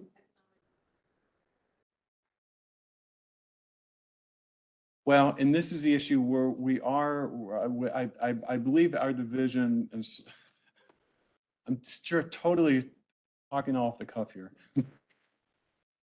But So I think. we know this is a huge issue. Yeah, this. Changes in their process. See, concerns that we have, you all have. Still.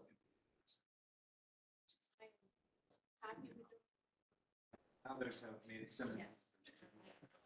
The issue is this is happening now, not just this application run. It's happening now. It is. Yeah, you might not know. Well, in fact, the LGC may just change, they notified us and they may just change maybe a couple months ago. And so this is not something we initiated. This is something that the LGC initiated. And so we're trying to work with it. Right. Right. But still, there's other parties involved. So this is something we're working through. Anyway, thank you for the comments. And yes, your fears and concerns are our fears and concerns. So. It's not his fault. I haven't expressed fears or concerns, I'll see you.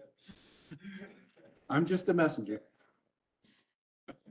Okay, so real quickly for first payment, we have a checklist of things that are required for first payment. It's out on our website. I'm not going to go through them all. And we have things that are, we have a last payment checklist, things like closeout project. We're not going to talk about these things. They're all on our website. They're all the standard things that you would know and think about. We have, once the project, the actual construction project gets executed, there's of course pre-construction meetings, there's regular inspection meetings, there's project closeout, et cetera, et cetera. All of this time, by the way, our funds, and we all get often asked this, we only pay out on a reimbursement basis. That's true for SRF, that's true for state loans or grants, that's true for ARPA. We only pay out on a reimbursement basis for engineering contracts and construction contracts.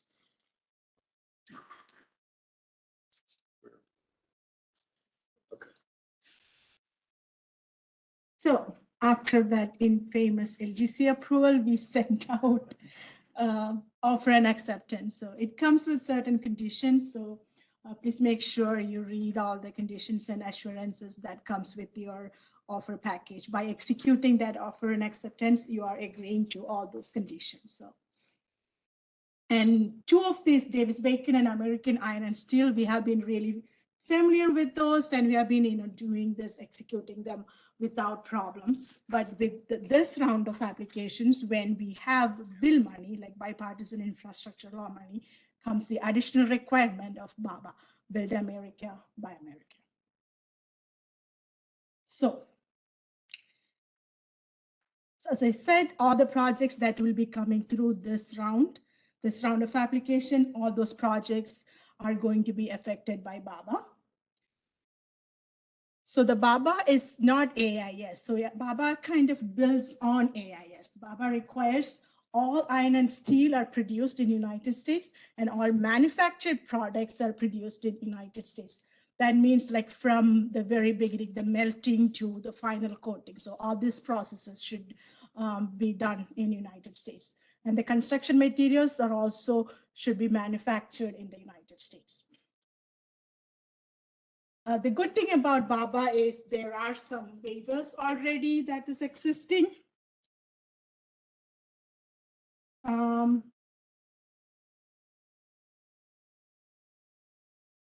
So EPA has like under three categories you can apply for waivers. One is the public interest waiver.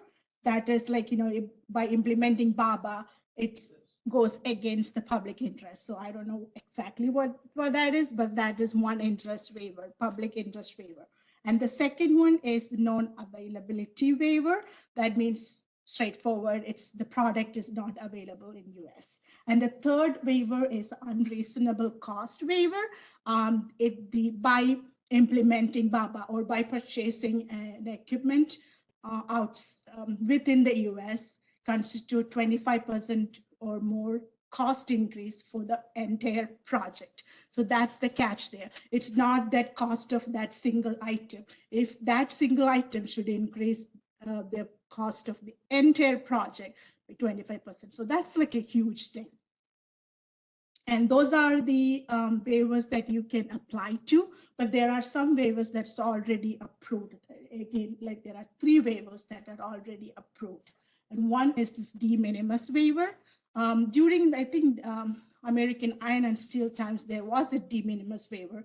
This does not build upon that waiver. This is like a different waiver that they introduced for BABA. And at the end of the project, all these miscellaneous items that you cannot prove the origin should not be more than 5% of the total construction cost. So that's that de minimis waiver, 5% that you can buy from anywhere.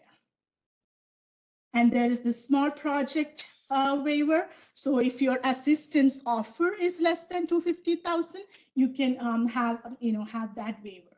So it's not your construction cost. It's not your contract amount. It is your entire project cost or the assistance so that we offer you.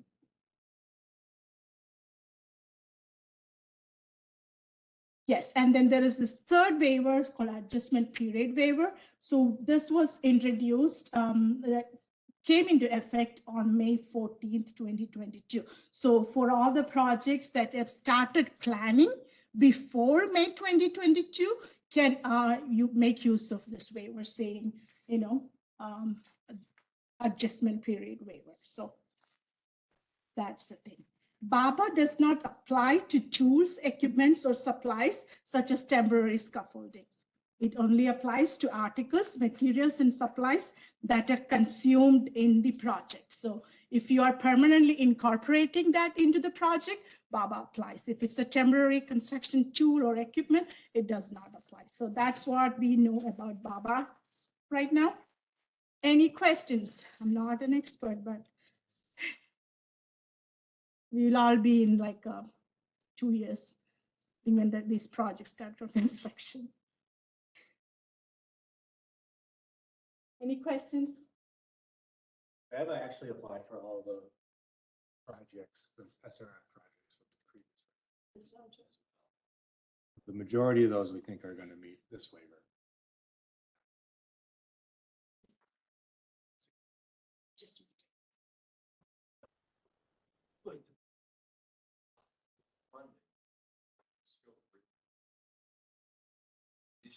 Project design An application? plan. Thinking spring 20.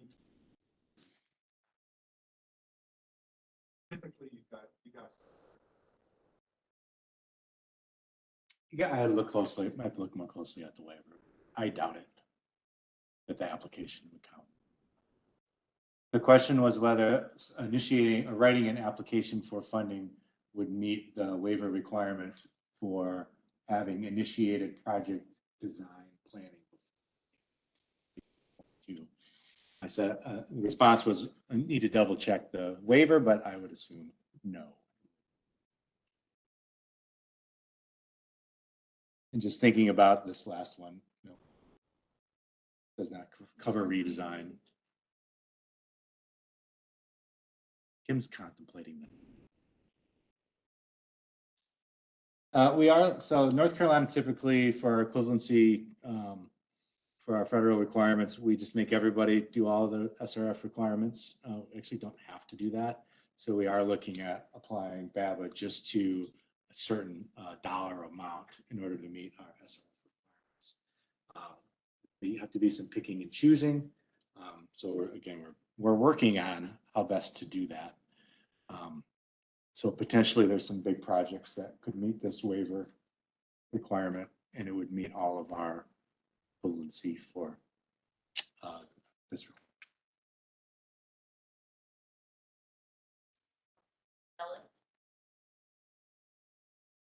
Currently, no. Just assume you need to do it.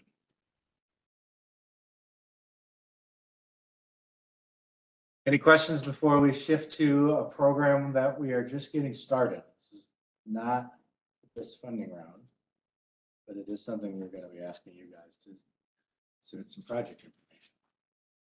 All right, this is the last topic, so we'll definitely be done by 4. So lead service line replacement funds.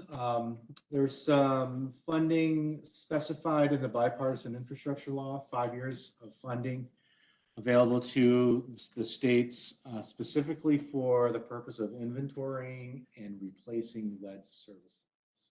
Very narrow, referred to as LSR, LSLR funds.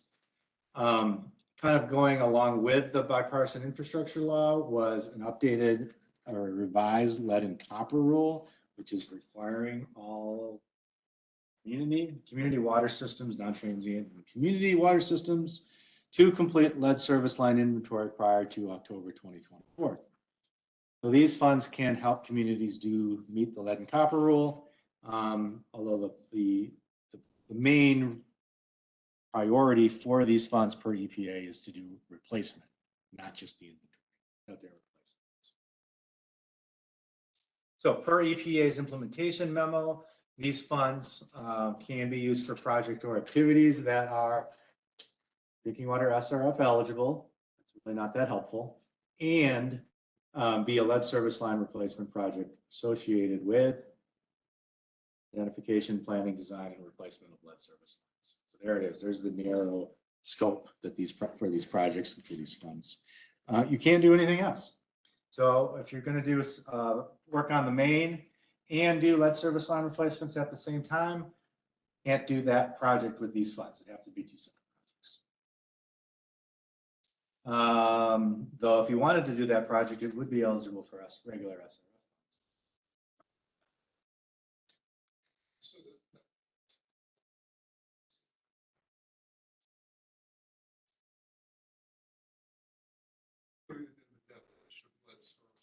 Yep. Regulation, if you have galvanized service line, that's not a lead service. But it appeared the SRF description next with galvanized service line is eligible. So is this the same as that? No, they're different. The regular SRF money is way more broad. You can use it to do replacement. So if we've got lead or not. Galvanized lines, would we be eligible for our lead goosenecks? Yes, the galvanized has to be downstream of the lead.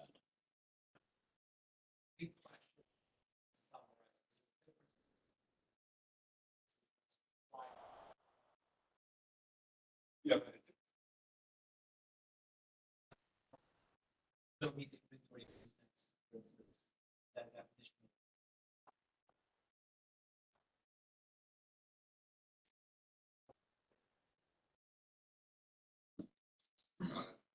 All right. Yeah, I don't know if I captured restate that question. The regulations do not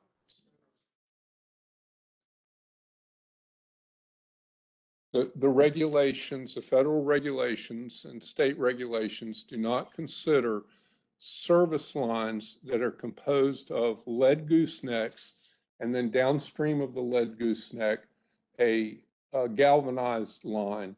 That's not considered a lead service line. But as I understand it, it's still eligible for replacement funding, even though the regulations don't describe it as a lead service line.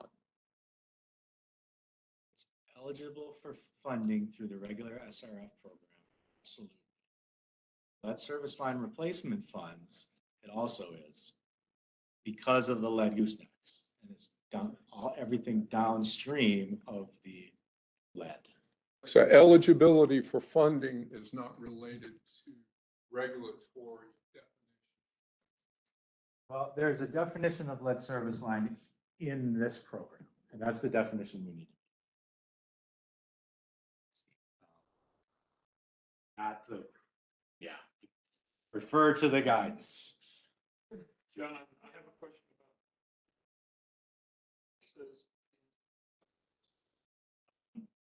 the fund intended to cover the portions of. Yes, and it's required that you replace, for these funds, it's required that you replace the entire service line. If it's lead. If it's not. Does your point, the limit of your, that line replacement stop, like 5 feet? It says The plumbing code and the. Yeah, I think it says to the house. And we know that that's going to be a hurdle to get past for communities. It is a requirement of the funds.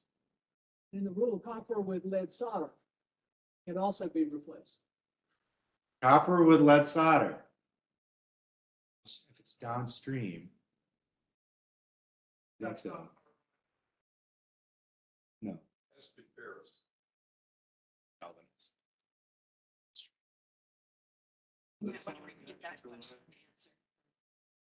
So Tom's question was lead solder count.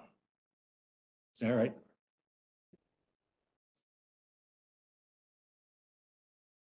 Tom, what was your question? Yeah, it's my understanding that lead, copper with lead solder is part of the lead copper rule revisions. Different things. Cannot be funded under LSL. Is that correct? It's my understanding that it is not, though. Need to double check that and see the definition of what's eligible under these funds is very clear. Shadi's looking it up right now.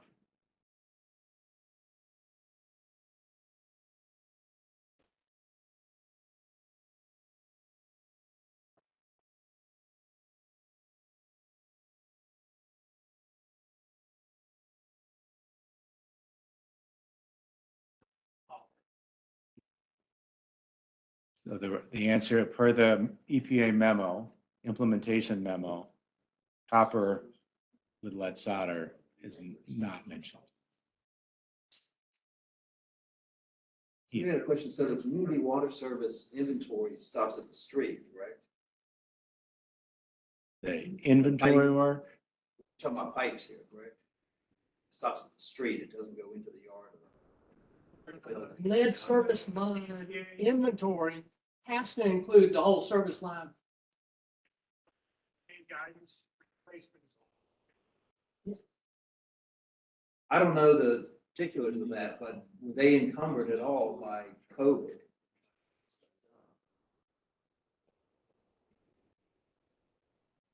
They just now really ready to ramp up on that? I may be missing something here, but. It's not rational. Don't think it's rational. It's very nice. It has, The two big distinctions though are the lead copper rule revisions and special funding for lead service line replacements.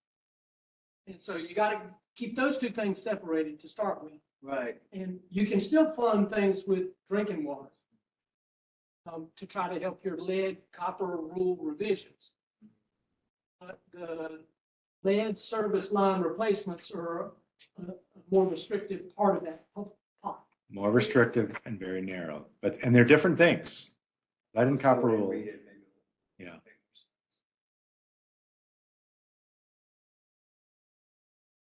Is there a lot of money available?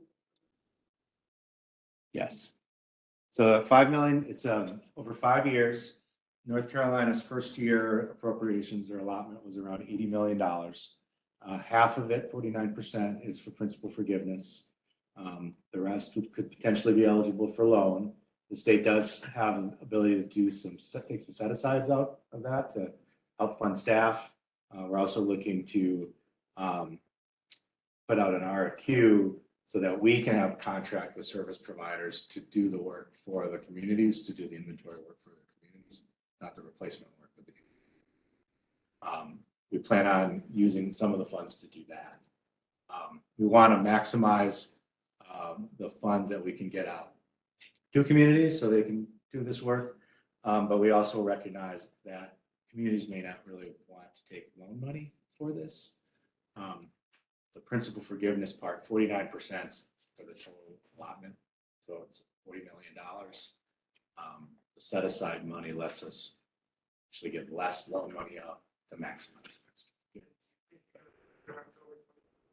Deadline to be able to get all inventory done? So that's separate from these funds. It's a separate issue. Is there Oh, means no. testing? Say it again. Is there means testing to the utility? In other words, if the utilities, they still get principal forgiveness? So yes, I'll get into that in a minute. Let's hold it. It might be the next slide. So let's do that. So where we're at is, since this is a new program, we need to get an application into EPA that has a couple key items to that. We need to have a priority rating system. We need to have an intended use plan, how we're going to manage the funds, and that includes funding caps, how we're going to do principal forgiveness, affordability, priority rating system, and a project list. In our last SUIA meeting 2 weeks ago, the priority rating system was approved to go to public review. I was hoping to tell you that it's out today. It should be out by 5 today, or if not tomorrow. It'll be about a month of public review for the priority rating system and the intended use plan. We'll get those comments. We'll take it back to our authority. Once approved, we can get our application to EPA and get the money out as quickly as we can after that.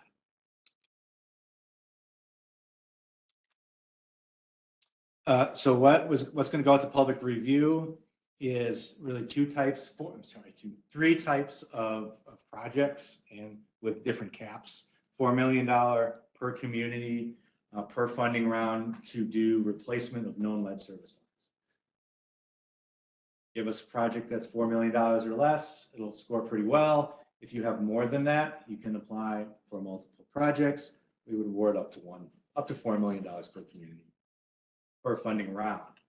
And we're likely going to do not just the typical cycle of twice per year, but to do awards and recommendations potentially with every SUIA meeting. As long as we've got projects ready to go, we take them to the authority. The second category is more of a find and fix or find and replace type of scenario. $2 million cap is what's proposed for that. The idea there is a community knows where the lead is likely, but they haven't verified it yet. So it's a combination of going in, making sure that it is or is not lead, and then if it is lead, they're ready to go and ready to do that. And then the third category is you don't know yet. You're doing that inventory work. You're meeting the inventory requirement for the lead and copper. Just trying to figure out what's there. No replacement in that scenario. $500,000. Anita. Caps. Is this per entity per round, or is this just altogether what you could do? We'd love to get your comments on that as public review. The idea was it would be per round. Though the 500,000 limit for an inventory per round doesn't necessarily make a lot of sense. That's how it's out for public review. So we've got less than, but max out at about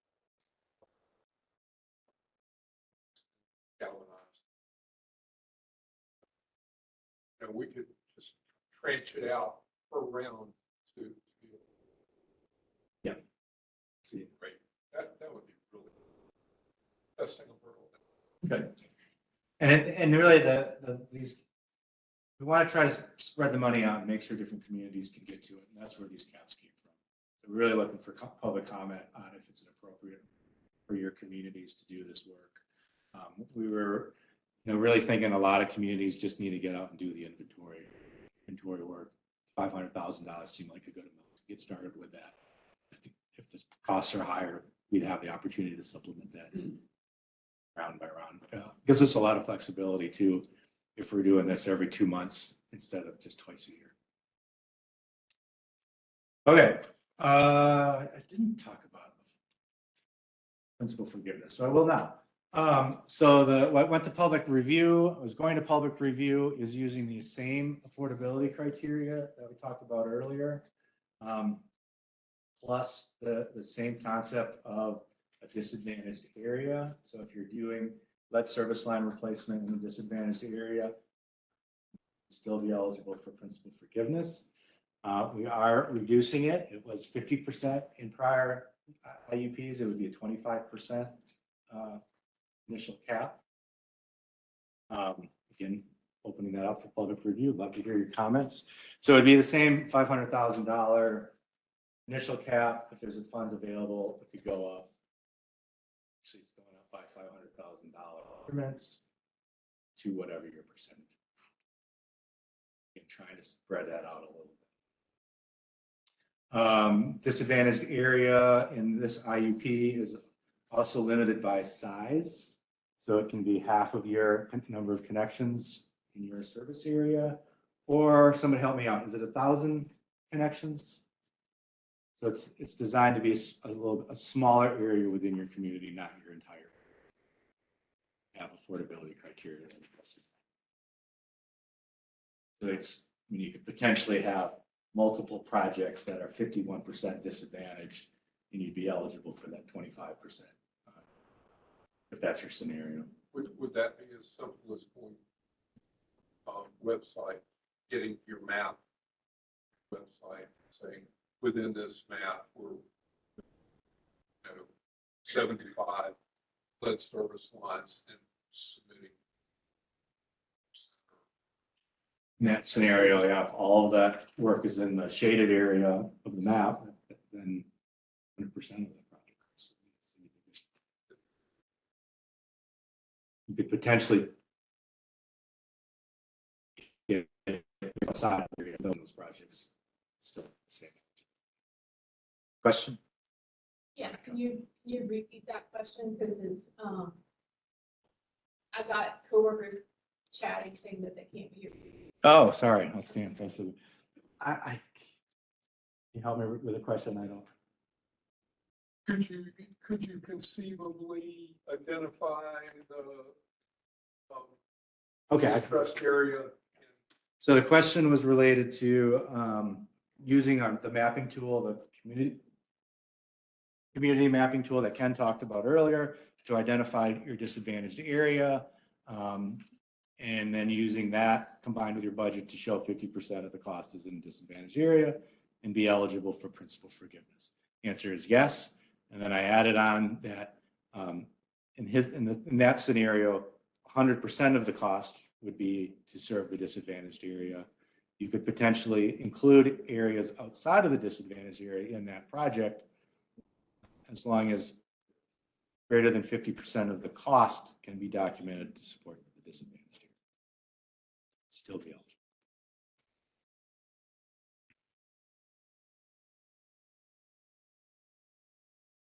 All right, so priority rating system.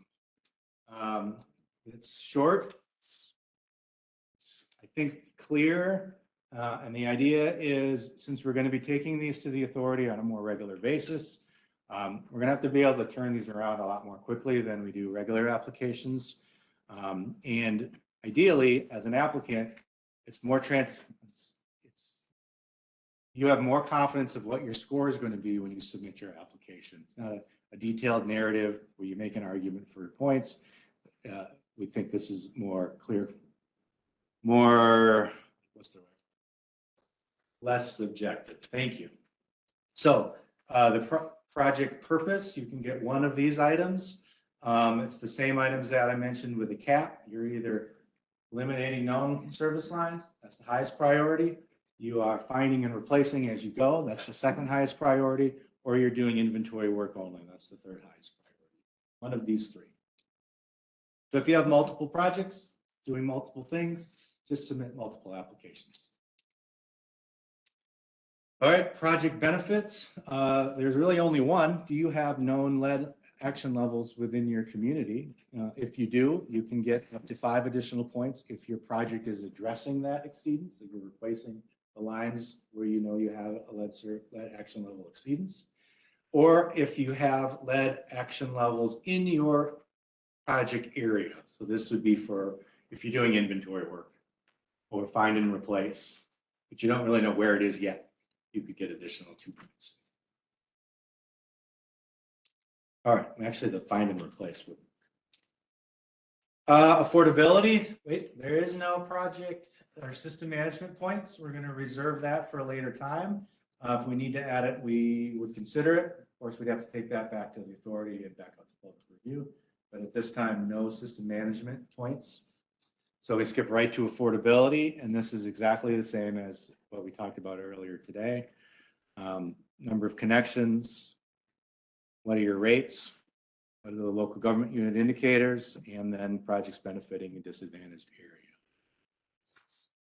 So what we anticipate is we are, the projects that meet these different categories will elevate, and then the communities that need the most assistance financially, those projects will get lifted up to make sure the funds are getting available to the smaller communities. So what are we asking from you guys? Since we don't have a priority rating system and we don't have any money, we're not calling it an application, we're calling it project solicitation. It looks like an application, feels like an application, but it's not. We will have a place on our website. The lead service line replacement website is looking a lot better. And there's a place on how to submit these forms. It's just not there yet, but it should be there in a day or two. It's going to be very similar to our regular application process.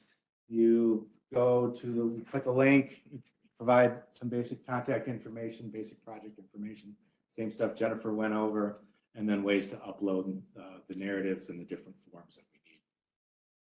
The idea is we will take these projects that you provide us and the budgets, and we'll be able to create a list and documented need that we can then share with EPA to make sure we can get as much of these funds as we can. Since we'll have a draft priority rating system and process, the hope, this is a hope, is that we can take these forms that you've submitted, turn them into an application without asking you guys to submit a whole bunch of additional stuff, and get it in front of the authority as quickly as we can. As part of the project solicitation, we do still need a sealed budget. That information is very important to show that we've got the dollar need to get funds. We are not asking for a signed resolution, but we will need that prior to it becoming an official application. And we do not need the funds transfer certification form yet, but we will need them. That's it. Questions? A logistic question. You know that everywhere we have dug up a galvanized service line has been connected without exception every time. But to dig up the lead gooseneck, you might as well replace it. Is that enough evidence to say that there's a lead gooseneck that's galvanized line? You dig down to the meter, like we pothole at the meter. Okay. We pothole at the meter and expose the galvanized service line. And in every case where we've replaced a galvanized service line, it's been connected to a lead gooseneck because that was how our system was plumbed in every case. because you can't connect galvanized to a main. What level of proof do we have to say, hey, we have a galvanized service line? We know that's a lead gooseneck connecting it. So all of your galvanized lines are. Without exception in residential. So Public Water Supply website has links and information on what are acceptable means of documentation. I don't know if that one's on there. It seems very reasonable. I think you would need to have, feedback that you're checking it, replacing it. Looks like Vince says something. Yes, the public water supply. Yes, the public water supply website has information on the inventory, including template forms. And those have, they classify different kinds of evidence by degree of confidence. That would be a relatively high level of confidence, I think. Thank you. So not zero at any rate. Yeah, we want to know how you know it's lead.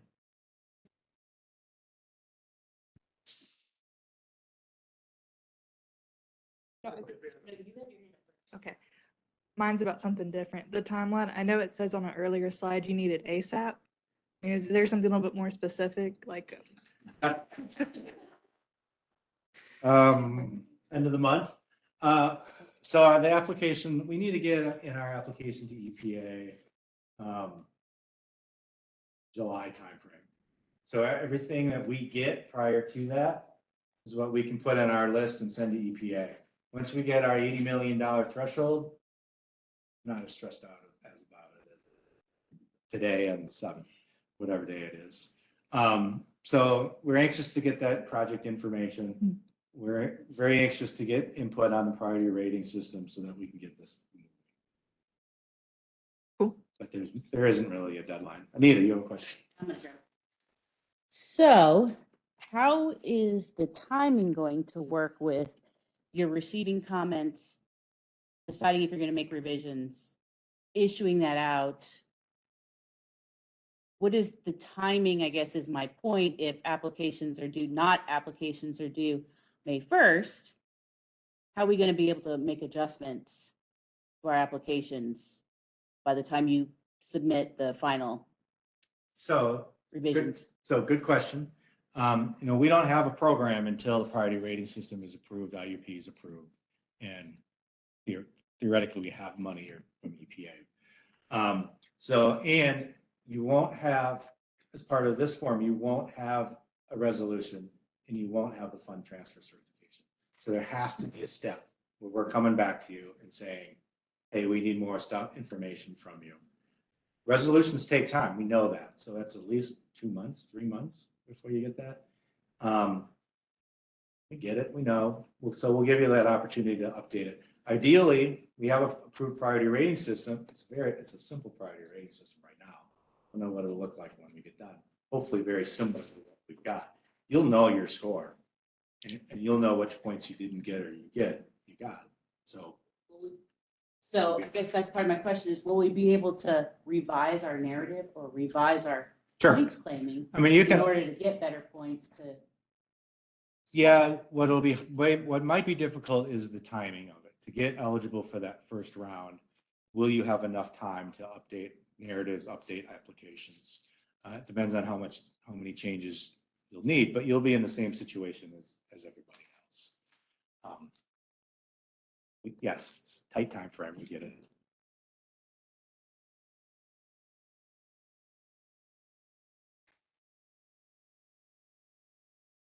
Make sure I didn't miss anything.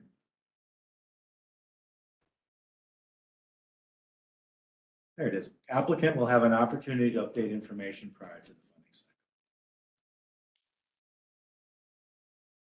There is the website.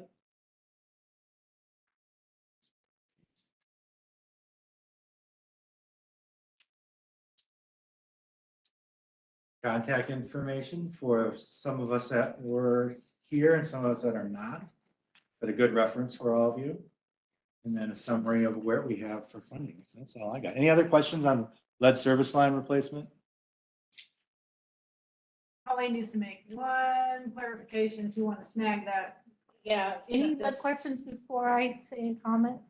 I just want to make a clarification comment. There was a question earlier about CDBG and the size of the county or the community. The size doesn't matter in our case. It's the status of non-entitlement versus entitlement. So if your community is non-entitled, meaning they don't get funds directly from HUD, then they can apply to our program, no matter their size of the county or the town. Okay, great. Well, we actually have gotten y'all out on time. Really quickly, before you fill out your evaluations, I do have a question for y'all. Were you okay with only having the presentation in the agenda? Be honest, it will not hurt my feelings if you're like, please print out everything. So we just wanted to make sure, I wanted to ask that question because we did switch it up this year. Part of it was out of, we are DEQ.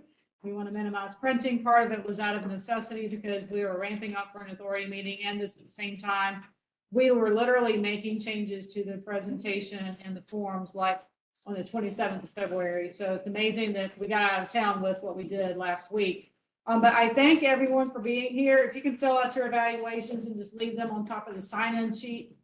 Be sure to sign out at the front desk. And also, as usual, if you have anyone or any questions about anything, call us. We do find that the best applications to come in is when you come to this training and then work with us afterwards. So thank you for coming and have a safe trip back. And we will talk to you later. Thanks. Thank you.